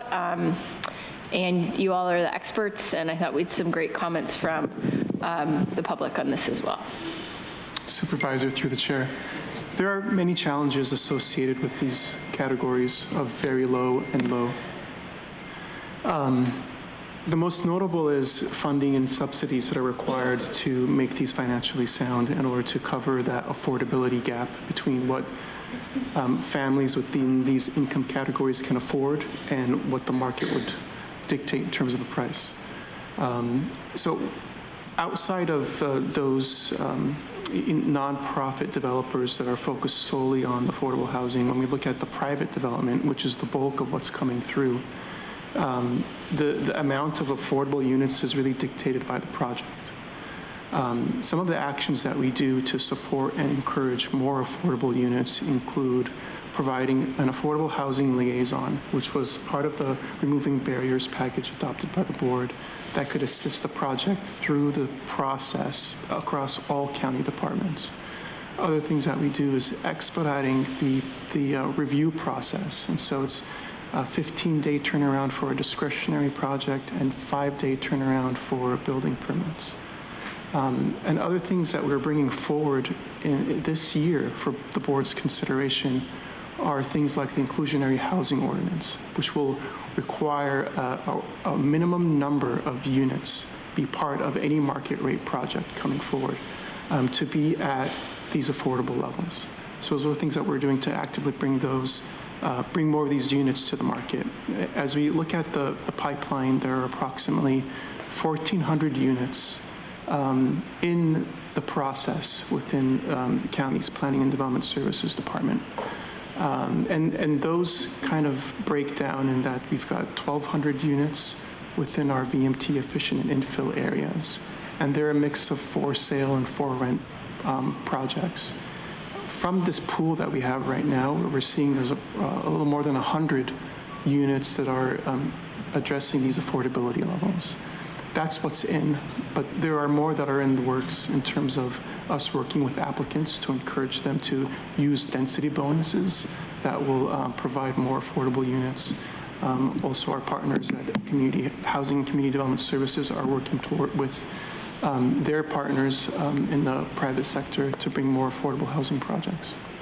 Thank you. First of all, I think that's, I think the discretionary permits with the 15 days review and turnaround, I think that's obviously really helpful because I know that I hear a lot that permit delays and delays and delays is a big issue. So the idea that, okay, you're going to get your permit in 15 days if you're building an affordable unit, I think that's great. I think this inclusionary piece is super helpful. I think that's great. I just wonder if there's just more we could be doing. I don't remember which commenter mentioned something about deed restricted units. I do know that, look, like the cost of housing in San Diego is just so high that you could imagine there's not a lot of incentives for anyone to, like, out of the kind of goodness of their own heart, right? Like, they're not going to just build a unit and sell and sort of rent it or sell it at like a low, moderate, even moderate rate, if you can get, top dollar for it. That's just not the way business works. And I would never ask anything else of our business community. So, I mean, I'm just thinking, like, what else could we do about deed restricted units? I just wonder if there's some more stakeholder conversations we could have with our developer community that's really specifically focused on building affordable units that are not supported by subsidies, and like what else do they need to be able to do that? Because we're not going to be able to subsidize our way out of this problem. I mean, I think we've done a great job, honestly. Like all of our Innovative Housing Trust Fund investments, which have been great to make some county resources available, so we could have some of these big affordable housing developments qualify for the state tax incentives and be able to create capital stacks that are competitive. I think that's really helpful and great, and I think we're doing good on that front. So in terms of that piece of the subsidy work, I feel like we've done a huge amount, but I think there still seems like there's a gap here. Like, what else do we need to do to sort of support the developer community that wants to build moderate, low, or very low income housing, and they just keep running into barriers? I would love, if it's possible, to kind of for you guys to sort of focus on some stakeholder consultations with that specific subset of the developer community, because that's where I think we're not hitting it. Anyway, just does that seem feasible? Certainly, and thank you for those comments, Supervisor. We are embarking, or we are in the middle of our development feasibility analysis work, which you mentioned earlier, where we are working with the development community, including market rate and affordable housing developers. We can, as part of our engagement, go down this line of questioning, add to what we're already asking them from an affordable housing standpoint. One of the things that we'll be bringing forward for the board's consideration as part of the DFA effort and another effort, which is the programmatic EIR to streamline development within the DFA areas and other VMT efficient areas, is to see how that streamlining could be paired with things like the provision of deed restricted units. So there is certainly opportunity, and we'll be bringing those back for your consideration this year. That would be great. And just to clarify, I think sometimes we create these dichotomies, right? Affordable versus market rate. And then what we really kind of mean when we talk about affordable are these kinds of developments that are subsidized or meet or are able to avail themselves of state tax credits, et cetera. And then market rate is selling for top dollar because, the market in San Diego is real strong for housing. So I'm really interested in, like, how do we create some incentives for developers to be able to make money on building affordable housing, like building for very low and moderate income folks. How do we create those incentives so it actually pencils and makes sense for our private developers? Because we got to be a partner in this. We can't do it all by ourselves. And I think, at least when I look at these numbers, and like the chair mentioned, it's not any different really than last year. So again, I think in some ways we're doing a great job, but then there's the other piece where it's like, okay, not doing much of a good job on this kind of really important hole in the donut for working class San Diegans. Thank you. Supervisor Desmond. Thank you, Madam Chair. Appreciate it. I got a few questions and then a comment, but I do see, based on community engagement, Lori Filer from the BIA is here, and I know you were calling her name earlier, and we took it out of order, and she couldn't make it. It's up to you if she could speak. Lori, do you want to speak, Lori? If it's okay. You have 2 minutes. You'll have 2 minutes to address the board. Just need you to state your name for the record. My name is Lori Filer, and I apologize. I didn't know you were going to change the order. But we're really here to come and talk about the production of 57 of approval of 57 units last year. Really shows that the policies that the county has in place is making it very, very difficult to build in the county. It's the VMT policies that make it infeasible to build in the unincorporated area, and that needs to be changed if you really want to get the policies that we need to get the housing that we need for families. And I appreciate the comments that you made. We know that this is a pro-housing board of supervisors, but the policies are preventing us from developing. We do not have any builders looking at the county to build at this time because we know that it is infeasible. So thank you for letting me come back up and speak. Thank you. Thanks, Chair. Appreciate it. So I have a couple of questions. Can you get slide 7, and I'll probably use, and also 8. I had questions on that. Up. Thank you. On this one, there was mentioned, okay, I think Vince, you mentioned, or somebody, the 1,400 that are in the pipeline, that little asterisk at the bottom, you said the 1,200 are actually in VMT efficient areas, and the other 2 are non-efficient areas, I guess? Okay, so those in the pipeline, how long is that pipeline? Is it a 5-year pipeline, 3-year pipeline? Or do we know? Supervisor Desmond, through the chair. Those 1,200 or 1,400 units are in different phases of development. I would share that some of them have even gone as far as starting construction, where they're actually grading the property, but some are relatively early on in the process and could be, a few years away. Most of it is going to be dictated by those individual projects and how quickly they want to move through the process, and everybody kind of does it at their own pace. But we wanted to highlight those just to make sure the board knew that there are projects that are going to be moving forward and will probably be reported out in future APR reports. Are any of those 1,400 in the low, extremely low, or very low? Yes, Supervisor Desmond, there are. There's around 250 units of affordability that are included in those projects. Some of those projects are actually 100% deed-restricted affordable housing projects, so that they are affordable housing projects. So yes, there are going to be units that are in the very low and the low income categories as part of those. So it's very low and low? There's a combination of both. Out of the 250? So maybe half and half? I want to say the majority, I don't have the exact number, Supervisor, I apologize. I think the majority of them are in the very low. Okay, well, that's good news. And then on the next page, your next slide there, I just kind of wanted to point out, we had conversations earlier on this, in the January 23 to December 23, under the very low, there's that 101. 85, if I understand this right, 85 of those are ADUs.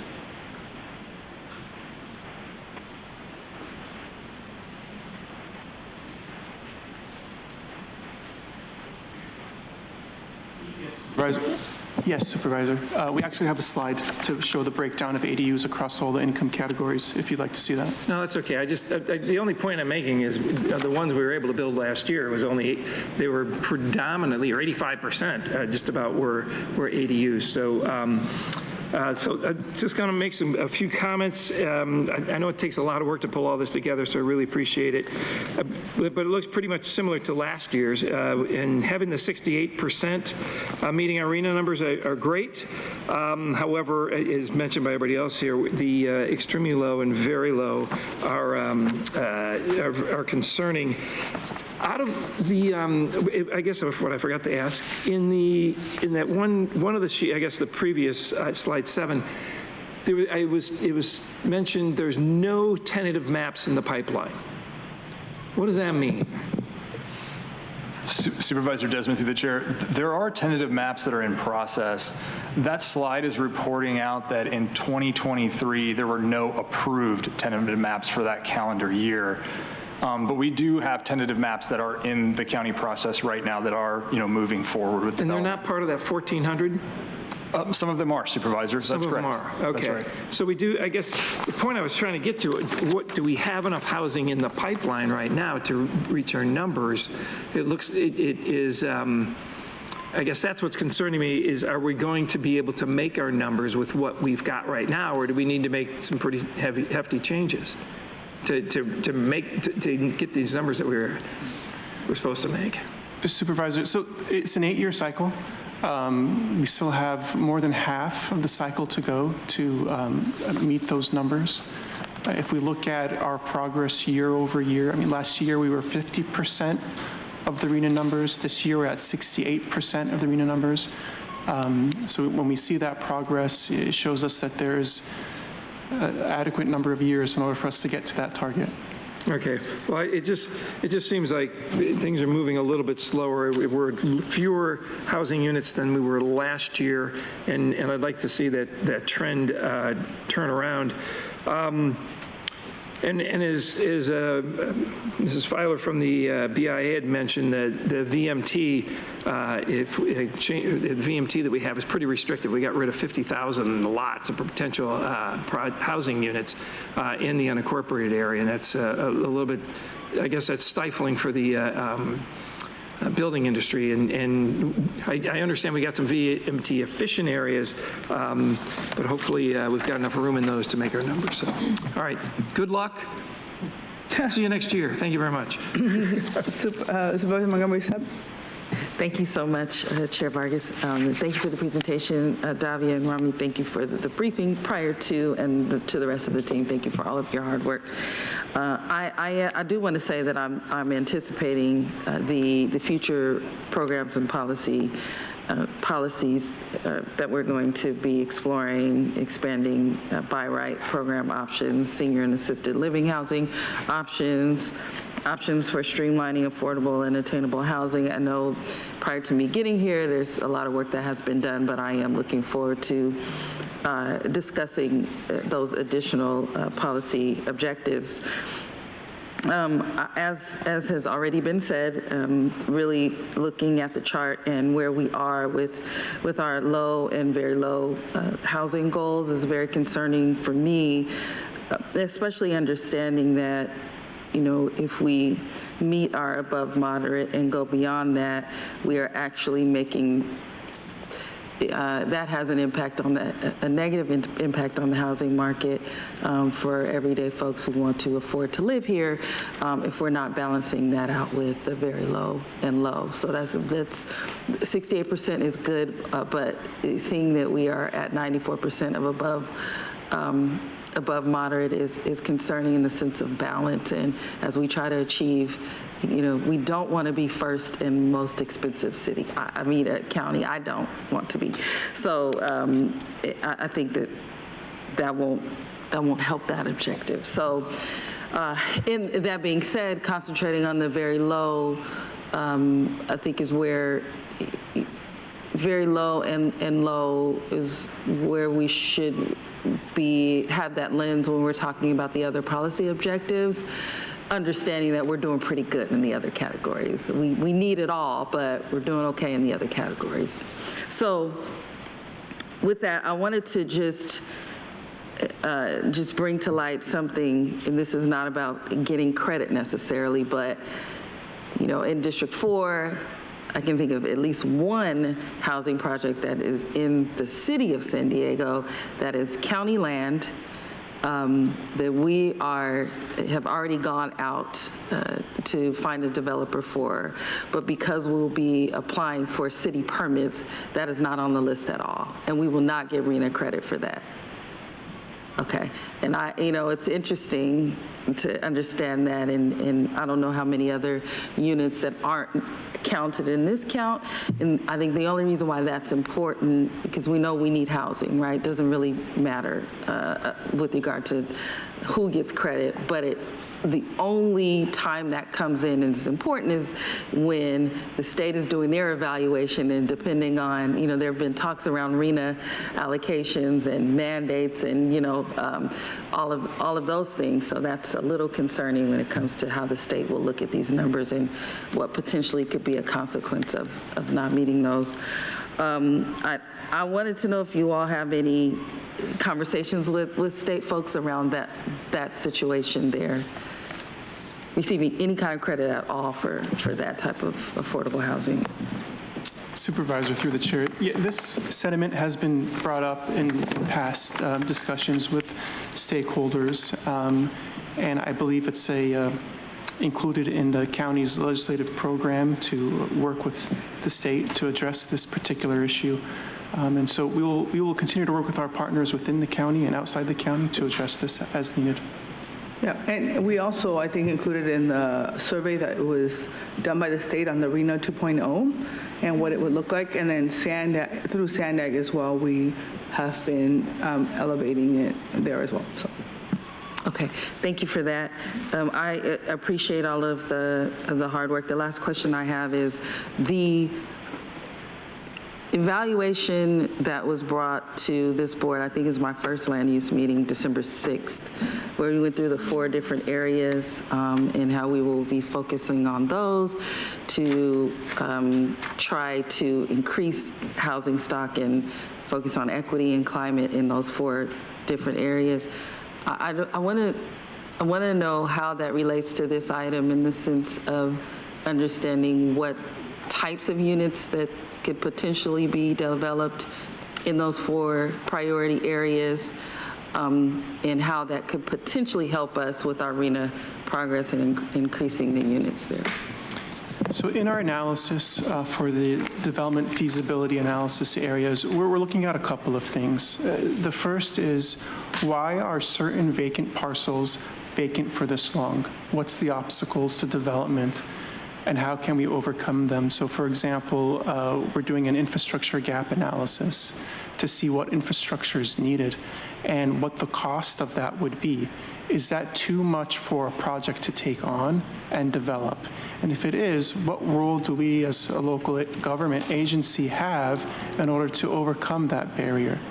Now in that work, Supervisor, we're also looking at, well, can the market bear the development in terms of its size and number of units? And so sometimes we find that the underlying zoning designation is too high for the market.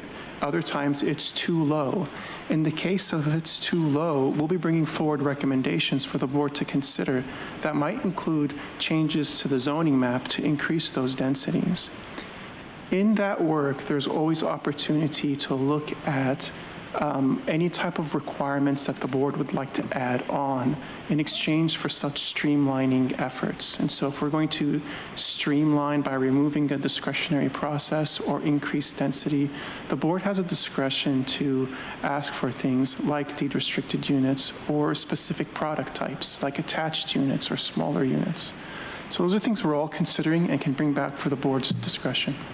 Okay, well, I'm looking forward to these continued conversations. Thank you for all of the work. Yeah, just a small comment. I want to I think my colleague, Supervisor Montgomery Stepp, is very polite. I do think it's a little bit about claiming credit. We have, we've identified a whole bunch of land spots across the county. We have 6. They're under development. It's county land. We've partnered with developers. We're on track to try to build about 10,000 affordable units. I think we should get some credit. We should give ourselves some credit, but not just from the state. But I do think that's important, and the staff and the team. So I do, let's uplift the wins as well. So thank you for that. All right, thank you. So we have a motion and a second. Please vote.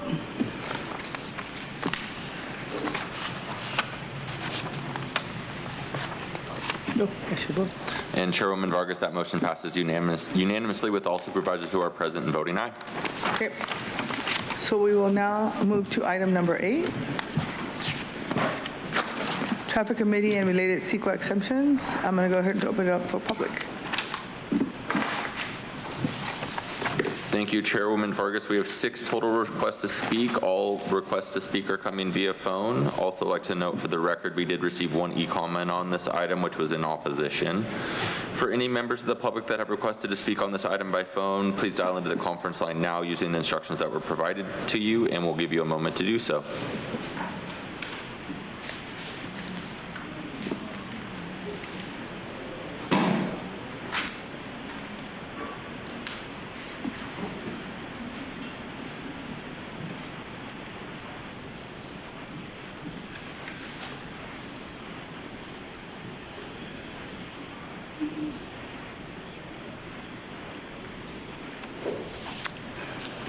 We will now hear from those that have requested to speak by phone. Again, when it's your turn to speak, you'll be unmuted. You'll hear a recording that will tell you to begin your comments after the beep. Again, I'd like to remind the callers they should mute their TV or live video stream before they begin speaking, and we'll begin with our first caller.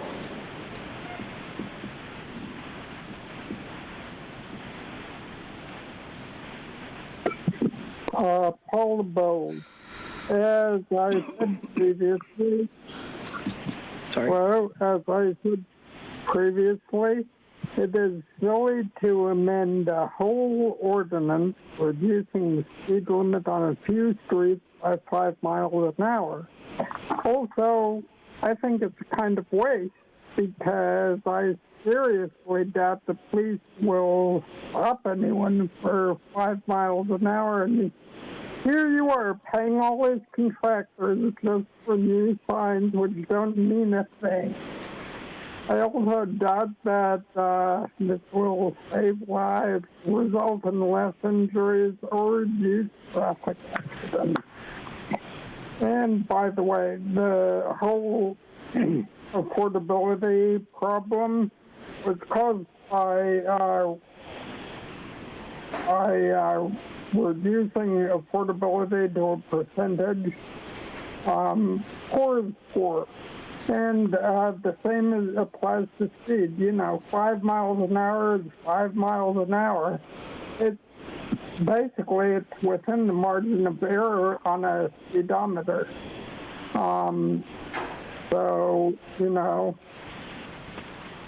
Let's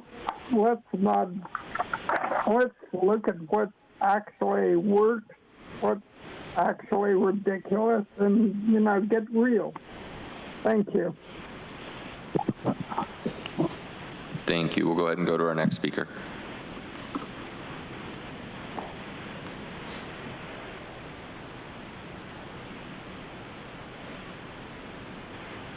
Truth, I think the Traffic Advisory Committee is meeting too often, especially because most people don't even know that they exist and have not given consent on any of their recommendations. In fact, I think TAC is much like the other alphabets in the same vein as SANDAG. It just needs to be eliminated. As Evan says that, quote, members of the public and other agencies can make requests or recommendations for transportation needs within the unincorporated area, end quote. Is the other agency SANDAG? Because we only get 60 seconds to speak there. Not enough time to address any project. Of course, Nora says, send an email, and she laughs, and we all laugh with her, because we know that goes nowhere. But for a request here, I request that areas without sidewalks be given some sidewalks where feasible, and that areas like Spring Valley finally get some attention for infrastructure repairs, including addressing flooding, streets, and sidewalks. TAC's almost $14,000 recommendations nobody asked for this time are a total of 5 reduced speed limits on Sweetwater Road to Central Avenue in Bonita, on Poinsett Avenue to Smilax Road in San Marcos, on South Santa Fe Avenue to Smilax Road in Vista, on Mission Road to Hill Avenue in Fallbrook, and on Lake Wolford Road to Escondido. See, it's all just like I've been saying since the beginning. This is all TAC's good for, lowering speed limits, slowly edging the way to where walking is a faster option.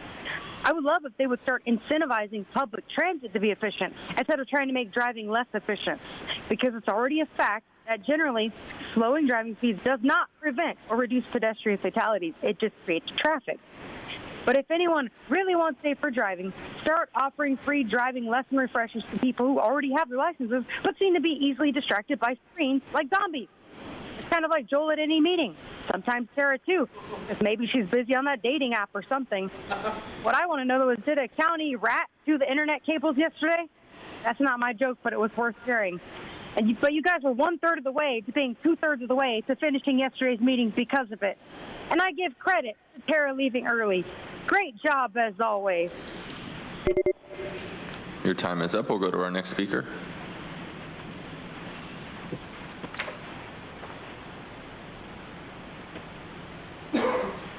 You know, it's crazy because people think what you're doing has to do with safety, and this shouldn't even be on, like, other items on consent should have been out here, and this should be in consent. You guys love to do that. It's pretty ridiculous, but, you know, this is about getting people out of their vehicles, right? We're not supposed to be driving. We're supposed to be walking, so as long as you continue to lower the speed so much so that you'd rather walk than take a car, right, you're pushing the whole UN agenda. And, I mean, we already have, they want to put governors so that we can't go, 10 miles over the speed limit, put, kill switches in our cars. I mean, people need to wake up to see what's actually happening, because it doesn't matter if you have an electric vehicle. I mean, they don't even have the infrastructure for it, and they shouldn't even be putting people in lithium bombs that are, radiating them from the inside out. But they're not going to be used eventually anyway, because as Sandag says, we have to get people out of their cars. It's not really about going into, the electric vehicles. So, I mean, slowly but surely you are, like, closing in and, your hands around the people's necks. And it's like they can't even see it because they believe you when you say that it's about safety. And it's not. It's about control and enslavement. And, once people see that, it's sad because it's going to be too late. But you guys are a part of that, too. So you're enslaving yourself, like I've said before. You're actually engaging in the facilitating of your own enslavement, all while you're doing it to the people, thinking that you're outside of that and you're in the cool club, and you're not. They're just using you. And it's sad that more people don't see it, but they're going to at some point, because they're not going to have any choice but to see it, because they're not going to be able to go anywhere unless you walk and bike. You guys don't even think about the elderly and, things like that. I mean, and making the streets conducive to make people actually want to. It's dangerous conditions out there. You guys can't even keep up with the infrastructure. But your whole plan is like, and that's what's so great, is that you'll most likely fail enslaving all of us. And so that gives me hope, because I know you guys really suck at what you do, and that's fantastic. Because your time is up. We'll go ahead and go to our next caller. And just to note for the record, that caller was Audra.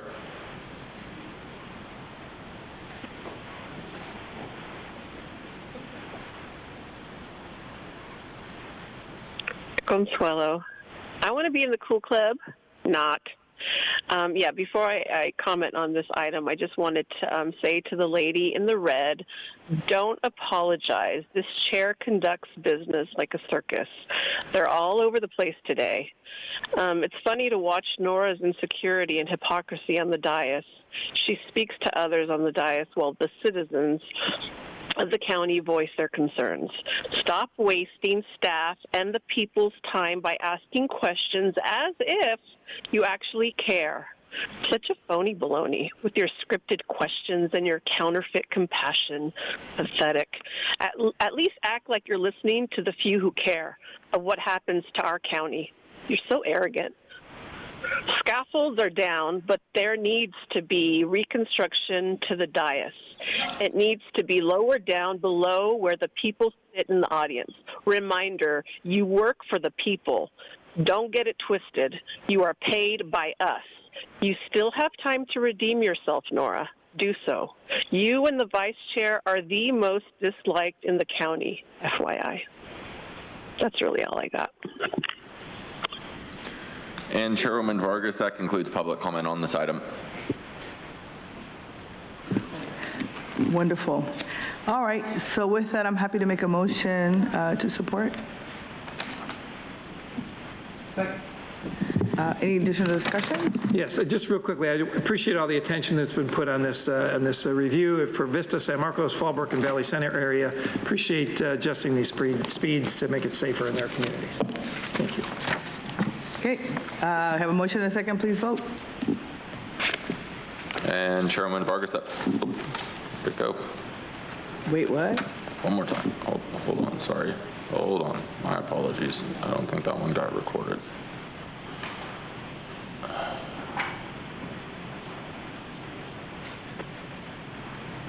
Let me out of that. Go ahead.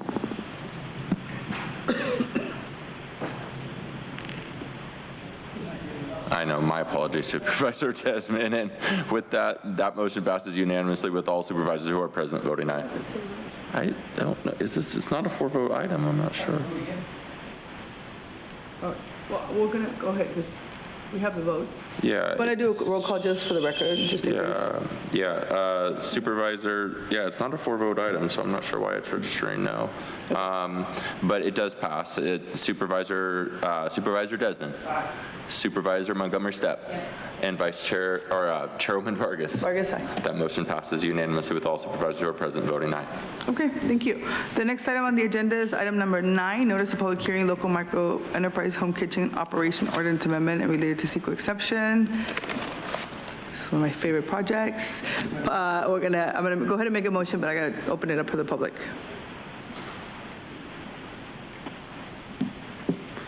All right, thank you, Chairwoman Vargas. We have 7 total requests to speak. 1 individual person and 6 requesting to speak by phone. Also like to note for the record, we received 1 e-comment on this item, and that item was in favor. For any of the members that requested to speak on this item by phone, please dial into the conference line now using the instructions that were provided to you. We'll begin with the in-person speakers, and I'd like to invite forward Michael Brando. You'll have 2 minutes to address the board. Oh, he did. Okay, and Supervisor Desmond seconded the item, so I'll go ahead and note that as well. Michael, let the record be known that Ms. Tara Lawson-Reamer has removed herself from the dais for I don't know how many times. She was late today, and she's been gone. And then when she is here, she drones on and on. It drives people back here nuts. I guess that's the design. Anyway, on this agenda item, wow, that's interesting that Nora said this is one of her favorite ones. Well, that's kind of interesting because when I look at this, it's about control. Again, and that's what seems to be Ms. Vargas's favorite thing to do. Ryan, let me let you know that I am for people making a living and being productive, so I am for that aspect of this, but I am not for the interference part of this. This country was founded on individualism, and the kind of control mechanisms that are in this agenda item is just par for the course. It's like, as Consuelo has said before, stay in your lane, chair lady, but it's not just Miss Nora Vargas, it's all of you need to stay in your lane.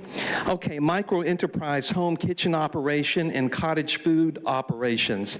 It's interesting that people now have to have permission, and I know this has kind of been ongoing, permission to do this, and there's all kinds of control mechanisms about having 2 carts and limits on profit. How about that? Do you think our founders would have been for this? You know, I want to recommend another book, and it's not about COVID. It's called Rebellion to Tyrants is Obedience to God, Jim. It's a great book. It's about both the influence, of Christians and people as part of the Enlightenment in the 1600s and 1700s that led to the founding of this beautiful country. So we're going back to individualism, not this communistic collectivism. Thank you. We'll now hear from those that have requested to speak by phone. Again, when it is your turn to speak, you'll be unmuted and you will hear a recording that will tell you to begin your comments after the beep. Again, I'd like to remind the callers they should mute their TV or live video stream before they begin speaking, and we'll go ahead and begin with our first caller.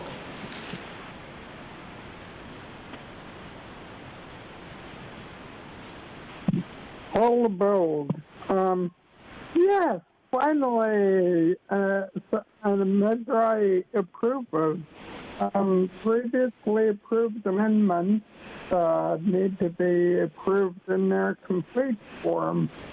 I don't know why you guys are approving things bid by bid.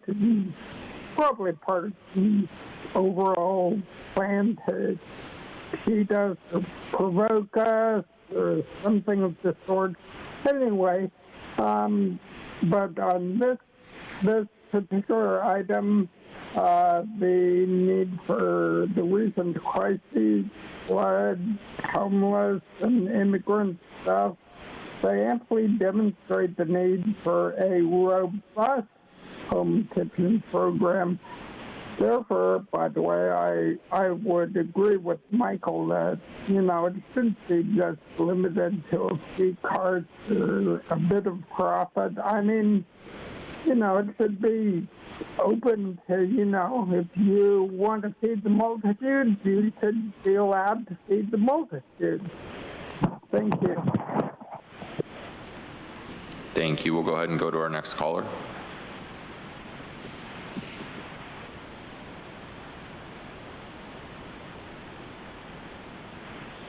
It's truth. I actually like that you, Nora, have been genuinely interested and excited in this Miko's operation since the beginning. Maybe it's because you're also a fan of hot tamales or of control, maybe. But I haven't heard you brag about the CFOs yet.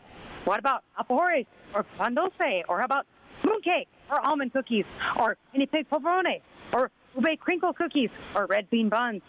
Yep, totally went Asian and just listing food because I can. And I do enjoy all of those desserts and then some, although I'm eating homemade pizza right now, and I'm not talking.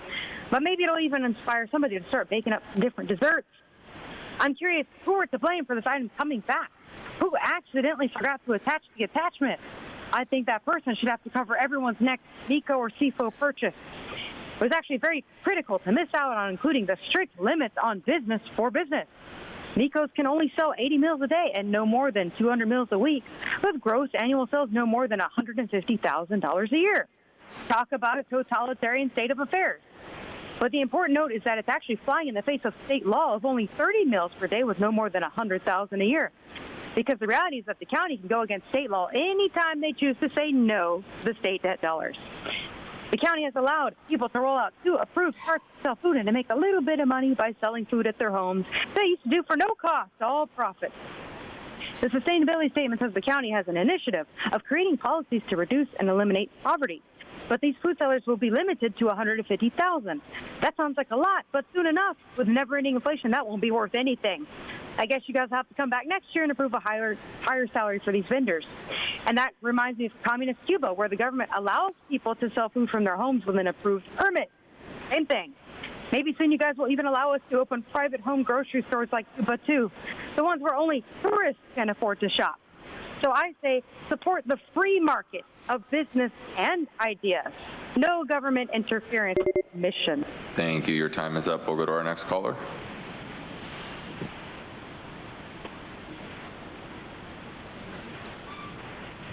Yeah, it's interesting. This is all about control, and these people, it's like they thank you for being able to or having to ask for permission to, make money and how much they can make and how many meals they can provide. And it's like, it's just sad to think that that's, of course you like to control people, Nora, so, you would love that. What I'm thinking is we should put your guys' hourly rate at minimum wage, right, and start deciding things like that for you guys to really let you know what it's like to, need things. Because you don't know what it's like to be homeless and need to be able to figure out how you're going to eat or, pay your rent. But I guarantee you, if you guys got paid less, you'd feel it more and you'd understand the people. You wouldn't just be sitting up here on a dais going like, I'm going to give you permission to make this many meals and make this much money, all while pretending that you want to have them thrive. You can't control the people's movements and how much money they make and how much air they can breathe and how many times they can go to the bathroom. I feel like, it's like you want everybody to ask for permission from you just to live their life. And that's why nothing thrives, and that's why the system has to be burnt to the ground, is because it is set up for everybody to fail. We shouldn't have to ask for permission. That's not what God wanted for us, to come to these tyrants and be like, hey, is it okay if I make money today? And they're going to be like, no, only I can make the money. I'm going to sit up here and gloat about it and act like we're really trying to help. It's stupid. It's ridiculous. People need to see and have that veil be lifted so that you can uncover what's really going on around you, so you see why you have to turn away from it. Because none of these people care about you. They don't ask for permission for what they do. They think they rule the roost, and it's time for the people to reclaim their seat in all of this. And until then, nothing is going to change, and people are going to still, ask for permission to be enslaved. It's pretty bogus. It's very, telling as far as, what our future holds. So, whoever wants to get out of this, it's up. Thank you. Your time is up. And Chairwoman Vargas, that concludes public comment on this item. Thank you. We have a motion and a second, and for the record, go ahead, Supervisor Margarita. Thank you so much, Chair Vargas. I just want to say I'm fully supportive of this item as well. I've really been following it, especially in my role is on the Reinvestment Task Force, where as a council member I served as co-chair, and I think I'm still on that one now. So anyway, I just want to mention, especially in light of our conversation yesterday around food procurement, there's a lot of potential overlap of opportunities for this item. We did pass the Sustainable, Equitable Local Food Sourcing Policy and Program. And again, our discussion yesterday, I think the MECO and cottage food operations, they're a prime opportunity for workforce development and economic development by way of San Diego's food system. And I believe the local businesses associated with these programs are a factor toward us having a more robust pool of contractors and subcontractors for the county's food services as well. So fully supportive of this item, but I wanted to put that out there to make sure that in our, the business that we do every day with our folks, that these people in the MECO programs are certainly included in that. Thank you. I love that. I think it goes back to this whole concept of our procurement and our consultants and who we've typically engaged in that, in those initiatives. And I think, and if MECO's has showed us anything, is that it really has blossomed from this idea that communities had and work that people were doing it before, and this is a great way for economic prosperity, making sure our communities are healthy and safe, and then some of them are even now, having enough resources to create their own brick and mortar and restaurants and stuff, so it's exactly what we're supposed to be doing. So that's the reason why I'm thrilled about this, and we'll continue to be a champion. So with that, we have a motion and a second, and please vote. And Chairwoman Vargas, that motion passes unanimously with all supervisors who are present voting aye, and it worked. Woohoo. Thank you, Chairwoman Vargas. So we're going to go back to non-agenda public comment. We still have 14 members of the public that have requested to speak on matters not listed on the agenda. We have 5 individuals in person and 9 individuals requesting to speak by phone. For any individuals that have requested to speak via phone, if you could please dial into the conference line now using the instructions that were provided to you. We'll go ahead and begin with the in-person speakers. And as your name is called, if you could please come forward and stand against the east wall under the murals until it is your turn to speak. Then you'll have 2 minutes to address the board, and I'd like to invite forward the following individuals. I believe it's Kate Ione, Samantha Prado, Brian Chavez, Zora Fahim, and Jeffrey Chesrown. And you may come forward in any order.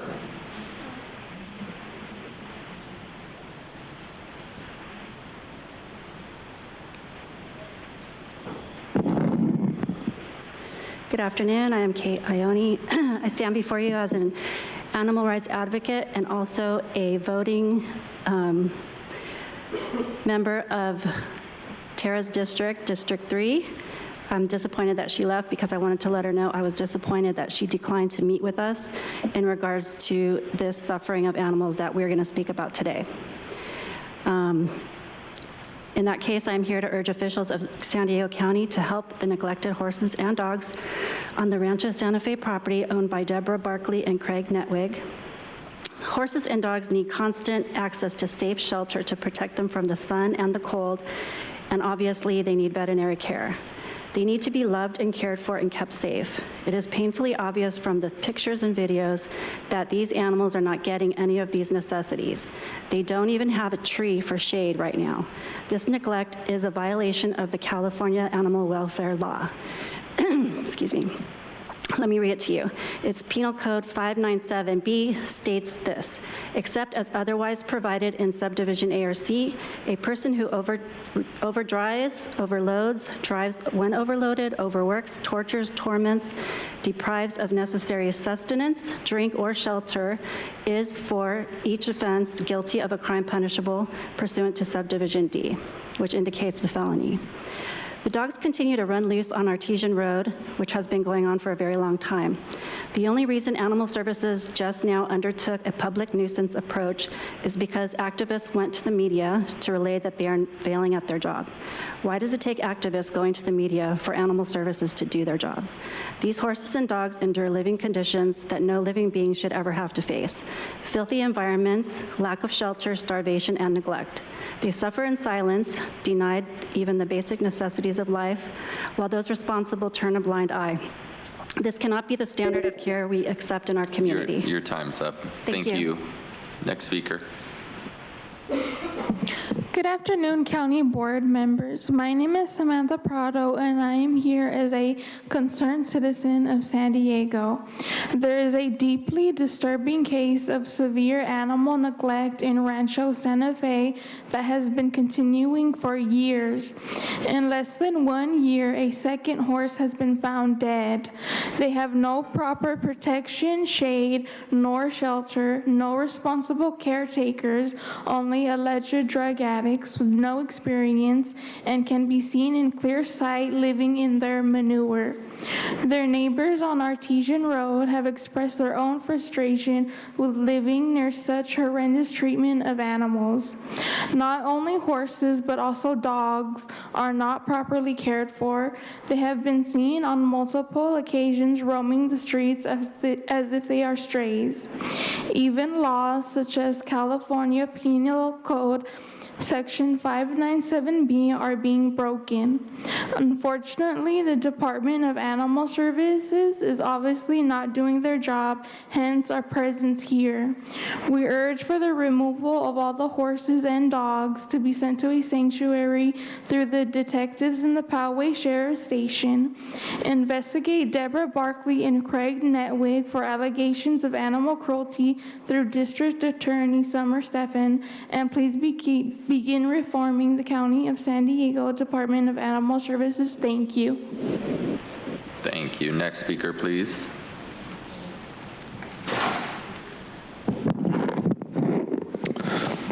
Hello, board members. Thank you for listening today. My name is Brian Chavez. I'm a resident of County District 4. I want to read to you some information gathered from articles over the past year to help give some context of what has happened. Animal Service officials are investigating a ranch in an unincorporated area of San Diego near Rancho Santa Fe, where about 40 to 50 horses are receiving substandard care, according to multiple news reports. Last March, an emaciated horse died and was not euthanized. A horse and photojournalists were at the ranch to document horses who were being mistreated, with one horse having a large gash on his legs, several limping, many looked emaciated with ribs, hips, and their spines showing, the reporter said. Witnesses reported that horses were seen without hay on the ground, eating manure. In less than a year, another horse was found dead on January 25th, 2024. When this was reported, the horse laid overnight until DAS could get access to the property the next day and to try to help this horse. The conditions on this ranch continue. I would like some equal consideration for the emotional well-being of these animals. Horses are complex, sensitive, and sentient beings who have the same basic feelings and needs as humans, including the need for safety, social interaction, food, water, and play. In reading this information, I'm scared for these animals. These horses need protection, and I don't know how to protect them without asking for your help. Please consider helping. Thank you.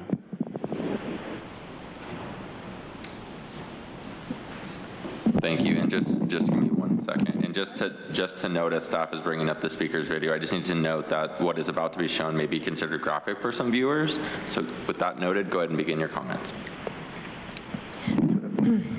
Excuse me. Hi, my name is Zora Fahim, President of Los Angeles Alliance for Animals and a proud District 5 voting constituent. Madam Chair and Supervisors, I'm here to urge you to extend your compassionate heart towards the animals in our county who are currently suffering. This shows a severely emaciated horse with lack of dental care, which is probably why she could not eat. Animal Control Officer Galvin responded to this dying mare and did not immediately euthanize the animal, leaving the horse to languish for more than 2 hours. A bystander who identified themselves as a veterinarian offered to euthanize a severely emaciated horse, but was refused, resulting in prolonged distress of this elderly mare. Instead, Officer Galvin allowed a hoarder to take the lead rather than seizing the animal to end its suffering.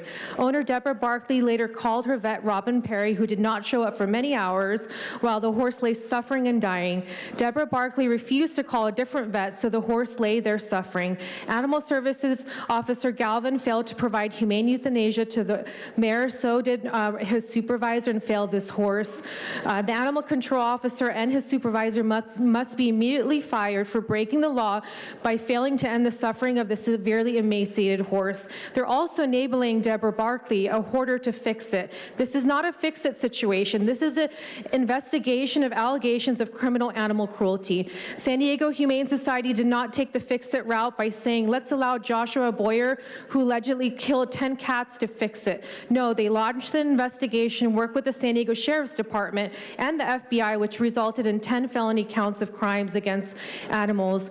Please remove all the horses and dogs to be sent to a sanctuary through the wonderful and hardworking detectives and the Poway Sheriff's Station. Put pressure on DA Summer Steffen to prosecute Deborah Barkley. It's been like a year now, and for animal cruelty, and please begin reforming County of Animal Services because they are failing in the community. We're really counting on you. Thank you so much for all that you do. Thank you. Thank you. And final call for Jeffrey Chesrown.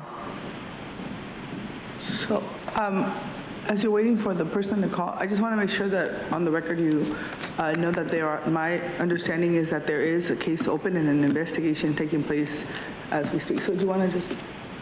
Certainly, Chairwoman. If I may ask, I know Julie Jekyll is here from the Public Safety Group. I'm not sure if you can speak to this, Julie, or just connect with the folks who have come to advocate for these animals today. That would be very helpful. Thank you. Could we get a follow-up? Yeah, she actually, we just had a conversation about public safety is going to come back and give us an update before that. Okay. So where we're at right now, and then find out. Yeah.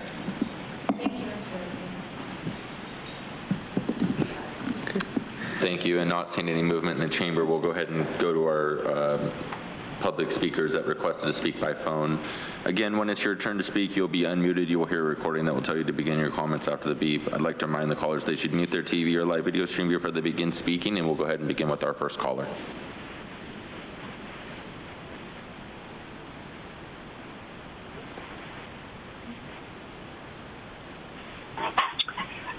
Ann Riddle here, and good afternoon, Board of Supervisors. I came here on behalf of public health educators to share with you some information regarding a monthly meeting that we attend called the California Tobacco Endgame Center for Organizing and Engagement. This is sponsored by American Heart. It's essential to us all to understand the role that tobacco, smoking and vaping, and marijuana smoking and vaping plays in the good health or bad health of our citizens. And this is their goal. That's why they call it an end game, is to remove this health problem from the life of our citizens. American Heart says that they are the nation's oldest and largest volunteer health organization, primarily working on cardiovascular disease and stroke. And their goal or their mission is to be a relentless force for a world of longer, healthier lives. They serve as a hub for all of us in public health to organize our work so that together we can improve the health of everyone by removing smoking and vaping of tobacco and marijuana from the lives of people, be it firsthand by inhaling and vaping themselves or as secondhand smoke and vape. Earlier today, speakers spoke to you about how important it would be to improve the health of the disenfranchised and the vulnerable. particularly, and that if we wanted to improve equity in health, a good place to start is to create smoke-free marijuana and tobacco environments for all of us. And I'd like to add my voice to American Heart's goal to create an end game that results in a healthier lifestyle for all of us. Thank you. Thank you. We'll go ahead and go to our next caller.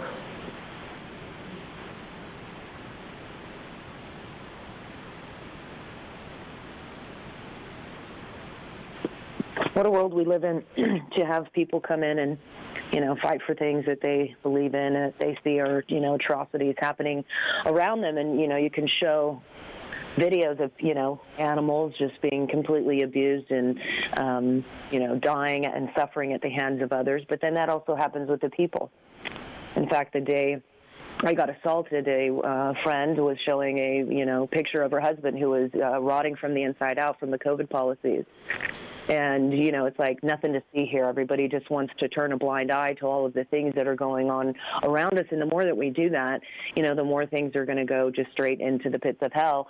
And it's interesting because that's what's happening with this migration of illegals that are coming across our border illegally and getting anything and everything that they need. And it's sad to see that happening on such a crazy level when our own community suffers, because it'd be one thing if you wanted to do it and our communities weren't suffering and we had enough to go around to be like, oh my gosh, we have this all taken care of, we want to help these people, but at the sake and of others in the community at their cost of getting what they need, you're giving it to others. And nobody wants to talk about it. Nobody wants to acknowledge it. Nobody wants to understand how many NGOs and organizations are facilitating this in our government and across the world and beyond.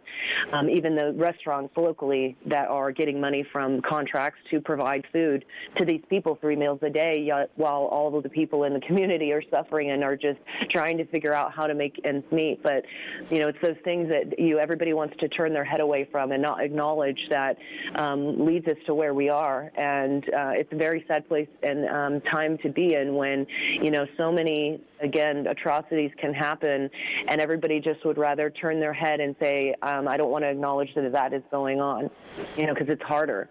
But it just perpetuates the... Thank you. Your time is up. We'll go ahead and go to our next caller.